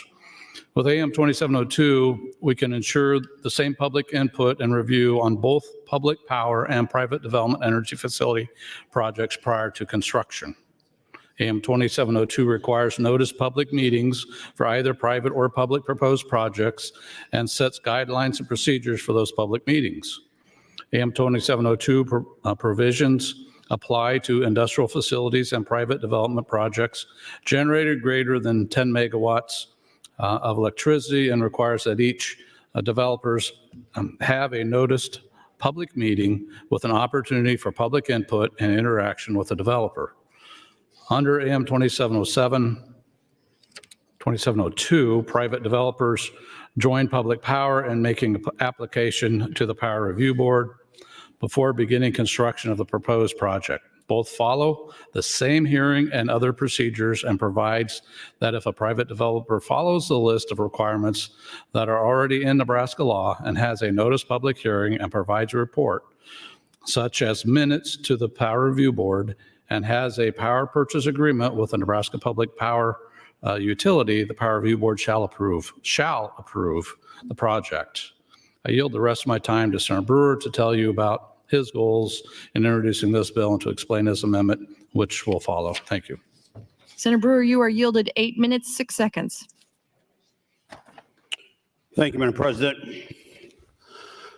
Well, to understand a little where we come from in this bill, it has been an 8-year struggle to work the many issues that we've had in my district with renewables. I will look forward tonight to those that stand up sharing their personal experience in their district and the effects of wind energy or solar energy. Because what we tend to forget is that in many cases, what's happened is we've torn communities apart, we've torn families apart over these issues. That's not what this bill is about, and that shouldn't be what the fight tonight is about.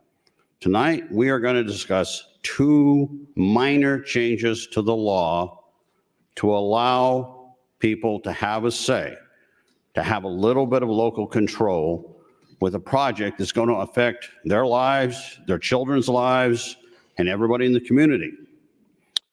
So I would ask that tonight to listen carefully, and we're going to see if this is too much to ask of the renewable companies. Thank you, Madam President. Thank you, Senator Bosselman and Senator Brewer. Mr. Clerk, for a priority motion. Thank you, Madam President. Senator John Kavanaugh would move to recommit the bill to committee. Senator Kavanaugh, you are welcome to open on your motion. Thank you, Madam President. Well, colleagues, I know you're all very surprised to see me standing in opposition to a bill brought by Senator Brewer and Senator Bosselman. We're such a, like 3 peas in a pod usually. But I say that as a joke, but in part I've really appreciated my 4 years here working with Senator Brewer and Senator Bosselman. Senator Bosselman is the chair of the Natural Resources Committee.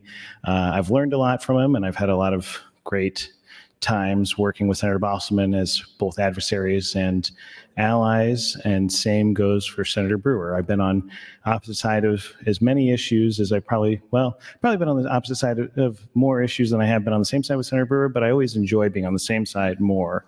So I don't oppose this bill lightly, and I appreciate Senator Brewer's, we'll say, very understated explanation of what the bill does. So first off, where we're at right now is 2702. So a lot of the things that Senator Brewer talked about will be in an amendment that we might get to at some point later, which I believe is 2912. And that's relevant because the reason for my recommit to committee is that the thing that's being sold here is not a bill that had a hearing in our committee. A requirement that a private company sell all of its product to the state is essentially what is being proposed in 2912, that they have to have a power purchase agreement with the local entity. So if that is something that the folks in this body would like to do, my position is that there should be a hearing on that. So that's why I chose a recommit to committee and not an IPP to prevent us from getting to the amendment or a bracket. This is a sincere recommit to committee. I know we're short on time, but we should still do our job the way we should do it. So, but to go to, I guess, Senator Brewer's understatedness of what this bill does, and I'm going to talk about 2702 because that's what's up there. 2702 requires a meeting in the county in which part of the project is being built by at least one member in person and then 50% of the board via video conference. While I don't disagree with having meetings, with having open meetings, with requiring accountability and requiring, people sometimes just to get yelled at, honestly, but that's an important function of government. I don't think anybody opposes a meeting requirement. The problem with 2702 and the problem with this bill is that it requires, or it shifts from permissive, meaning that if renewable developers check certain boxes in the current statute, then they can build their project. This requires that the Power Review Board approve that and puts in between them a, we'll say maybe potentially capricious group. And that is injecting politics and that is taking away local control. Because as it stands right now, when somebody goes to build one of these projects, they have to go through a whole host of things. I know Senator Brewer is trying to make it sound like it's really easy, but there are meetings at the county level. There are for zoning and for siting. They do engage in willing buyer, willing seller contracts for the land on which they build these projects.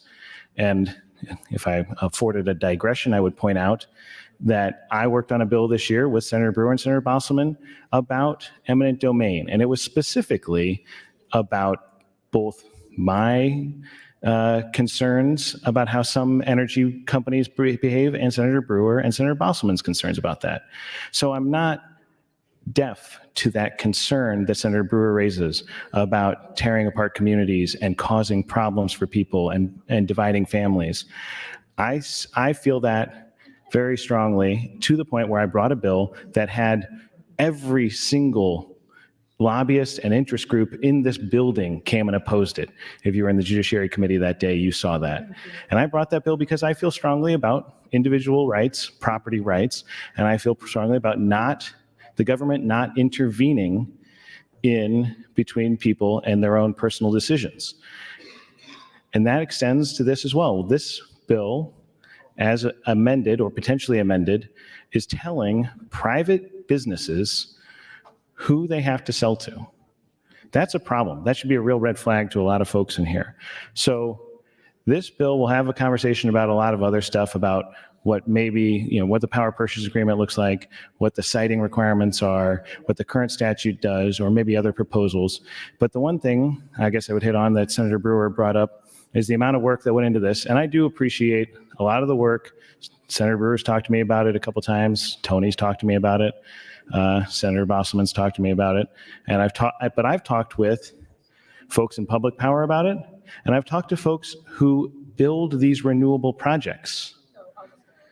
Those are the people that Senator Brewer left out of his talking about everybody that got negotiated with. And that's fundamentally what the problem with this bill is who it affects and what industry it's going to cause to essentially disappear. He's trying to tell you that this is a very small thing. But when we're talking about eliminating your ability to actually engage in your business, that's a pretty substantial thing to those businesses. Anybody in here who's been in a business understands that. So that is why I think a recommit to committee is appropriate, because this bill, at least the part in 2912 that Senator Brewer was talking about, did not have a hearing. I think if you want to move it, we should require that happen. But I think that an idea that is specifically geared towards essentially destroying an industry is not something we should put forward from this legislature. So I would encourage your green vote on the recommit, and then we can take it from there. How much time do I have, Madam President? 2 minutes, 45 seconds. 2 minutes, 45. It's been a while since I've opened on something. Well, since I have some time, I'll go through, let's see, I'm going to turn on the lights. AM 2702, which is up there. So if you are looking at AM 2702, I would reference you to, I think it is, well, I'm missing that page. So AM 2702, well, we'll start at the beginning since that's the part I have here. Okay, so requires that a private electric supplier, well, it limits who the private electric supplier, what they can produce. And then you go to page 3, which is this meeting requirement that Senator Brewer and Bosselman talked about, which I think the public power companies, this is the part on page 3 of 2702, applies to public power. I don't think anybody has a problem with that. Requiring that anything over 10 megawatts have a meeting within at least 50% of the governing body of the electric supplier attends either in person or video conference with not less than one member of the governing body physically present. I haven't heard anyone raise that as a concern from the public power standpoint. So then we're going to, let's see, page 4 to 5, a private developer renewable energy generation facility that meets the requirements of the section is exempt from the sections 70.10.12 to 70.10.14.01, and that says prior, so it crosses out if not less than 30 days. Thank you, Madam President. Prior to the commencement of construction, so changing it to the deadlines, commencement of construction, a private developer renewable energy generation facility, the owner of such facility shall file an application with the board and receive the board's approval. So this is the change. So it's originally less than 30 days prior to construction. The owner of the facility shall notify the board in writing with intent to commence construction of the private developer of renewable generation. So it's changing it from they have to meet certain requirements and notify the board, the Power Review Board, that they are doing this, to they have to get the Power Review Board's approval. And I think I'm going to run out of time to find the next section, so I'll push my light. I know other folks will have things to say about this, and I see there's a good number of people in the queue. But again, I would encourage your green vote on the motion to recommit. Thank you, Madam President. Thank you, Senator John Kavanaugh. Senator Dungan, you're recognized. Thank you, Madam President. Good evening, colleagues. I do rise in support of the motion to recommit and respectfully opposed to AM 2702 as well as LB 399. I also want to echo the sentiments of appreciation for both Senator Brewer and Senator Bostelman putting a lot of effort into this. I know this is not something they do lightly, and certainly I don't believe it's done obviously with any kind of malice. We just have a disagreement about whether or not the ramifications of the requirements contained in AM 2702, as well as the additional AM that he's introduced, or the underlying bill of LB 399, whether or not those ramifications are going to be small or significant with regards to whether or not Nebraska is going to be at the forefront of renewable energy, or if we're going to lose renewable energy in Nebraska entirely. I'll admit, this is not a subject area that I am as well versed in, perhaps, as maybe some of the other discussions we've been having this week. Talking about revenue, being on the revenue committee, that's a concept or a bill that I followed all the way through, and then also talking about issues that are near and dear to my heart with regards to judiciary issues. Obviously, that's my personal background. So this is something that's a little bit out of my personal wheelhouse. That being said, I've spent, I think, quite a bit of time talking to folks who work within the industry, both within the renewable industry field as well as those in the power field with public power. In addition to that, I've done a lot of homework and research about what our current process is and what this changes. And I did so in order to really understand what the modifications being made here are. I know that we've heard from a couple of sources that these are small changes, and certainly that these are changes that don't have any kind of major harm when it comes to renewable energy or the ability for private business to operate here in Nebraska. But the more research that I did into how our current system operates versus what these bills could potentially do to change that, I became very alarmed. Both AM 2702 as well as 2912, both of which are modifications of this bill that Senator John Kavanaugh spoke about, they both impose additional red tape for private business to jump through in order to operate in Nebraska. And what's interesting about them is 2702 implements that red tape in a particular way that I'll dive into more detail about here in a moment. And then in an effort, I think, to address some of those concerns, LB 2912 removes some red tape while then implementing red tape in a totally different way. And so I just want to be very clear that both of the amendments that have been proposed with regards to potential solutions on how to modify LB 399 hinder private business operating here in Nebraska, albeit in different ways. And so I think that that's important to note. Overarchingly, I believe that we should not be putting too much red tape in the way of certain businesses here in Nebraska. Certainly, we have to do so from time to time in order to ensure public safety. We have to do so in order to make sure that products are made in a way that are safe for consumption. But I mean, look no further than Senator Conrad and Senator Breezy's LB 16 that we passed as a body earlier this year. We don't believe there should be unnecessary red tape to jump through unless it absolutely serves a purpose without further inhibiting those private entities.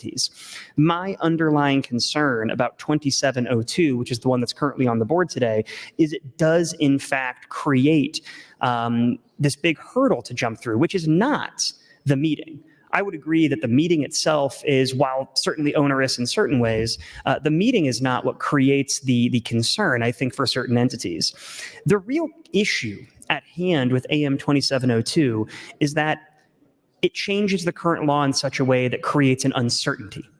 And that uncertainty that is created creates a market that is almost unworkable for a private energy producer to invest all of the money they would need to invest in order to get all of their ducks in a row to even apply for permission to build here. Thank you, Madam President, to build here in Nebraska.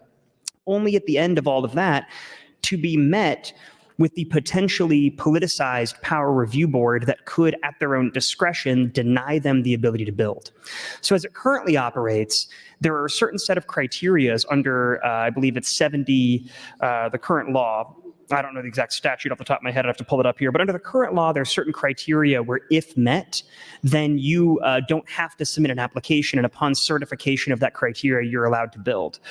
What this does is it makes that then an application process, meaning you still have to meet all of those same criteria in addition to additional criteria, at which point in time you may apply. And then it is at the discretion of the Power Review Board whether or not that should be granted. And it allows for subjective analysis. So again, I'll punch in and we'll talk more about that. But AM 2702, which is currently on the board, creates an uncertain environment, which is not going to encourage those organizations to come into Nebraska. Thank you, Madam President. Thank you, Senator Duncan. Senator Frederickson, you're recognized.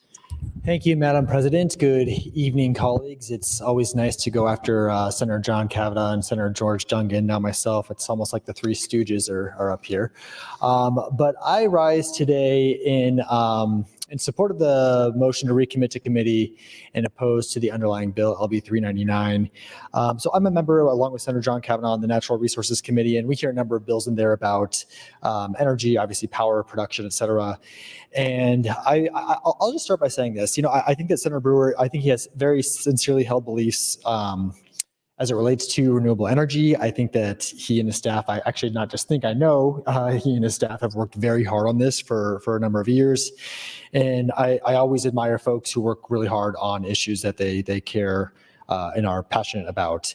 And it is, I think it is correct to say that this bill does not outright prohibit renewable energy development or clean power for that matter.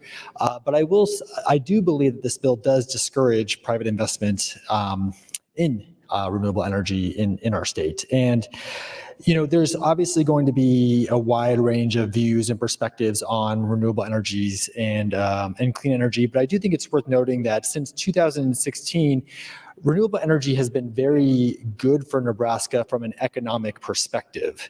In fact, we've brought in over $6 billion, that's $6 billion with a B, of private investment. It's generated over 2,000 good-paying jobs. It's provided a steady flow of $17 million in annual rural landowner income, and it's created $18 million in annual long-term property tax relief. And so, if you think about this from strictly a fiscal perspective, there is something to be argued about. The reality is that there is investment happening in renewable energy. And I think I'm considering this not only from the context of what's happening in our state, but in this larger context of the conversations we're having this year in the legislature, the conversations we're having in the state, and what our shared goals are as it relates to property tax relief, as it relates to ensuring that we are diversifying our revenue sources as a state. I said this earlier, we're not going to necessarily love every opportunity for revenue sources in our state, but we have to be open-minded to diversifying that if we are in fact going to continue to make significant cuts to income taxes, significant cuts to property taxes, which are important and admirable goals, but we cannot shut ourselves off to opportunities for investment. And you look no further than our neighbor of Iowa and the amount of investment that's happened there in terms of wind energy. Iowa has brought in billions of dollars as a result of that. I also believe that this bill, a major concern of mine is that it unnecessarily, and I know Senator Dungan was talking about this earlier, some of the additional red tape and how we've made efforts from an individual perspective with bills like LB 16 to reduce red tape for people getting into the workforce. This is a similar idea, is that this adds an additional layer of red tape for getting into the market for someone who is in private investment in renewable energy. So I don't believe in unnecessarily interfering with the free market. I think of this also from, if you kind of want to take a more global perspective with this, and I touched on this a little bit earlier, is we get caught up sometimes, I think, in green energy versus traditional energy sources. And I think we need to think about this more as, thank you, Madam President, how do we diversify our energy sources? And through the diversification of energy sources, how does that ensure that we have reliable energy, that we are able to have secure energy, and that we are not at risk for some of the shortcomings that happen when you limit your pool of resources. So I'll get back in the queue again to talk more about this, but those are some of the initial concerns that I wanted to get on the record. Thank you, Madam President. Thank you, Senator Frederickson. Senator John Kavanaugh, you're recognized.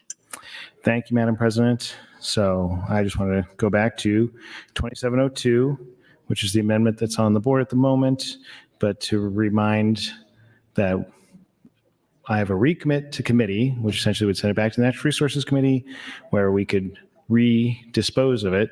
And one of the reasons I propose that is because the change that Senator Brewer has proposed in AM 2912, I think is so substantial that it requires a new hearing. But as long as we're talking about 2702, I'm going to talk about that for a little while.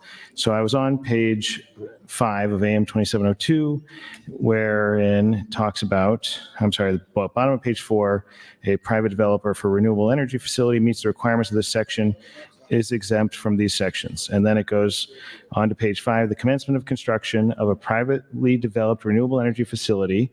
The owner of such facility shall file an application with the board and receive the board's approval to commence construction, the owner shall certify to the board in the application that, and then it lists a number of things which were existing in there. So what the current state of the law is without this is that a private developer for renewable energy generation facility that meets the requirements of this section is exempt from the previous sections if no less than 30 days prior to the commencement of construction, the owner of the facility notifies the board in writing of its intent to commence construction of a privately developed renewable energy facility and certifies to the board. So then it drops down, certifies to the board, the facility will meet the requirements of the private developer renewable energy generation facility. And then it goes through the requirements. So essentially, we're changing it from a renewable energy project can certify that they meet these requirements to that they have to apply to the board and have the board determine that they meet these requirements. But then the real crux comes when you get to let's see, it is page 7. Now that's the public meeting. So you're going on to, well, so they have the open meeting requirement that Senator Brewer was talking about on page 6. The applicant has entered into a power purchase agreement, which is a new requirement on page, so go to, I'm sorry, the top of page 6. The new requirements that they must certify. So is first, the applicant entered into a power purchase agreement for the output of privately developed renewable energy generation. So that is a new requirement. I would point out that this is a requirement that they enter into a power purchase agreement, does not require who they sell it to, which is different in substance that from 2912. Pretty substantial difference, limiting the market to which somebody can avail their product. So then going on to page, I think it's right, page 7, within 10 days after the receipt of the application, complying with subsection 2 of the section, and then this is new language, including holding of at least one public meeting pursuant to 2A6 of this section, if applicable, the board shall approve the application if the board finds that 1, the applicant meets the criteria certified in the application pursuant to subsection 2. So the board has to find that they meet all of these requirements that they certified to previously and the new additional requirements, including the power purchase agreement. And then next, the application will serve the public convenience and necessity, which is subjective. There's no criteria there about what that would be, but be subjectivity of the board, which again was not the requirement of these businesses to determine whether they want to enter into business. And then 3, the applicant can most economically and feasibly supply the electric services resulting from the proposed construction or acquisition without unnecessary duplication of facilities and operations. So that's another concern of the subjectivity of the unnecessary duplication standard there, which is trying to, I guess, I don't know what that means. I think there's a lot of folks, and I probably need to push my luck because I'm going to run out of this, not enough time to talk about this, but people have an issue with renewables that they talk about with intermittency, which is that wind turbines spin when the wind's blowing and solar panels produce energy when the sun is shining. So that is, of course, true in the nature of that energy generation, but they are rated to produce a certain amount of electricity. So I'm definitely going to run out of time here, so I probably shouldn't go down that path. But again, this creates a subjective standard, which is, of course, the uncertainty for these business entities and the real reason. Time, Senator. Thank you, Madam President. Thank you, Senator Kavanaugh. Senator Hardin, you're recognized. Thank you, Madam President. I stand in support of LB 399 as well as AM 2702. In mid-December, some of our county commissioners indicated a problem to me. A proposed solar energy project for Scottsbluff County provided a 5-day notice for a public hearing by the Zoning Commission. 5 days notice for a proposed $350 million, 400 megawatt solar project was bad form, at least, and vastly dishonest and dangerous to national security at most. I encourage the Zoning Commission to hit the pause button on that project and investigate it before jumping in. Thankfully, they did that.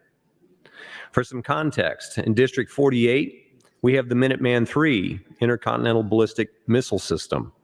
It's being replaced by a new system called Sentinel. Spy work in the 21st century involves three components: lots of electricity, lots of mainframe computers for a data center or a blockchain mining company or some other seemingly legitimate reason for vast electrical usage, and thirdly, something nearby worth spying on.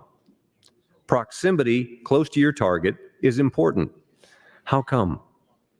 Because a building full of large computers on the other side of the world puts you milliseconds behind in the cyber race. Those milliseconds are the valuable currency, no pun intended, and difference between successful espionage or sabotage and striking out. New energy projects catch scrutiny near military complexes moving forward, and they always will catch this kind of scrutiny. In our case, the company that made the proposal in December for what they stated was a $350 million project actually turned out to be a $1 billion proposed project when peer-reviewed by another company and further verified by Homeland Security.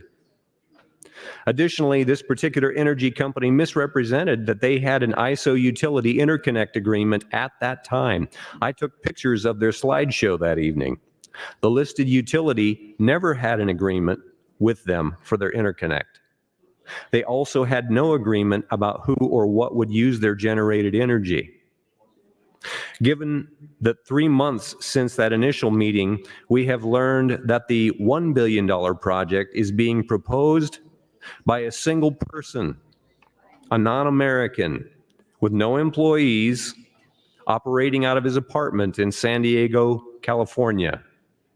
He lacks the permits, the investment, the expertise. It's not a serious offer for energy development. But he did hire a local attorney, and he is threatening lawsuits against the county commissioners if they do not give him the conditional use permit he demands. We know he's marketing several other CUPs that he's already obtained in other places to China, Japan, and India. This is not a person who has the best interests of America, Nebraska, or Scottsbluff County in mind. It's important to have these public meetings and sometime do a deeper dive with any proposed energy project, especially something whose genuine ownership can be hidden in discrete LLCs from Wyoming or Delaware or 4 other states who offer them. I will encourage you to vote green on AM 2702 and LB 399. Thank you, Mrs. President. Thank you, Senator Hardin. Senator Michaela Cavanaugh, you're recognized.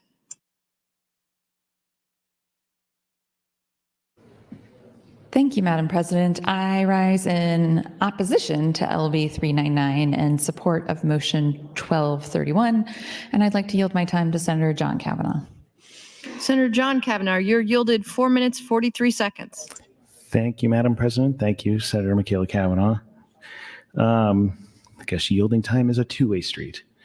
So I appreciate Senator Hardin's comments. I would say he came to Natural Resources. We had a very enlightening hearing about these sort of global threats near military installations. And I believe we did report out a bill that would address some of the concerns that he was raising there about proximity to sensitive targets. So I think that we've worked on addressing that specific concern. So in the last time on the mic, I was talking about this specific part, page 7, line 24 through 26. The applicant can most economically and feasibly supply the electric service resulting from the proposed construction and or acquisition without unnecessary duplication of facilities or operations.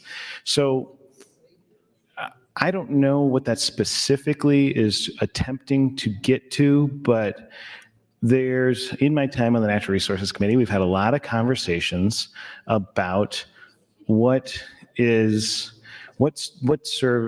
renewables serve? What does wind serve? What does solar serve? And there's certainly folks who like to think that it is a net negative and not a net positive. And that's a difference of opinion for different reasons.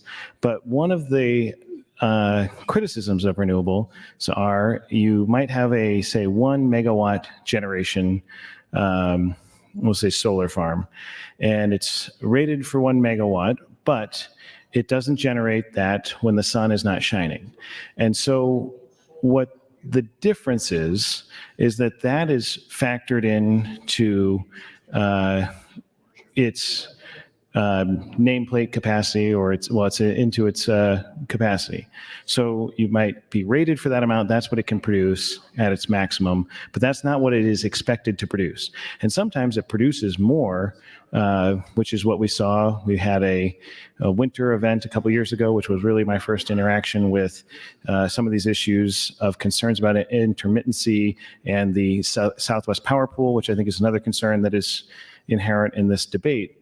But the one thing that was really interesting in that debate to me was that the power generation facilities that ended up being the problem in that cold snap were natural gas and coal plants that were not properly winterized. So places in Oklahoma and Texas, and I can talk about a little bit more of that in a while, but that was the problem, and that the wind generation was well over what was expected for that particular time of year and that those conditions. So the wind actually overproduced. And so I think what this is getting at, and one of the reasons this is of a concern, is that it's a subjective standard that's put into the hands of a board of appointees who are appointed by the governor and approved by this body to determine what is unnecessarily duplicative. And if you say that any renewable is unnecessarily duplicative because it is not necessarily producing all the time, then you would reject all renewable proposals. And so the real problem with that, as it pertains to private companies and private developers, they are not going to develop when there is that level of uncertainty. The amount of investment that they have to put in to get to that stage, to get in front of the Power Review Board with having checked all these other boxes before they put these shovels in the ground to start building these things, the amount of outlay to have that level of uncertainty is going to be prohibitive, and those companies are not going to come to Nebraska. So that is clearly what will be the outcome of passing this bill. It will stop any future development of privately developed renewable energy in Nebraska, which again, to Senator Frederickson's point, will stop the investment, the jobs, the tax base that it creates. There are a lot of net positives as a result of these projects being built in our communities. I understand some people don't like them. That's a conversation you can have in your community currently. Thank you, Madam President. Thank you, Senator John Kavanaugh. Senator Bosselman, you're recognized. Thank you, Madam President. Good evening, colleagues. I stand opposed to the recommit motion. I do support the AM 2702 and LB 399. To answer, I do disagree with Senator John Kavanaugh on the recommit for a hearing.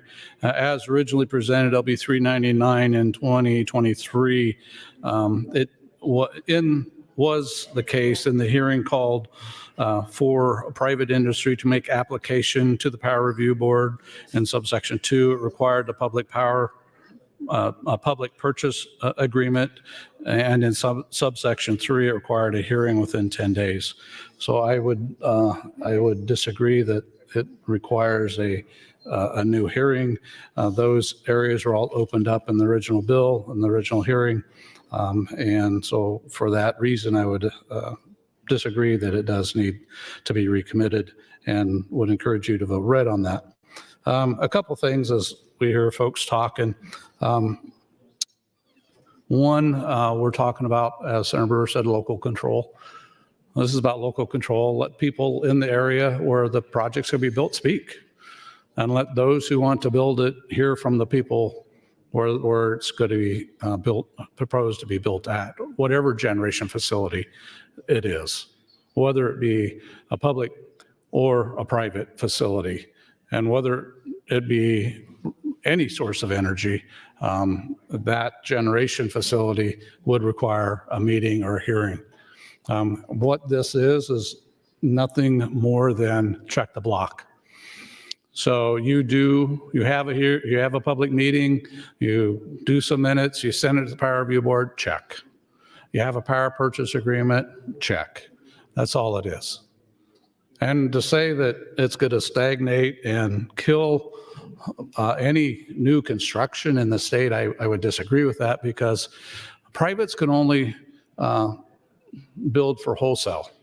Retail is done by public power. So if they're going to build a facility in the state, and let's say, pick a company X that's in the state that wants that generation, they have to sign a power purchase agreement with public power. They have to have a contract. They already have to do that. So this really isn't adding any new onerous type of needs to them. It's already required. So what this does is just make sure that's going to be done. If they're going to build something somewhere else, say it's a $200-300 million facility, they're really going to build it without someone on contract to purchase the power? Who's going to loan them the money to do that? Also, I would like to remind folks that prior to 2016, when LB 824 was heard and passed by this body, privates needed to do a whole lot more in front of the Power Review Board. Power Review Board actually had approval denial process in place. Hearings were required. There was more in there. And in fact, in here it says, the board shall have authority to approve or deny the application. Before approval of an application, the board shall find that the application will serve the public convenience and necessity, and that the applicant can most economically and feasibly supply the electric service resulting from the proposed construction or acquisition without unnecessary duplication of facilities or operations. So what Senator Brewer's bill does, and again, this is Senator Brewer's bill, what Senator Brewer's bill does 1 minute is to provide the same requirements, if you will, to a certain degree on both public and private new construction. It doesn't differentiate between one or the other. I think public actually has a stricter requirement than what private does. What it does on the private side says check the block. You do these things, check the block, you can build. It's not a denial process. It's just check the block to make sure that you've done those things and that you have a contract on that facility so we don't have a stranded asset at some point in time. Why are we going to build a facility that at some point in time there's nobody to purchase the energy? So now it's sitting there, you've built this large facility, generation facility, and you can't sell the electricity, so now you got called a stranded asset. I want to make sure that doesn't happen. So these are good things in this bill to make sure it happens. To say that this is going to kill private developments, thank you. Thank you, Senator Bosselman. Senator Erdman, you're recognized. Question. The question has been called. Do I see 5 hands? I do. The question is, shall debate cease? There's been a request to place the House under call. The question is, shall the House go under call? All those in favor vote aye. All those opposed vote nay.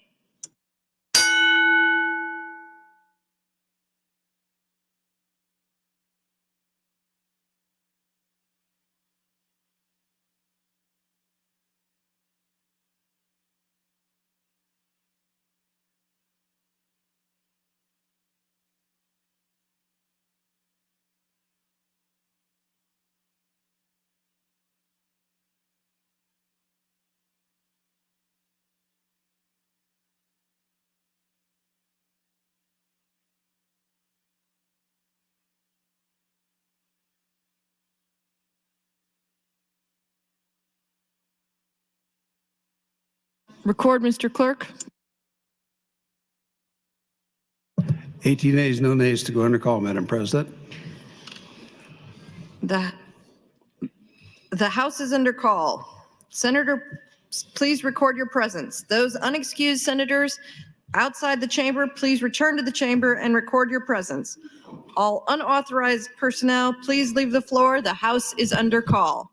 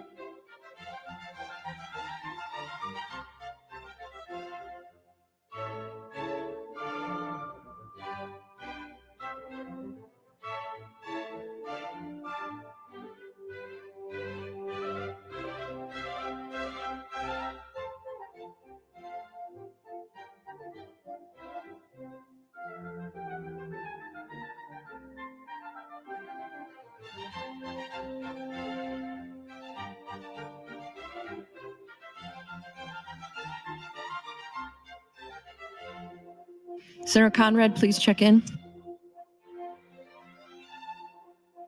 Senator Day, Senator Jacobson, Senator Vargas, Senator Slama, Senator Bostar, Senator Clements, Senator Ballard, Senator Lowe, Senator Reapy, Senator Arch, Senator Aguilar. The House is under call. Please return to the chamber. The House is under call.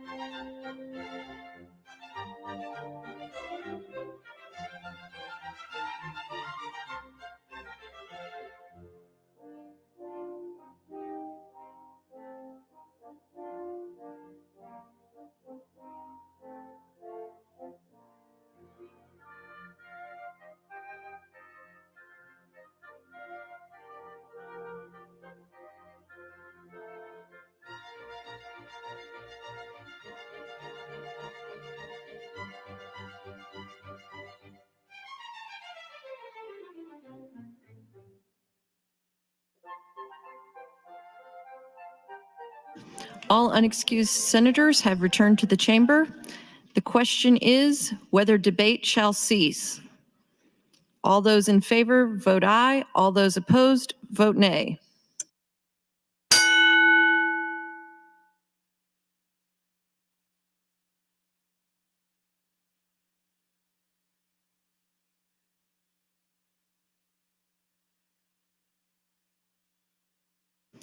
Record, Mr. Clerk.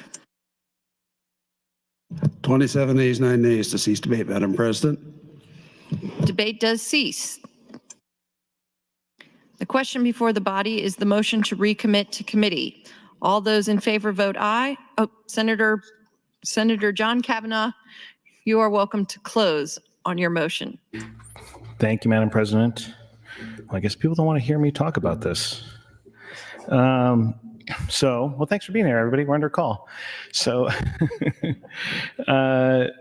I brought a motion to recommit this bill, and I appreciate Senator Bosselman's distinctions between what was in the original bill, what's in the amendment, and what's in AM 2912. But I would respectfully disagree with Chairman Bosselman that I do think the requirement that there be a power purchase agreement with the public power in the state is a substantial change, because it is limiting who the power can be sold to. So we have a bill here that originally written had requirements of a meeting in the district, which again, I said, I don't think anybody really has a problem with meetings in the location in which someone's building a project, be that public or private. Private developers do the meetings at the county board, the zoning board, and things like that. I don't think people really have an objection to doing that. And of course, these companies are in it for the money. They want to build projects that they can sell the power. But by limiting who they can sell it to, we are creating an artificial constraint on private businesses. And that's what the problem with this bill is, because that artificial constraint created by this legislature is going to hamper a private enterprise in the state of Nebraska to the point where it probably will not exist anymore. So I'm sure I'll get to talk a few more times after this, but I would encourage your green vote on the motion to recommit, because I think that this bill, as it was introduced, is different than the bill that we are going to be asked by the introducer to vote on eventually. I think that 2702, even without the amendment that Senator Brewer talked about in his introduction, is still wrong for Nebraska, and it's wrong for our power industry. I think that we should not be picking winners and losers, to go back to words we talked about earlier. We're trying to force an industry, private developers, out of the state of Nebraska. Essentially, Nebraska missed the boat on building wind and solar when it first started. When you drive across Iowa, you can see it, wind turbines as far as the eye can see. And whether you like that or not, those are dollars coming into those farms, into those communities. That is electric generation for the cities, Des Moines and Council Bluffs. That is economic development. Whether you like that particular type of economic development or not is a different question, but those are private industries that have chosen, because of the economic conditions, to build that. And we missed it because we didn't have the right statutory structure in place. Since that time, we adopted many changes to our statute that allowed for the development of private renewable generation, and have then brought in lots of money into our communities. Most of them are rural communities, to Senator Brewer's point, not really District 9, and I grant that, but it's for the greater good of all Nebraskans to develop this industry and to bring those dollars into those communities. We were having a whole big conversation this week about how do we create property tax relief, and eliminating huge taxpayers who are creating a product for export, by the way. They want to send it out of the state of Nebraska to bring those dollars into the state of Nebraska. That is the wrong approach. So I brought a recommit to committee because I thought that was the right way to structure this debate and to demonstrate that this bill needs further consideration. That's why I brought this. We didn't really get very far in that conversation, but I'm sure we will have more time at 8:14 on April 2nd to have that conversation. But again, I would encourage your green vote on the motion to recommit. Thank you, Madam President. Thank you, Senator John Kavanaugh. Now the question before the body is the motion to recommit to committee. There's been a request for a roll call vote. Mr. Clerk, please call the roll. Senator Aguilar. No. Voting no. Senator Albright. Voting no. Senator Arch. Voting no, Senator Armendariz. Voting no, Senator Ballard. Voting no, Senator Blood. Voting yes, Senator Boson. Voting no, Senator Bostar. Voting yes, Senator Bostelman. Voting no, Senator Brandt. Voting no, Senator Brewer. Voting no, Senator John Kavanaugh. Not voting, Senator Michaela Kavanaugh. Voting yes, Senator Clements. Voting no, Senator Conrad. Not voting, Senator Day. Voting yes, Senator DeBoer. Voting yes, Senator DeKay. Voting no, Senator Dorn. Voting no, Senator Dover. Voting no, Senator Duncan. Voting yes, Senator Erdman. Voting no, Senator Frederickson. Voting yes, Senator Halloran. Voting no, Senator Hansen. Voting no, Senator Hardin. Voting no, Senator Holdcroft. Voting no, Senator Hughes. Voting no, Senator Hunt. Senator Ibach. Not voting, Senator Jacobson. Voting no, Senator Kauth. Voting no, Senator Linehan. Voting no, Senator Lippincott. Voting no, Senator Lowe. Voting no, Senator McDonald. Voting no, Senator McKinney. Voting yes, Senator Meyer. Voting no, Senator Moser. Voting no, Senator Merman. Voting no, Senator Raybold. Senator Reapy. Senator Reapy? Not voting. Senator Sanders? Voting no, Senator Slama. Voting no, Senator Vargas. Voting yes, Senator Von Gillern. Voting no, Senator Walls. Voting yes, Senator Wayne. Senator Wishart. Not voting. Vote is 10 days, 31 days on the motion to recommit. The motion is not successful. Mr. Clerk, for a motion. I raise the call.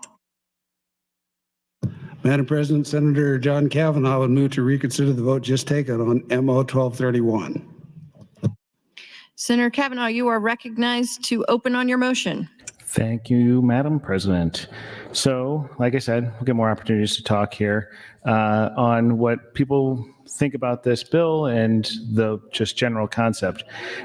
I did want, as we were talking about this, I was thinking about, might call it overly burdensome government regulations.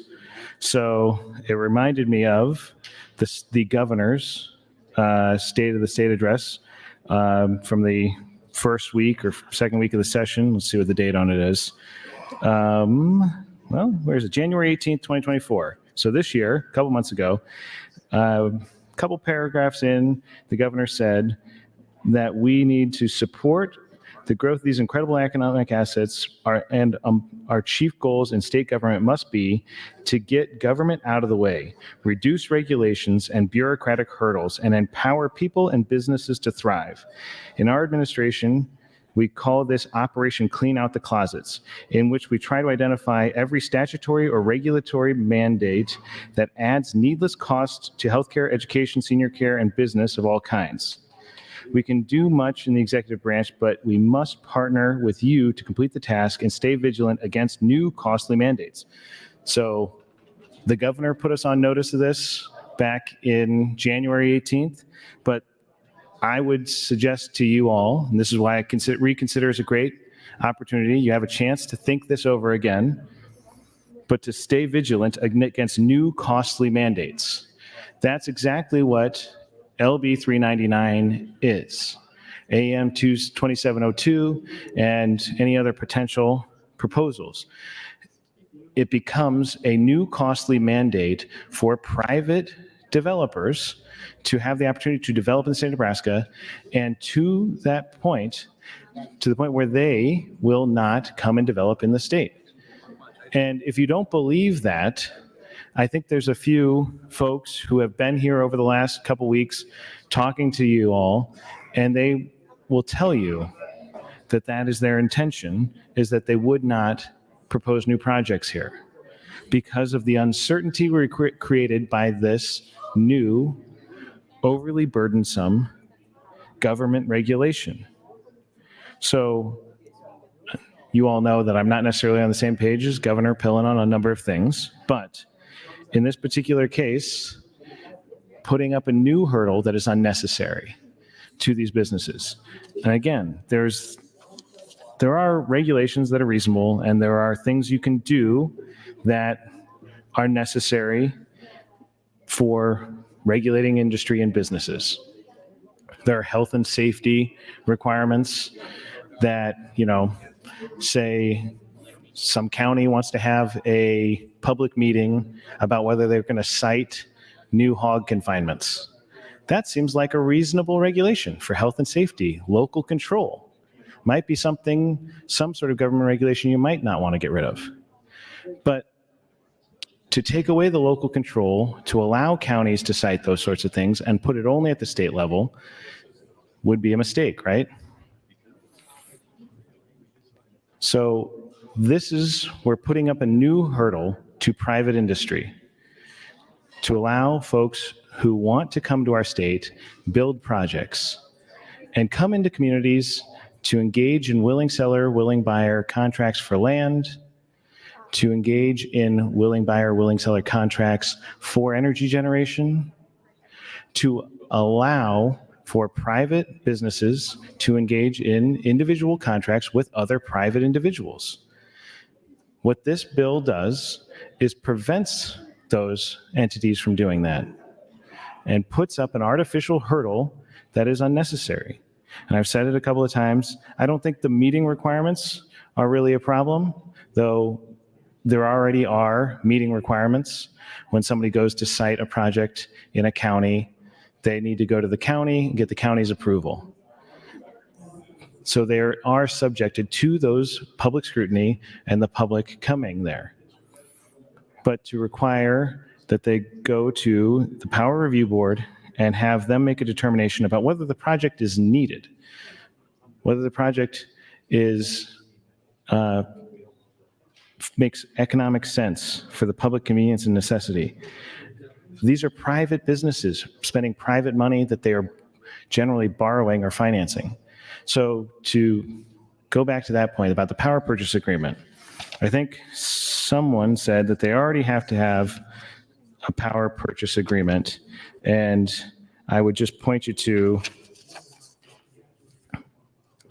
let's see, we're on AM 2702, and then going on to page 6. So for private developers that they have, this is new, page 6, line 3, the applicant has entered into a power purchase agreement for the output of privately developed renewable energy generation facility. So that is not currently a requirement. So right now somebody could, if their economic model makes sense, all these guys do, I'm sure we have some business people here, bankers maybe, who have looked at prospectus and forecasts, and no one is going to go and spend this kind of money to put in the amount of effort and time for contracts and for purchase of land, leasing of land, building contracts, bringing in the crews, things like that, without being pretty sure they're going to be able to make money off of it. Because these are expensive, large projects. But they can choose whether they want to enter into a power purchase agreement before they build the project, or they could enter into a sell on the spot market, whatever it is economically feasible for them. So that allows businesses to choose what is the business model is right for them, without the government coming in and telling you exactly what business model is the right business model for you. Would anybody in here continue to engage in whatever industry they were in if they could only do it exactly as we decided here? Would Senator Brandt continue to raise hogs if he could only sell them to one buyer? If he had to sell them to, I don't know, Fairberry Franks? Probably be pretty proud of that. My kids love Fairberry Franks, by the way. They asked me to take their picture with them at the grocery store, which is pretty funny. I sent it to Senator Brandt. But if he could only sell them to Fairberry Franks, he might not get the best price. It might not make the most sense for him. And he might say, you know what, I'm not going to engage in that particular production because I can't maximize my profit and I can't do it the way I want to do it. So he's not going to engage in that. That's the same thing for folks in other industries, including renewable energy generation. There are, of course, lots of companies from across the country who want to build in Nebraska currently, and that is a good thing. We want to bring in the building jobs, the legal jobs, legal paperwork, and all those sorts of things, contracting. We want to have the maintenance jobs, and we want to have the leases on the land that help pay the property taxes in those communities. All of those things are good. Some people don't like them. I get it. Some people don't like the power lines that are necessary to connect them. I get that too. But there is local control that allows counties to prevent them from being built if the county decides so.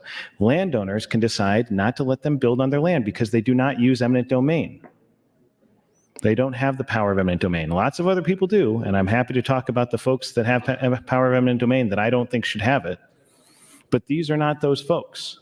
These are people, companies, that come and engage in a willing buyer, willing seller contract or lease for land, and then they build projects that create economic activity in the state of Nebraska.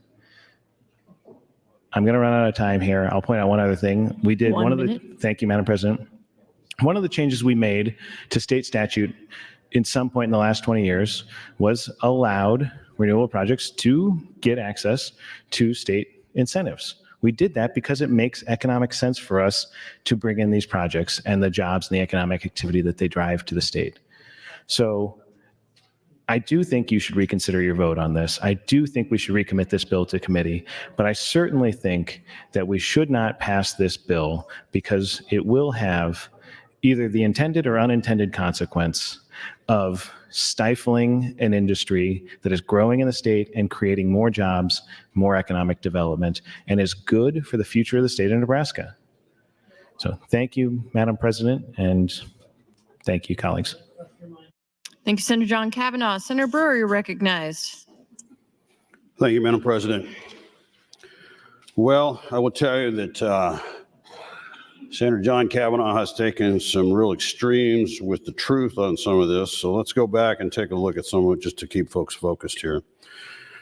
First off, what we're talking about is out of state and out of country companies. Now, you say, well, why would we want to do a power purchase permit?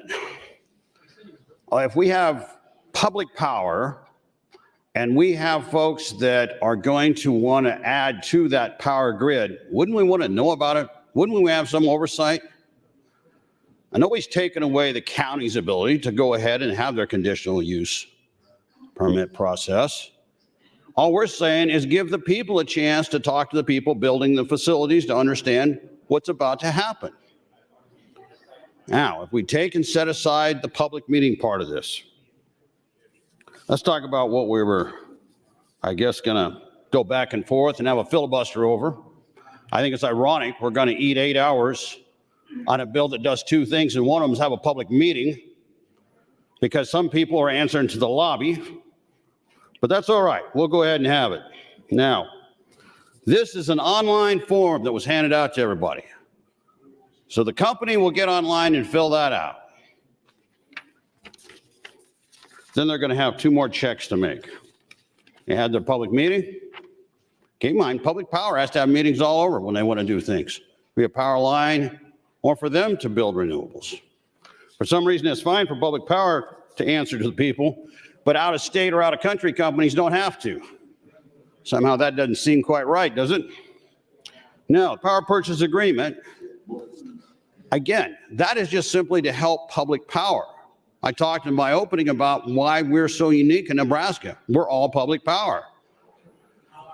That's a good place to be. We've seen the results, number 1, number 5. So there's a lot of innuendos being thrown out there, but please go to the amendment and read. Page 7, line 29. The board shall approve, not may, shall. As long as you do your homework and check the blocks, it's a done deal. We're not holding anybody back We're just trying to make them be fair. Madam President, I'd like to yield the remainder of my time to Senator Bostelman. Senator Bosman, you're yielded 2 minutes, 15 seconds. Thank you, Madam President. Thank you, Senator Brewer. I guess my question would be, is what I follow along with Senator Brewer is talking about is, what's unfair. Public power has to do it. Why doesn't a private have to do it? Why doesn't a private developer care enough to come to the community that they're going to build in and talk to the people? Don't send your lawyers, because that's what they do now. The lawyer comes, and the lawyers are the ones who come to the area. And the lawyers are the ones who talk. Don't send your lawyers. Send a board member, and the rest can do it virtually. There's tens of thousands of megawatts already in the queue at SPP for Nebraska in renewables. They've already decided, these renewable companies, they want to build a facility in certain areas of the state. That's already in the queue.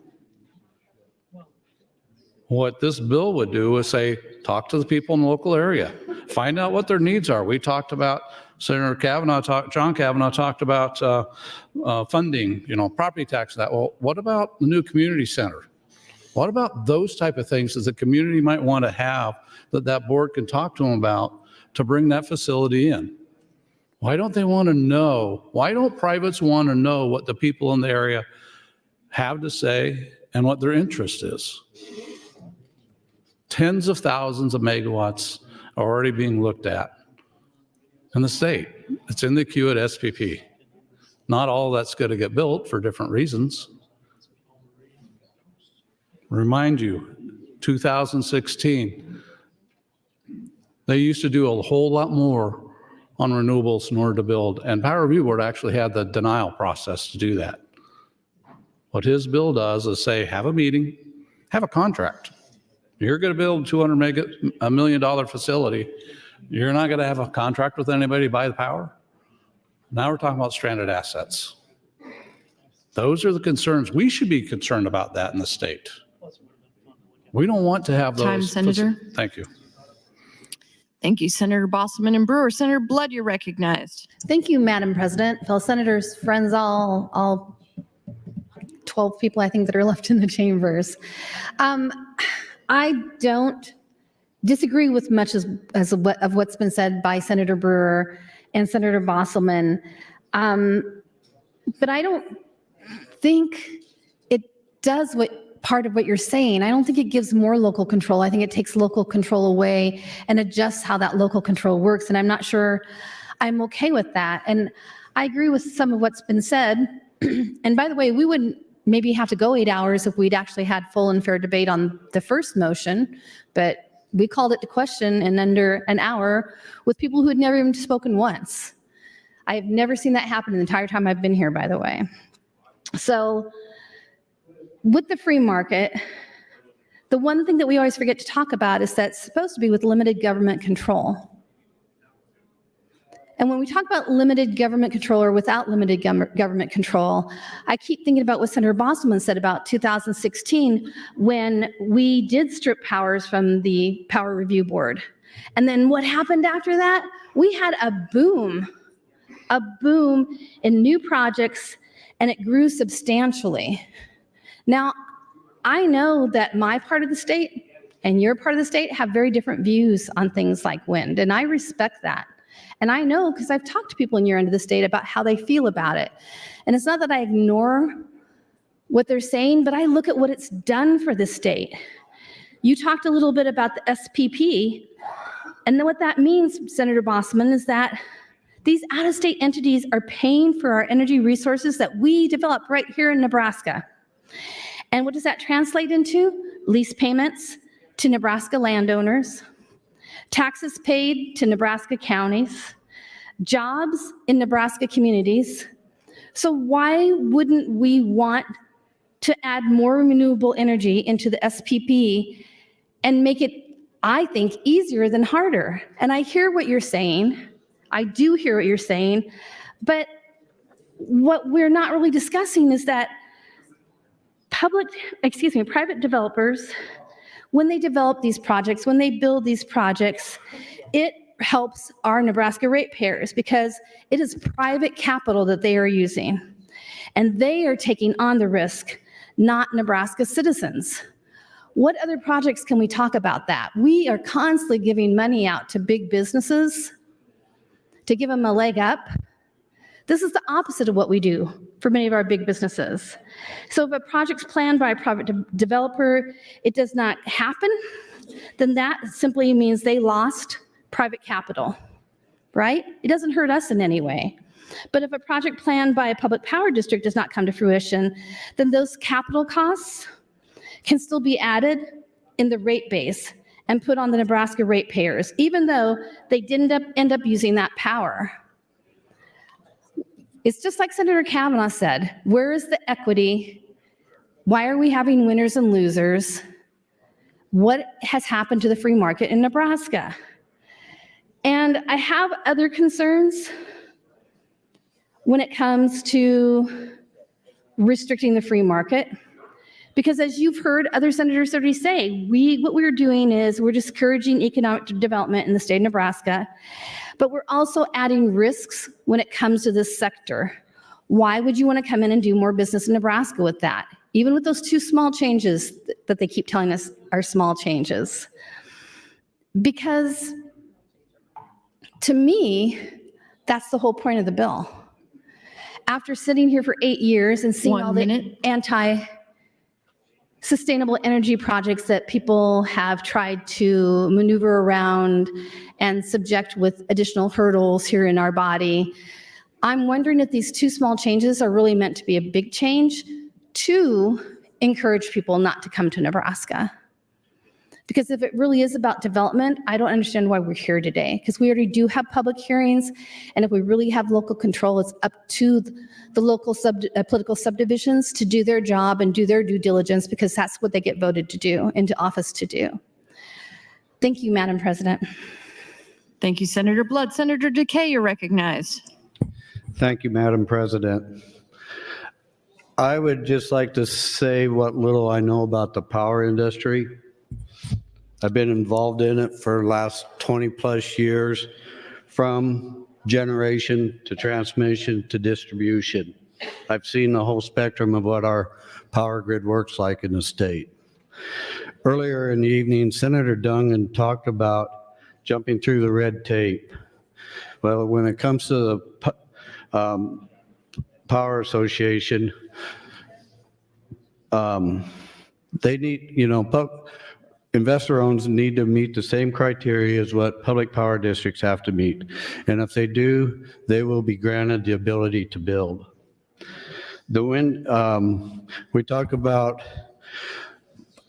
purchase power agreements. Prairie Winds, which is owned by Warren Buffett Company, which is located north of O'Neill, has approximately 260 to 280 towers up and going right now. I don't think Warren Buffett is in the business to lose money. So those purchase power agreements do work both ways. The wind industry and the solar array are in the state in abundance. There's solar farms in Norfolk, Kearney, Varangle, Central City.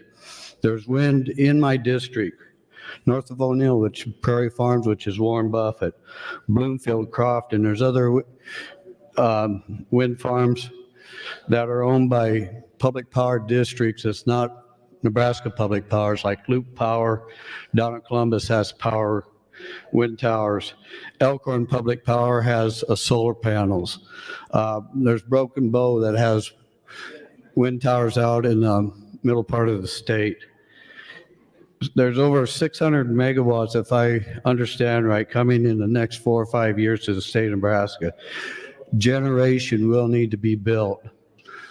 Small nuclear reactors aren't going to be on the table at that time, so that gives us some options to go with wind and solar.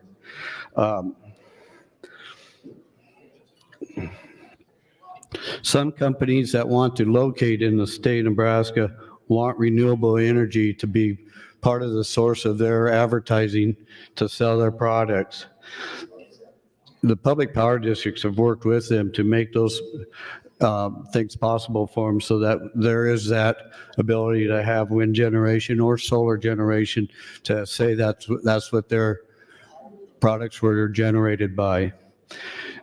The generation mix by Nebraska Public Power that I was part of goes from coal to nuclear to wind, solar, natural gas, hydro. We're working across the whole spectrum of generation mix across the state, and it's worked. With those different types of generation, the rates have not raised in, I think, 9 or 10 years. The point is that public power districts aren't opposed to the different types of generation as long as it's reliable and cost effective, and have worked, and I would guess will be willing to work with these partnerships in the future. I would yield my time to Senator Bostelman if he wants it. Senator Bosselman, you're yielded 1 minute, 32 seconds.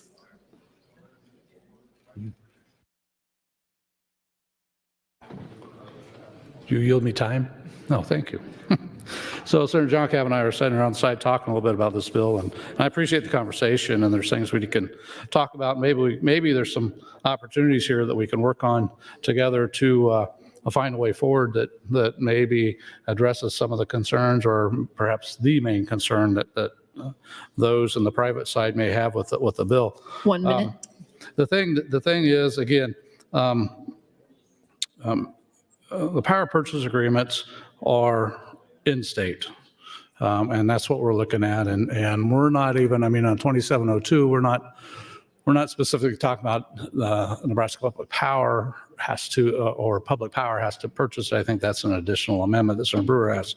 But there's tens of thousands of megawatts already sitting out there in the queue. So developers already come in, already found a spot, already has a contract signed. They're sitting there waiting to build it. So they've already talked to the folks. So, okay, you come back and talk to the folks in the community again, get those together, and you report that, you show that you got a power purchase agreement, and you're off and running. So the Power Review Board doesn't say no, it's just a check the block. And that's the part that Senator Brewer is getting at with this bill. And again, in 2016, prior to this, it was far more arduous than this. And in 2016, that's time, this was Senator. Thank you, Senator Bosselman. Senator Decay. Senator Walls, you're recognized. Thank you, Madam President. I yield my time to Senator Duncan. Senator Duncan, you're yielded 4 minutes, 54 seconds. Thank you. Thank you, Madam President. Thank you, Senator Walls. I was just waiting there for the mic to be on. Again, appreciate the conversation we've been having here. So I've been digging a little bit deeper into trying to understand some of the ramifications of this. And what I think is interesting is obviously we think about the potential effect to solar and we think about the potential effect to wind, as it seems like those are some of the two major entities that are being discussed a lot with LB 399. What I think is getting lost a little bit in the wash is the potential impact on ethanol, and then also the potential impact on future sort of burgeoning new industries that we've already talked about here this session, like sustainable aviation fuel and other economic opportunities. So talking to some of my friends who work in the ethanol industry, who work in the renewable fuels energy, people from ADM, I've discussed with them this bill and asked how they feel about it. And they've expressed to me great concern. And essentially that great concern is if 399 goes into effect, either with AM 2702 or the other amendment that is currently being contemplated down the road from Senator Brewer, both of those could potentially have a chilling effect, obviously, on renewable energies coming into Nebraska. If you talk to those who are in those industries, they say that it essentially will kill it outright. The reason that affects ethanol is that in order for ethanol to be viable to receive certain federal credits, there have to be certain conditions they meet. And to oversimplify, many of those conditions involve receiving a portion of their power either from green energies or renewable energies, or they require that the overall net carbon emissions of the production of that ethanol meet certain requirements. If you were to cut out the entirety of our future renewable fuels industry, if you cut out our entire solar and wind industry or try to cut that back, you're going to see a huge impact on ethanol being able to qualify for those credits and to continue to operate in the state of Nebraska in the way they currently do. I know many people in this building, obviously, are farmers or they're in the ag world, and they work a lot with ethanol, and that ethanol is one of the integral components of our economy here in the current ag economy of Nebraska. So I think there's an unintended consequence of LB 399 and the potential AMs that are being contemplated, that it would have a negative impact on the ethanol industry as a whole. So I think we need to be very aware of that.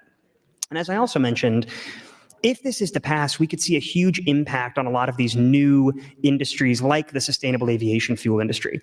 I was just talking with somebody who works with an organization that is trying to come into Nebraska to create sustainable aviation fuel. And their model is that they essentially build wind turbines that directly power their own plant in an effort to create sustainable aviation fuel that is not burning fossil fuels to process that biomass. So they're putting these wind turbines in to power their own plant. They're not selling it to any end user, nor are they then going to make a power purchase agreement rather with NPPD or OPD or LES or whatever it may be. But if they're required by virtue of this bill to have that agreement for the purchase of power ahead of time, it's going to completely upend their business model and make it so that in the event that they were to try to locate to Nebraska, it would almost be impossible for them to meet all of the requirements of this bill. I don't think that we should be in the business of standing in the way of these new industries as they come into Nebraska. And I certainly don't think we should be in the business of telling people who are trying to come here to purchase up our corn, our soy, to produce these new fuels that they can't come in. And so I just want to be very cautious to my colleagues when they read some of these notes, when they listen to some of the debate. It sounds like it's a small change. Thank you, Madam President. It sounds like it's a minuscule change and it's only adding in this and it's only adding in that. But the unintended consequences of those requirements could be very large. So again, in AM 2702, we're talking about this application that potentially could be denied by the Power Review Board, or in the other amendment down the road, if we get to Senator Brewer's other amendment, we're talking about potential problems with that intrastate requirement, meaning within Nebraska, for the agreement to purchase power. Either way, there are burdens that are going to harm these industries, and we have to be very cognizant that we as a state don't try to push those out. So again, please listen to the debate. It's more nuanced, I think, than it sounds on the face of it, and I look forward to having more of this conversation. Thank you, Madam President. Thank you, Senator Jungen. Senator McKinney, you're recognized. Thank you, Madam President. I support the motion to reconsider and the motion to recommit to committee. And I oppose the AM and LB 399. LB 399, for a lot of reasons, poses a lot of issues. As an urban senator, I'm usually not on the side of this, but, just thinking practically about, public power and just energy, period, LB 399, is anti-business. It will go against years of efforts of compromises for business in our state, and wind energy and solar energy represents massive forms of successful rural economic development, and it has been $6.6 billion in new tax base in our state. And we have to think about that, because we had these $6 billion in new tax bases for our state. And we have to think about this when we talk about taxes this year, and we talk about finding new revenues for the state of Nebraska, and how are we going to balance our budget, and how are we going to do all these things? And we have to think about new energies and new revenues. And this bill poses a lot of problems, especially, you hear a lot of times about different governments and what's going on in socialism and democracy and things like that. And if somebody produces an energy, why should they have to sell it back to the government? To the government, They should be able to sell it on the open market and produce whatever they produce. They shouldn't have to sell it back to the government. If that is such, then why aren't we in Cuba or Russia or somewhere else? If you produce the energy, you shouldn't have to sell it back to the government. You should be able to sell it on the market, you know? And honestly, renewable energies are a thing that we have to acknowledge, and we can't just put barriers in place just because, you know, maybe you don't like it and maybe you don't fully support it, but we need different energy sources for our society to survive. And this is an option, and this bill, renewable energies are an option, but this bill will put up unnecessary barriers to those options, those unnecessary meetings, those unnecessary barriers, and those restrictions that potentially will be placed for those projects in those communities. It's completely anti-market. Why should anybody produce a source of energy and have to sell it back to the government? Why should they have to go through unnecessary barriers to get what they've produced to the market? Why should that have to happen? It doesn't happen in any other industry, and this bill would make that happen. And we should have to think about that. You know, we talk about growing a state. We talk about finding new ways to create new tax bases or expand our tax base.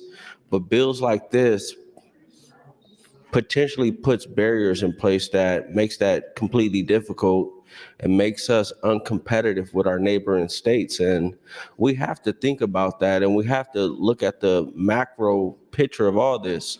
When we think about laws and things that were passed in this place, we have to think about it and ask ourselves, are we really trying to grow the state of Nebraska? Are we really trying to compete with the rest of the country? Or are we trying to stay in the Middle Ages? The world is changing, climate change is real, and renewable energies may not be the solution for everybody, but they are an option, and we can't deny those options, and we can't restrict the market because we don't like them. The market is the market, and we shouldn't be opposed to it. Thank you. Thank you, Senator McKinney. Senator Dungan, you're recognized. Thank you, Madam President. For those following along at home, it's obviously getting a little bit later now. It's kind of quiet in here. It's a little bit dim. I was going to ask the Madam President for a gavel because I thought it'd be funny, but I won't do it. I won't make her do that. There's just not a lot of people in the room. But I do think we're having a really good debate. And what's interesting about this issue, what's I think really fascinating about LB 399 and the proposals to go into that, is it's genuinely not a partisan issue. And when I talk to my colleagues around the room about who supports this and who opposes it, you see some real allegiances being formed across the proverbial political aisle, because we all, I think, see different parts of it that we like or don't like, or there's concerns that we have. And so I want to highlight that briefly, that this is not your typical quote unquote filibuster where I think you see people on the left fighting versus people on the right and all those kind of things. And I really like that because it highlights the fact that what we're discussing here tonight are actual issues that we have with this bill. But we also, I think, can cut through some of that partisan divide and really dig into what the actual problems are. So in talking with a number of my colleagues who I think are oftentimes a little bit more on the conservative side of things, they highlight the exact same things that I've brought up in the past year recently, which is that this bill at its heart is an encumbrance upon business. It's an extra burden on private industry that is trying to come into Nebraska, create a market or be a part of a market that already exists, and then create a commodity. Create a commodity of energy or participate in the production of our energy that can ultimately benefit all Nebraskans, thereby driving down potentially the costs, the more access to it we have. And so when we put these burdens on the industry, it doesn't jive, I think, with what a lot of us want to see our state doing to up and coming organizations and companies. And then you can swing all the way around on the debate and you can talk about the environmental perspective, and that I think Senator McKinney did a fantastic job of highlighting this. We have a problem. We have a long-term problem, not just in the state, but obviously around the world, of what we're going to do once our fossil fuels run out. And we don't have to dive too deep into that. But what I think Nebraska has sought to do is to be a part of the solution instead of just kind of letting the solution pass us by and funnel into neighbor states, which we've seen happen in Iowa, in Kansas, and across the entire Midwestern spectrum. We, as has already been pointed out, we were behind the 8 ball, and we did not invest early enough as a state in these renewable energies, which has harmed us. But I think right now we see great opportunity. I've talked to a number of people who work in the renewables field, and it really is starting to kind of amplify, and we're seeing exponential growth in that industry because people are realizing that Nebraska is the hub for a lot of these things that make it, frankly, one of the best places in the country to do a lot of these renewables, whether it's wind or solar, or any other number of the new renewables that are being researched and developed pretty much every year. We're an amazing place to locate those businesses. And we have businesses that want to come here. And if they ultimately decide to make Nebraska their home, that helps us across the board. It ensures better access to that energy. It ensures more reliable power across the spectrum because we're diversifying the grid. It ensures that we are being good stewards to our environment. And frankly, first and foremost, it ensures further business for our ag community. And I believe that we should not be in the business of hindering business. So I just want to highlight that again. I think that at the heart of it, LB 399 and the AM that is attached to it, whether it's 2702 or the one down the road, create hoops to jump through that, frankly, I don't think are necessary. 1 minute. I try to time it when I see you lean forward so that way you don't have to interrupt me. So I try to do my best. But I think that those create hoops that aren't necessary, and they put the businesses in a situation where they have to ultimately meet criteria that we don't put on other businesses. That is, I think, going to create a problem with them continuing to exist in Nebraska. I 100% believe that the people of Nebraska have a right to have their voice be heard in these processes and procedures. And in doing my research and talking with people in the field, I am confident that there is currently already a structure in place to ensure those voices can be heard, whether it's at the county board level or any number of other hearings that currently take place. I don't believe there's a situation where the people of Nebraska are being ignored. And I think that creating more of those hoops is going to be a problem ultimately for us. So colleagues, I hope we continue to have this conversation. I would encourage you to vote green on the motion to reconsider and ultimately green on the motion to recommit to committee. Thank you, Madam President. Thank you, Senator Duncan. Senator Frederickson, you're recognized. Thank you, Madam President. Good evening, colleagues, as we are entering the 9 o'clock hour shortly. I continue to rise in support of the reconsideration motion and opposed to the underlying bill LB 399 for a number of reasons that have also been stated earlier. And again, taking a more global perspective with this big picture, I want to just bring us back to something I referenced earlier, which is a lot of the theme in the conversation we've been having in this legislature is around revenue and around taxes and around property taxes. And the question has been all year, how do we make significant cuts to property taxes? How do we provide that much needed property tax relief in a way that's sustainable, in a way that is responsible as a state?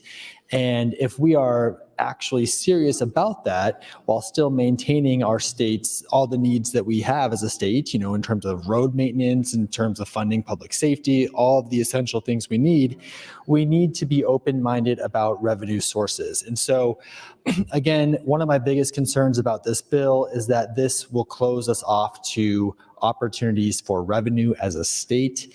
And I don't think that is a fiscally responsible decision to make.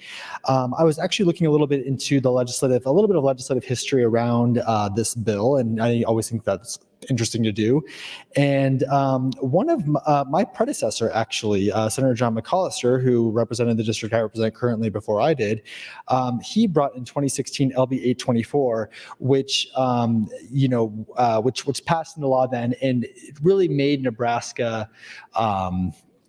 on par with a lot of our sister states in terms of regulations and in terms of having opportunities for private investment in renewable energy. And so in 2016, the concern with LB 399 is that this would take us back to where we were prior to 2016. And as Senator Duncan has pointed out, that puts us at a competitive disadvantage with our sister states and gets us potentially loses business opportunity and investment in the state. So the other thing that hasn't really been mentioned too much is the idea of private landowner rights, right? So, what do individuals have who own the land to enter into contracts with private investors?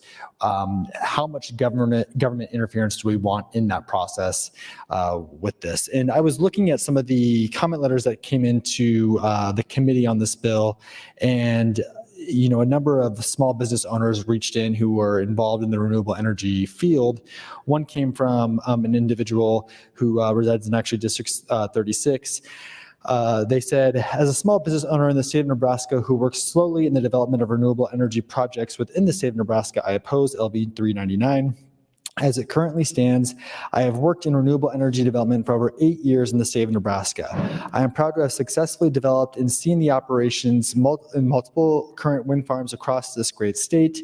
I've had the privilege to work hand in hand with so many landowners throughout the state, creating relationships and friendships. Renewable energy is a simple technology with free fuel.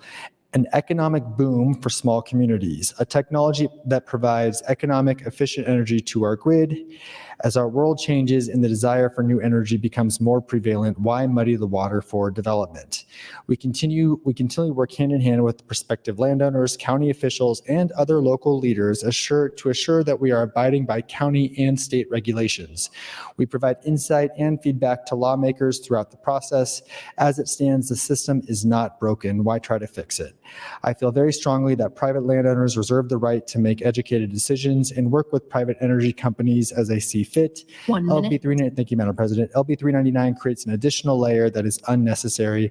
LB 399 would damage communities, and it truly doesn't represent the people of the state whom you're elected to represent. So this kind of, I think, puts a little color to some of the conversation we're having about the actual impact this has, not only on Nebraskans, on jobs that are here, but on people who are doing business here and creating jobs. And so, adding unnecessary extra burdens, taking us back to prior to 2016, which again, to remind folks, since 2016, we've had over $6 billion of private investment in renewable energy sources in our state. That's real money, that's real property tax relief. These are the things that we're looking for, big picture goals. So I would encourage folks to be read on LB 399. Thank you, Madam President. Thank you, Senator Frederickson. Senator John Kavanaugh, you're recognized.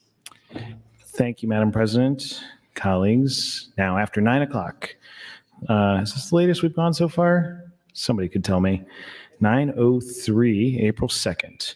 So a lot of things been talked about, and I did appreciate I had a good conversation with Senator Bosselman off the mic and Senator Brewer, and I do again say that I have a difference of opinion with both of them about the necessity for this bill and what the right approach is, but I do really appreciate engaging with them and that they're always in good spirits. Some people, if you watch the legislature, can see that I'm often involved in, we'll say, conflict, and some people don't appreciate the style in which I engage in a robust conversation. Other people are very collegial about it, and I appreciate that. But anyway, so there's a few things about this bill that I kind of want to talk about. One of them is we were talking about what exactly it does. So, and 2702 has this new requirement added of the power purchase agreement before someone can go to the Power Review Board and ask for this approval. And then again, it adds the actual ability for the Power Review Board to deny these contracts. But there's, I think, some consternation from folks who are in favor of this bill about thinking that it's just too easy. There's not enough things that folks have to do. There are a large number of meetings and approvals that any project would have to get at the local level before they even go to the Power Review Board with their current certification. So under the current statute, any project has to certify to the Power Review Board that they've checked a number of boxes, and I hesitate to say check boxes because it sounds very easy, but there are hoops they have to jump through. There are things they have to do. So they have to go to the local county. They have to get the approval of the county board for zoning. They have to get consult with Game and Parks. They have to define the joint transmission agreement. And I think that's an interesting one when we're talking, when Senator Bosselman was talking about the concern of stranded assets. And for those who don't know, and maybe I'm not the best to explain this, but Senator Bosselman can correct me, my interpretation of his concern there is this one about the intermittency of, we'll say, wind. Just pick one renewable. That when wind isn't blowing, there has to be electric generation because, say, the wind's blowing right now, maybe that's the power you're using to turn on these lights. But in the middle of the night, maybe the wind dies down and we'll probably still want the lights on if we're here for another 3 hours.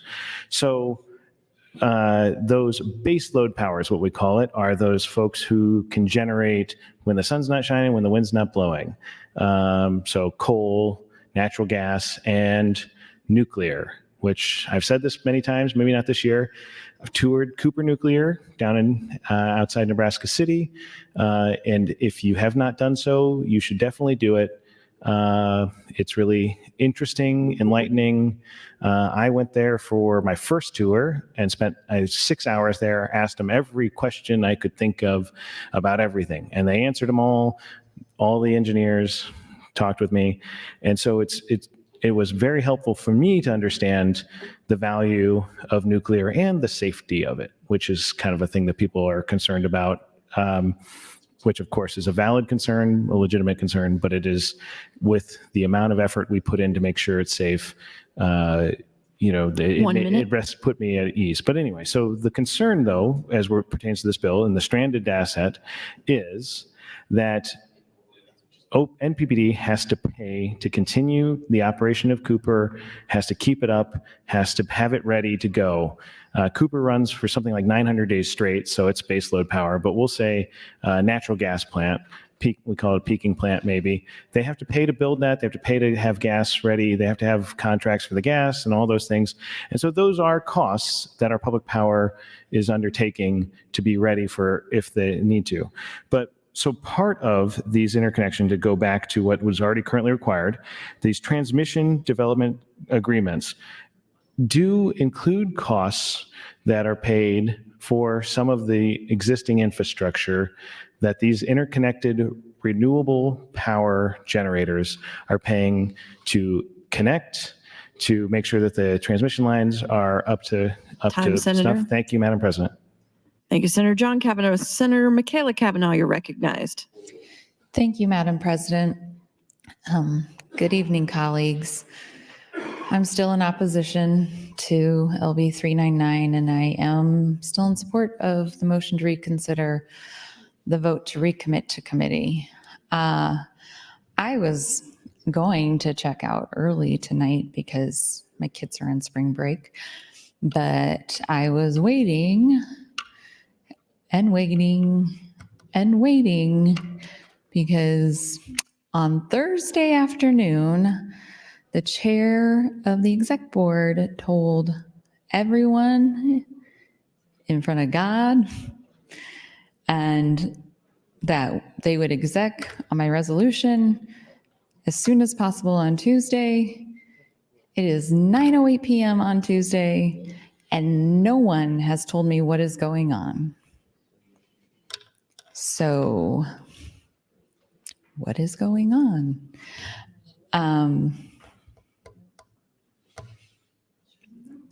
It's frustrating when you are actively feeling like you're getting rolled. Because I was told today that they were going to exec on my resolution today. And then I have press telling me that they were told that that wasn't going to happen. And nobody has told me anything that's going on. Just perpetually handling this in the worst possible way at every possible turn. So, I don't know, there's a couple of members of the exec board on the floor right now. Nobody's talking to me. Nobody is talking to me. I don't know what's going on. And I got so many text messages and emails from people today asking, have they exec? When are they going to do it? When's the vote coming? When's it happening? Because the chair of the committee announced it at the end of the hearing that I begged them to just vote on it then. If they're not going to vote for it, put me out of my misery. Just do it. Vote for it. Vote either to move it or to kill it, but vote. Just do it. It's not that hard. It's exhausting. It is exhausting to keep coming here every day, to have no resolution whatsoever. It's exhausting. And then to exist with 9 of my colleagues who signed a letter demanding that my own hearing for my own resolution be canceled, and have to spend all day negotiating with those people who couldn't even come to me directly and talk to me about it. They just went behind my back and requested that the exec board not hold a hearing on my resolution that requires a hearing. If they didn't have the hearing, then it would have to be printed on the agenda and voted on by unanimous consent.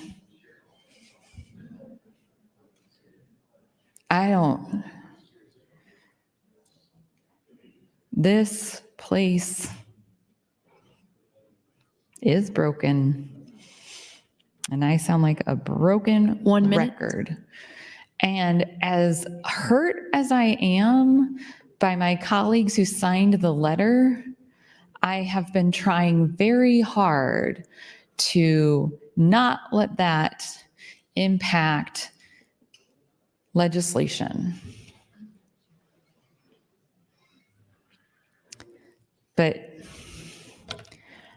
I don't know what people expect when a person has nothing left. When you take everything, including my dignity, what do you expect me to do? It's not going to be pleasant. I don't understand. Thank you, Madam President. Thank you, Senator Michaela Cavanaugh. Senator Erdman, you're recognized. Thank you, Madam President, and good evening. I've been listening to the debate by John Cavanaugh and Senator Dungan, Senator John Cavanaugh. These gentlemen have, maybe Senator Frederickson as well, have missed what exactly Senator Brewer is trying to do. I had made this statement earlier. This bill, in my opinion, should have been a consent calendar bill. And the reason I say that is because Senator Brewer, Colonel Brewer, has been working on this issue for 8 years. Senator Brewer has worked with everybody involved to try to come to an agreement what makes sense. He's got it narrowed down that the Power Review Board has to make a decision, and then they move forward. Senator Hardin described to you, and some call it a solar farm. It's not a farm. It's an industrial complex in western Nebraska. I was at that hearing. The question was asked, if you generate electricity, where are you going to sell it? And they said, we are working on a contract with WAPA, working on a contract. So we got $1 billion project, and they don't have a contract with anyone to take the power they're going to generate. They're working on it. So after the hearing was over, I visited with the developer. And I asked them if they were close to getting a contract with WAPA, and they said, we're working on it. They don't have a clue what they're doing. If we had a power review board that would review what their permits were and what they were doing and who the contract was with, Scottsbluff County wouldn't be dealing with these so-called developers who are not developers at all, but they're shysters, okay? They have 7 or 8 other projects, never generated 1 kilowatt yet, any place in the United States. So if we had this bill in place, Scottsbluff County wouldn't be dealing with the issues that they are today. So Senator Brewer's bill is not restricting so-called green energy to come into our state. And all of these things that we say are fact, like global warming is a fact. Global warming has been happening for a long time, and there's no such thing as man-made global warming. So deal with that as you will. The CO2 levels, they claim, are the cause of global warming. And they say CO2 used to be 100 and some years ago, like 2%. They have no way of knowing whether that's true or not. They didn't have any technology to test it. Now they say it's 4%. And without CO2, you and I don't exist. So all of this is smoke and mirrors. The only reason they build these solar complexes, these industrial parks with solar panels, is because of the tax incentives. Same with wind energy, same deal. That's why every so often they replace the windmills so they can renew their tax incentives. Senator Brewer's bill makes sense. It gives us an opportunity to have that information that's necessary to get the permitting, and the process of who they're going to sell it to is open and transparent. We're a public power state. So all of this smoke and mirrors that we're talking about here, the recommit and the reconsider, or for whatever reason, I don't know what it is, I would have to say you maybe need to look at the accountability and disclosure of some of the people that are opposed to this. Because it doesn't make any sense. They're not restricting anybody from building anything. They're just asking you to go through the process to make sure that you have the correct permits and you have an agreement to take the power. That's all he's doing. So I'm in support of 2702 and 399, and I'm opposed to the recommit and the reconsider motion. And my intention was to call the question. But 19 of us have checked out, and so I don't know there's enough here to vote. And so we'll continue, I think, till 10 o'clock, and then we'll reconvene tomorrow. And for whatever reason, we're going to continue to waste time, and I think there's another ulterior motive to wasting time rather than just on this bill. But that's for another conversation. Thank you. Thank you, Senator Erdman. Senator Brewer, you're recognized. Thank you, Madam President. Well, I'd have to agree with Senator Erdman. There's more going on here that meets the eye. So they've wound up their talking heads and stuck them in here to talk about this bill to eat time on 2 little issues. I don't know that it's consent calendar, but it doesn't deserve an 8-hour filibuster. There's all the ulterior motives. And the sad part about it is a lot of them out there in the rotunda were the ones that came in and spoke against the idea of restricting the burying of the blades of wind towers in Nebraska. They're environmental groups, and yet they want you to bury wind blades in Nebraska. And I'll bet you some of the ones that spoke are the ones that are also against the XL pipeline. But you know what? You can dig a great big hole out in the sandhill, fill it with concrete and steel that goes down to our aquifer, and that's fine.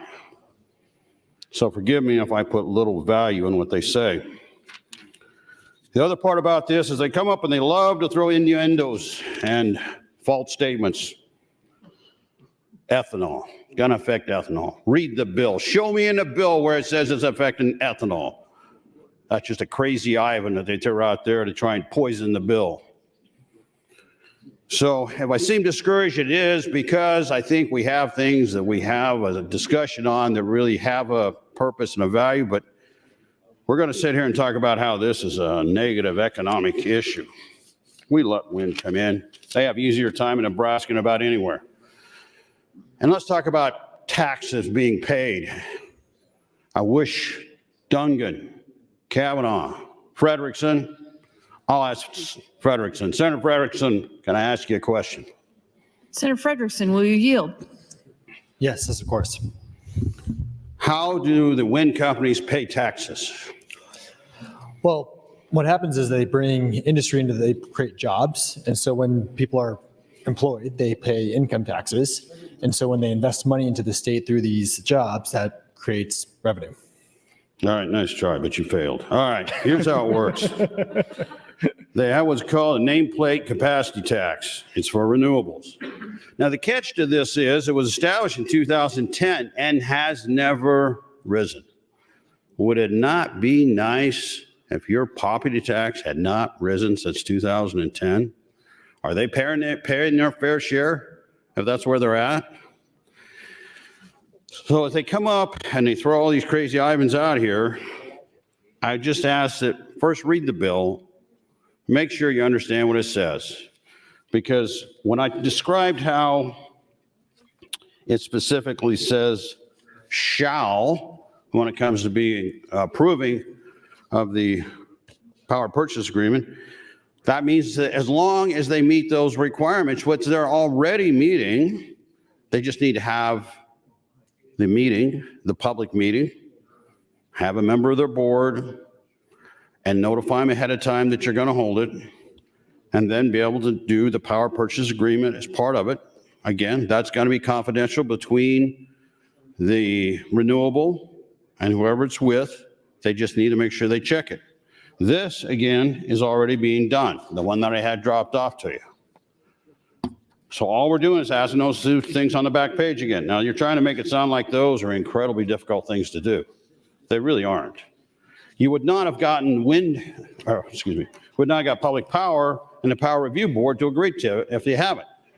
So if you have a question about ethanols or how this is done, Tim Texel with Power Review Board is, thank you, is out there. Go talk to him, ask him the questions, because I would hate to see us have to do an 8-hour filibuster on this bill over something that isn't true. Just look at the simple facts of it and be sure that what we're discussing is an honest effort to look at the issues within this bill.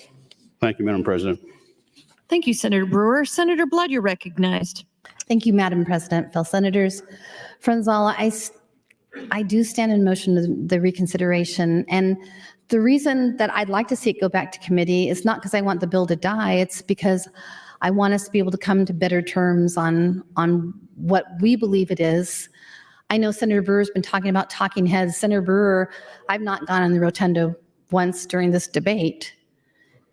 I believe there's more that we can do to make this better. I don't want to see something you've worked so hard on go away if we can come to terms with a couple of issues, which is why I've offered an amendment, by the way.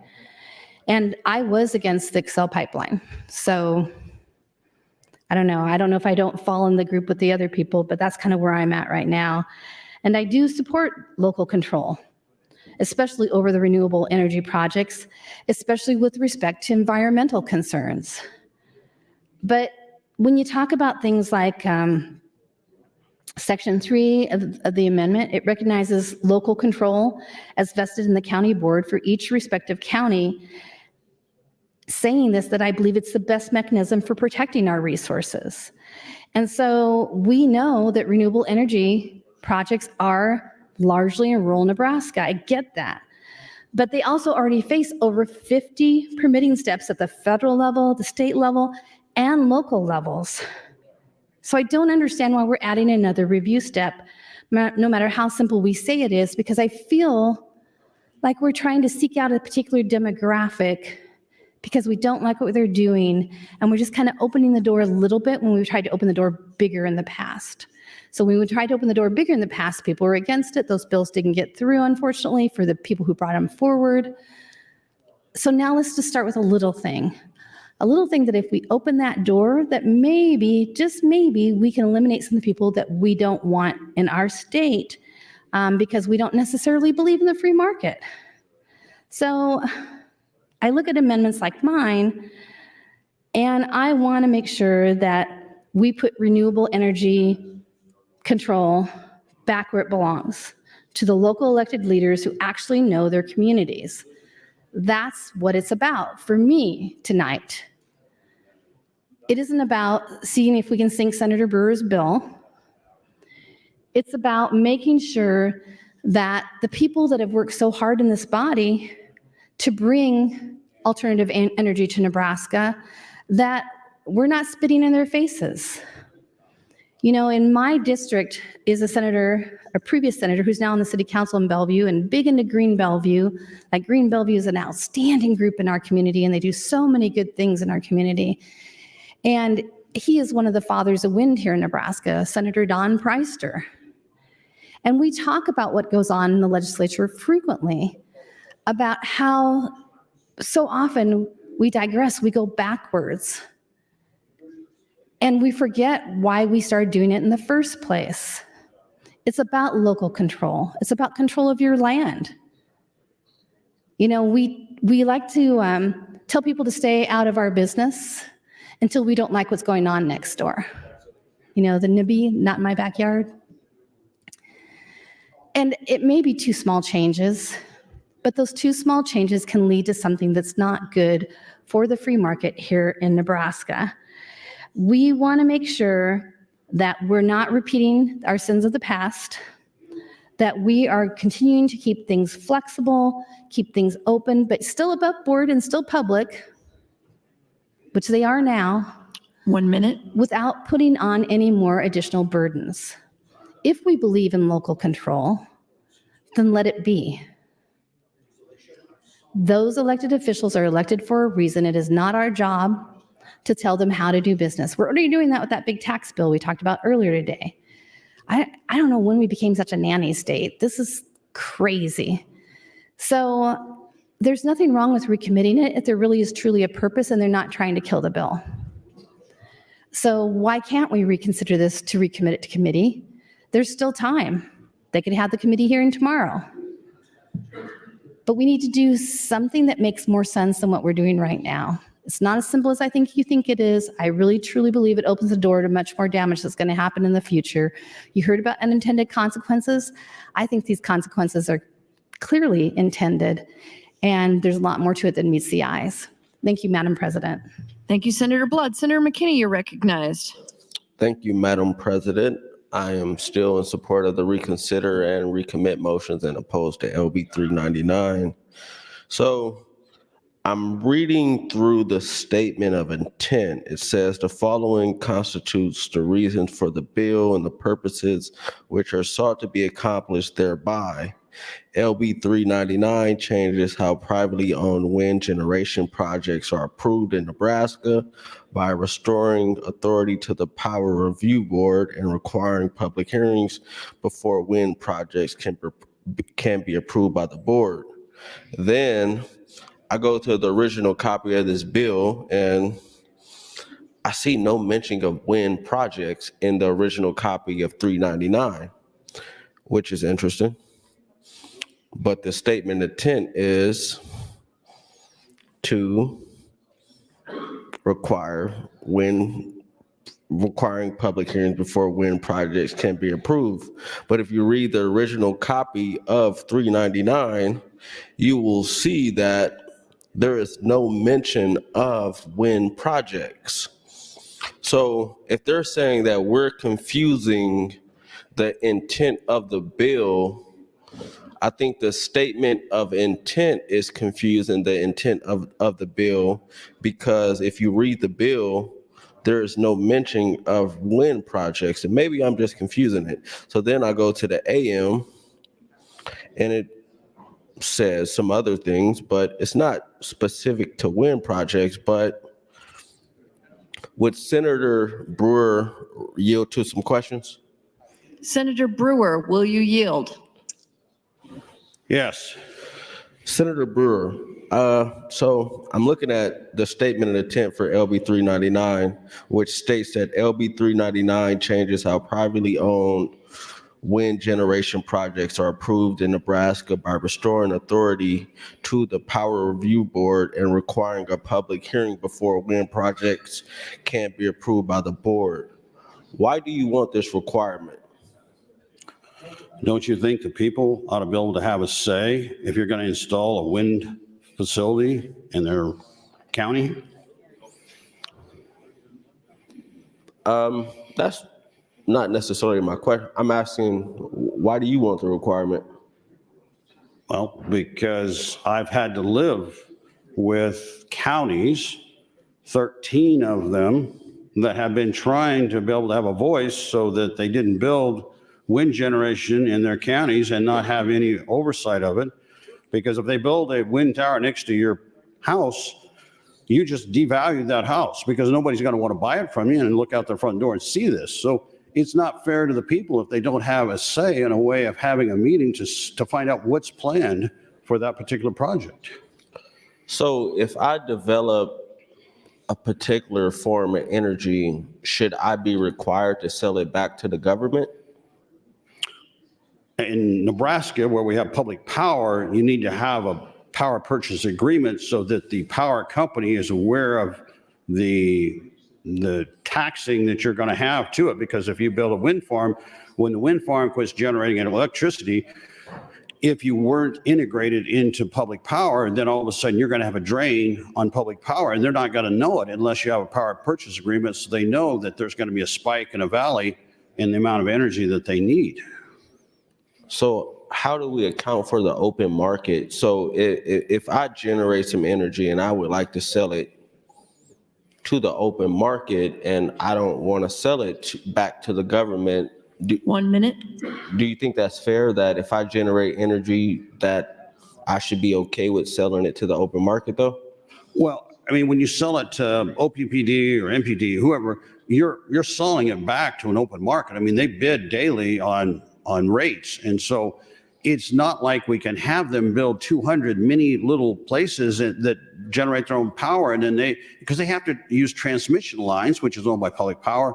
So if we're going to have public power, we have to be able to have it integrated and coordinated, or else there's going to be brownouts and blackouts because it's going to have power that's uncontrolled. Okay. Do you think this might potentially put up unnecessary barriers? Well, if you just simply, we've talked about how difficult this is. It really, most of what they're doing now, it's part of it. So we're not asking a lot more. And the public meeting, everyone seems to get concerned about that, but that's only fair to people. Senators. Thank you. Thank you. Thank you, Senator McKinney, Senator Brewer. Senator Duncan, you're recognized. Thank you, Madam President. Colleagues, I rise again in favor of the motion to reconsider and ultimately in favor of the motion to recommit and opposed to the underlying AM and LB. I just came from conversations about sort of where we used to be and where we are now with regards to wind energy in particular in the state of Nebraska. And again, this is not my wheelhouse. I don't have the historical context for this, but in talking to those who work within the industry, my understanding is that, for quite some time, there was a slight development in the renewable energy field here in Nebraska, 2010, 2013. You saw sort of a slight growth in that industry. And then it was around about 2016 where our laws were modified in order to streamline and sort of acknowledge the process that we currently have here in the state with regards to the development of these renewables. And what's interesting about the graph is it skyrockets. And what that is indicative of to me is the fact that, the modification that we've made in the past with regards to our laws as they pertain to the process and the procedure for these kind of facilities being built is that we've kind of hit the sweet spot. We have put ourselves in a position where we, for a long time, weren't seeing a lot of benefit, but now we as a state are finally seeing a lot of these companies and these entities come in and decide to produce here. Senator John Frederickson and others were kind of highlighting some of the economic benefit of this. My understanding from looking at some of the data is that Across Nebraska, generally speaking, the clean power industry's developed over 3,550 megawatts of operating wind, solar, and energy storage capacity. That's a pretty massive amount. Granted, it could be higher, but that's a pretty significant amount. It helps support an annual investment of nearly $55 million across the state through payments to landowners and in state and local taxes. I'll admit, I probably wouldn't have been able to answer all the specifics that Senator Brewer was asking about earlier with regards to how those taxes are ultimately remitted. But from looking at the data and looking at the numbers, $55 million across the state. And overall, that industry has invested over $6 billion with a B, $6 billion in the state of Nebraska, which overall has created a workforce of about 2,200 jobs that produce this homegrown American Nebraskan energy. Those numbers are really significant. And one of the things that I've always kind of looked towards in this conversation with regards to renewables and biofuel is what is the economic impact to our state? And what we know is that when we create a friendly environment for those organizations to come here, it puts us in a position where we are ultimately going to be benefiting from that increase in the companies coming here. Now, that doesn't mean we have to be overly generous, right? Certainly, we don't want to put ourselves in a position where we're just saying, yeah, sure, come in regardless. We're not going to background check you. We're not going to have you come talk to the community, build whatever you want. We don't care. That's not the current process. My understanding is the current process is a relatively onerous system. Not only do you have local entities like the county board and others that have these open hearings where people do come in, and I've watched these hearings where they do come in to testify before county boards about their opposition or their support for these kind of things, but you also have federal standards that have to be met with regards to permits, and there's conversations that have to happen with the EPA. I mean, these conversations that occur are not done in the matter of minutes. And I think to imply that it's currently overly easy for these projects to come to Nebraska, I simply would respectfully disagree. And so I stand, I guess, opposed to further burdening an industry that has created such an economic boon to our state without causing some known harm. And, granted, sitting here in Lincoln, being in LD 26, thank you, Madam President, I am not probably as directly affected by being closer to these projects, but I have spoken with a number of individuals who live next to wind turbines, who live next to these solar panels that have been installed. And the vast majority of people that I've spoken to are not burdened by them. And so certainly I always want to make sure members of the community are listened to, and I always want to make sure that Nebraskans have their voices heard. I simply think the current regulations that are in place permit that, and to implement some of the proposals here is going to further burden those companies. And I'm worried that on this graph, we're going to find ourselves not just plateauing, but declining back to where we were in 2013 before we actually saw this industry come in and help us. So again, colleagues, I think this is a business issue as well as an environmental issue, and I appreciate us continuing the conversation, and I imagine we will continue to do so for at least a little longer tonight. Thank you, Madam President. Thank you, Senator Duncan. Senator Vargas, you're recognized. Thank you very much. I rise in opposition to the amendments on LB 3399. I appreciate Senator Brewer for his work. I do. And just for context, we don't just say that. We do believe it. It's okay for us to disagree on issues. It's not a bad thing. I say that because I've had bills that have not made it out of general file or have gotten killed on the floor or and have gotten talked to death and sort of died slowly. The intention is not necessarily that. I'm just in opposition to a couple different things. One is the free market side of this. I believe that there is an intent to provide transparency in this bill, which I don't disagree with. The issue I have is when we're providing transparency in a space where this is a private market. We don't provide that same level of transparency or these public meetings and there is transparency and local control that is already embedded in the process for many of these different types of companies. But the issue is we don't provide this same type of process for every other private industry that could have some sort of an environmental impact. And if we did, then maybe, in terms of consistency, I would be in support of it. But what I do see is an opportunity, the opportunity in terms of the private investment that we have seen with renewable energy development in Nebraska is incredibly sound. We've seen the financial results, and we've seen the economic impact. It's not saying that there aren't liabilities or there aren't consequences. There are with everything. You could see that.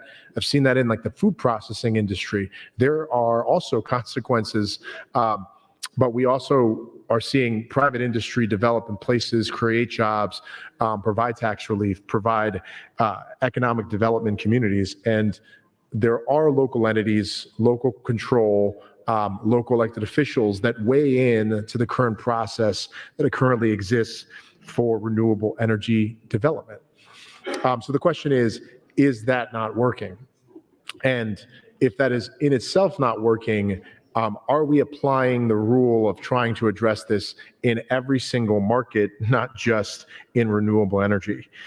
So I'm concerned that we are sort of picking and choosing an industry based off of, I don't know the reasons behind it necessarily, but that we're only picking one industry rather than applying it to all industries. I had a bill back in my first year, actually, that would have provided some more transparency, a little bit more oversight within drilling sites across Nebraska. The bill didn't get out of committee.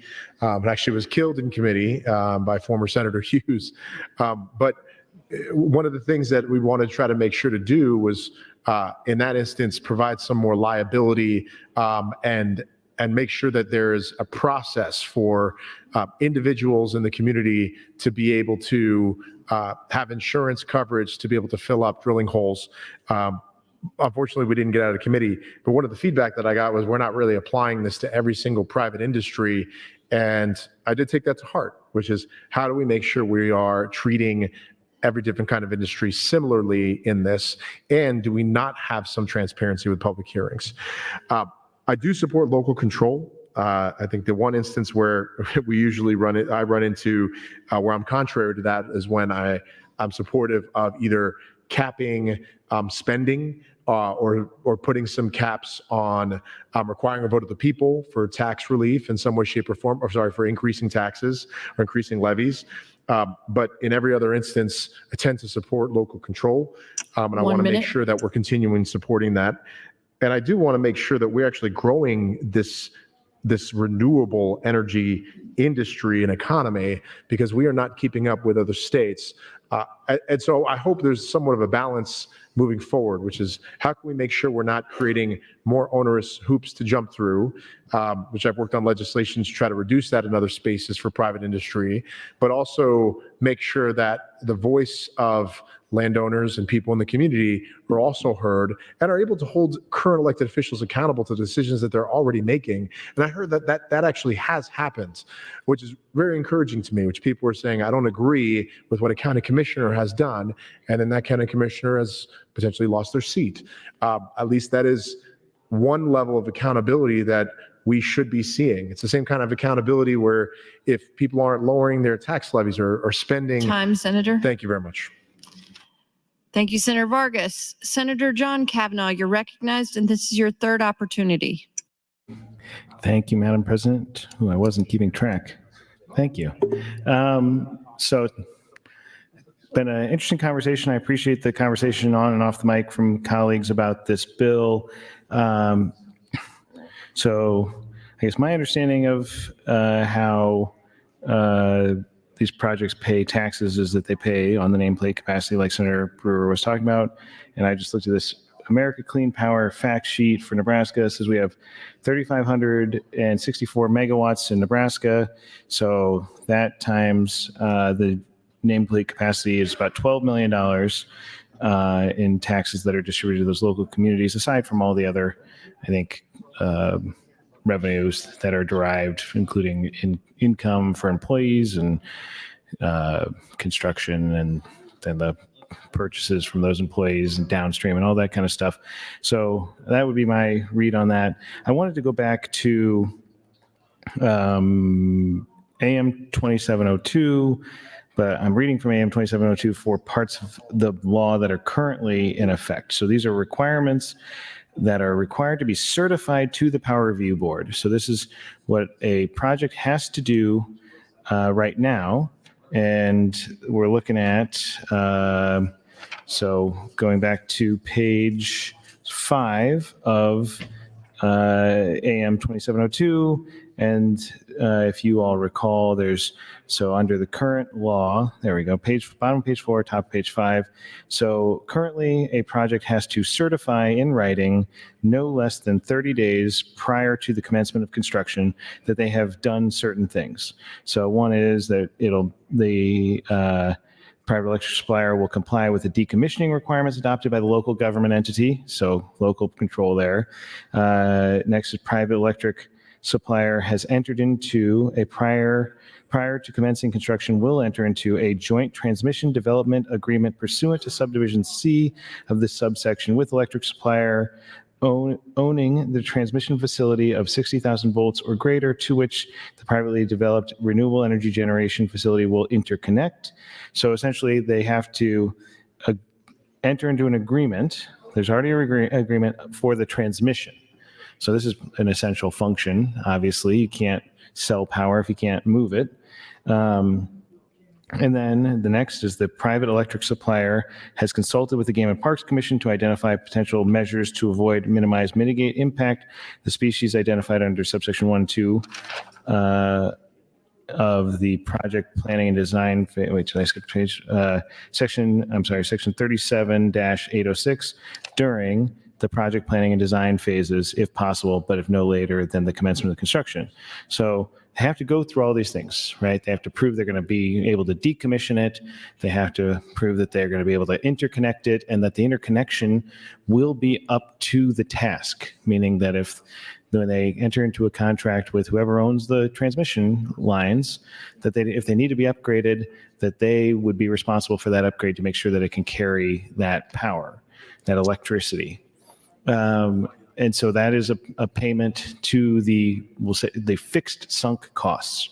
So one of the big problems in the electric generation game, we'll say, is that there are a lot of sunk costs. There's a lot of transmission lines, distribution lines.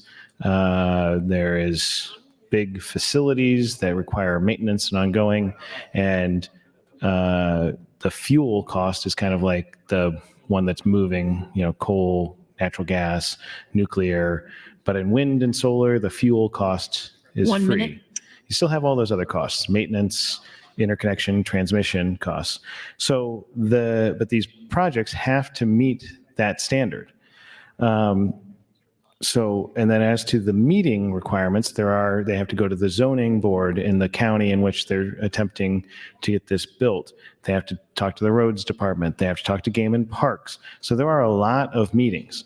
Maybe there's an opportunity to beef up those meetings. I don't know. That's not necessarily what's being proposed here. But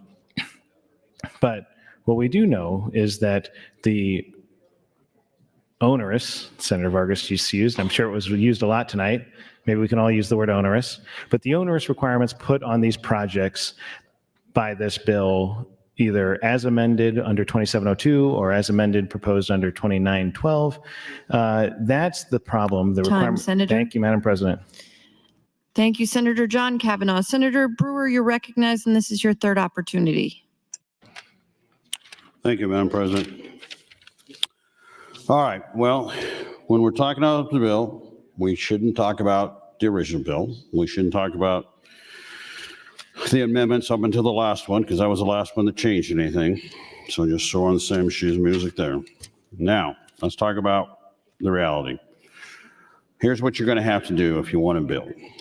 You're going to have to name the company that's going to do the building, comply with the Power Review Board requirements, follow the decommissioning, and that's going to be from the local government, your county. Joint transmission agreement, so you have to move the power somewhere. As Senator Kavanaugh said, you're going to have to consult with Game and Parks for obvious reasons. And now all we're doing, and read the bill, I'll be glad to take you page and line here, a PPA, power purchase agreement, and the public meeting. So we're all over the place talking about all the terrible things that that's going to happen because we're killing all wind energy or solar energy in Nebraska. Again, that's just not true.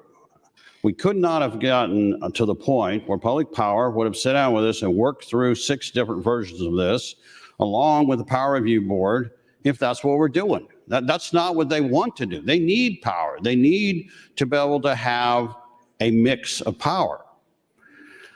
And I support a mix. I have not supported wind energy in the Sandhills for obvious reasons.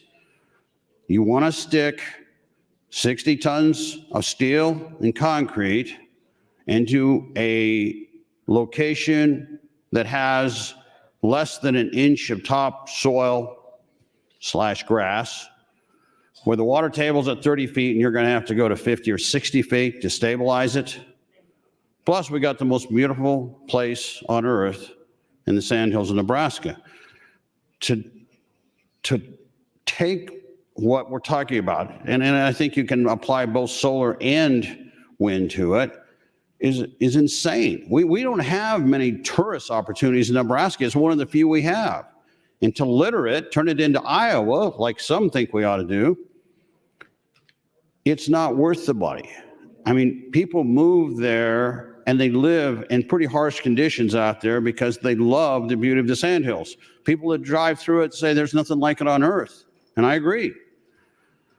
So it's ridiculous to say that what we're trying to do here is to not allow any future renewables. All we're trying to do is say, listen, if you're going to build in Nebraska, we need you to do the following things to assure that we're integrated with Public Power, that our Power Review Board does exactly what we've hired them to do. Why have a Power Review Board if you're not going to have them do anything? And if you don't believe me, again, whether you want to talk to Public Power or you want to go talk to Tim Texel, they're out there. And they can tell you why we spent all this time coming up to agreement. But it's like whatever story you want to hear on the floor now becomes the gospel. And I would love to take some of them that have been on the mic and sit down and talk about the Southwest Power Pool and talk about integrating power and just see how many are on talking points on their computers or that some lobbyist gave them, or how many of them actually understand the significance of it. So we will continue this, and I'll keep coming back to the very minor things that we're trying to do. And at some point, we're going to bring this to a close, and hopefully common sense will carry the day. Thank you, Mr. President. Thank you, Senator Brewer. Senator Dungan, you're recognized, and this is your 3rd opportunity. Thank you, Madam President. Again, good evening, colleagues. I don't have to recap quite as much when I'm speaking closer to myself here after there's less and less people in the queue. But I do think it's, 9:52. We find ourselves in a place where my understanding is we might be ending here at 10 o'clock. And so I think we're probably getting closer to the end of the evening. And I want to, take a step back and kind of talk about this from the broader perspective yet again. I will reiterate my appreciation for those who have worked on this bill. Anytime you have a bill that is important to you, that you've worked on hard as an office, especially when it's a priority for another senator, it is of the utmost importance, and you work really hard to get that across the line. It doesn't always mean people agree, but I think it's good to have conversation about that. For those who remember, Senator DeBoer previously this year did prioritize my LB 175, which also had a filibuster and ultimately didn't make it to select file. And that's the way the process works. And I can't say that I was pleased with that, but certainly the body spoke and we had a conversation about it. So I don't think that today's debate is purely about self-interest by those who are pushing back. Certainly, as I said, this is not my personal wheelhouse. I've had to do quite a bit of learning and research in this. And I'll be honest, too, when I heard some of the early opposition, I was skeptical. When people brought to me their concerns about what 399 and then AM 2702 and the other amendment down the road, 2912, the harm that it could bring to the industry, I listened, but I was skeptical because it sounds like a lot. So I went and talked to a number of folks, like I said, who work in that industry. And by the end of those conversations, found myself truly understanding the impact this could have. And what I know will probably, what I know will likely happen is that once this goes into effect, there's going to be these burdens that are going to be much harder to meet. Those burdens are going to have a chilling effect on whether or not industries choose to invest here in Nebraska. They certainly don't have to. Right? There's a number of states that are around us right now that have welcoming environments for a number of these organizations and entities. There's a number of companies that choose not to do business in states that are going to put extra burdens on them. And so whether or not we like the effect that this could have, whether or not we think it is either legitimate or illegitimate or an overreaction or a perfectly normal reaction, doesn't matter. If what we do here tells those industries and those businesses that this is going to create additional regulatory burdens and put them in a position where they can go elsewhere. So, again, obviously we always want to have regulations in place that permit members of the community to have their voices being heard. We always want to have regulations in place that ensure, above all else, safety and reliability. But I simply think that there are already sufficient guardrails in place to achieve those goals. And I do think that, speaking specifically about the language of AM 2702, because we don't have the other amendment on the board yet, so I know we're not going to talk about that too much, but AM 2702 creates an unreliability by virtue of the fact that our current law allows for the certification of meeting certain requirements, at which point in time you are then permitted to build, versus an application process that not only has the current rules in place, but additional regulations that one has to meet. And even after meeting those regulations, it is entirely possible that the Power Review Board could say no. And that's the problem. The problem is for these these companies to invest the upfront capital and time and energy into meeting those certain requirements, but to have the uncertainty of whether or not their application is going to be accepted or denied puts them in a position as a business to not want to invest in Nebraska. And I completely understand that because thank you, Madam President, when you leave that up to chance, you put yourself in a position where it could ultimately be money that just is essentially out of your pocket with no actual return on investment. And so I don't believe that we should be in the business of telling those businesses that if they do certain requirements, they ultimately could still be denied. That is the crux of my opposition to AM 2702. I think there is a broader opposition I have to some of the pushback that we've seen as a state against renewable energies. I think that renewable energies are part of the broader solution. Had a very good conversation with Chair Bostelman about how it's never just one thing. It's always going to be a puzzle where multiple things have to go into the solution. But I do believe that renewable energy in Nebraska is a large part of that puzzle. And I look forward to Nebraska continuing to be a part of that conversation and really helping those entities grow. Thank you, Madam President. Time, Senator. Thank you, Senator Duncan. Mr. Clerk for items. Thank you, Madam President. Your Committee on Enrollment and Review reports Legislative Bill 1288 is placed on final reading. Have a confirmation report from the Retirement Systems Committee. Amendments to be printed. Senator Vargas to 1355A, Senator Decay to 1301, Senator Conrad 1393, and Senator Bostard to 399. In addition to that, Senator Duncan, amendments to 399, and a motion for 399. Senator Kavanaugh, amendment to LB 600, 1120, 1169, and 1394. NAMED, Senator Dover and Senator Boston, both to Legislative Bill 910. Finally, priority motion, Senator Conrad would move to adjourn until Wednesday, April 3rd, 2024 at 9:00 a.m. The question is, shall the legislature adjourn? All those in favor say aye. All those opposed say nay. The motion is successful. We are adjourned.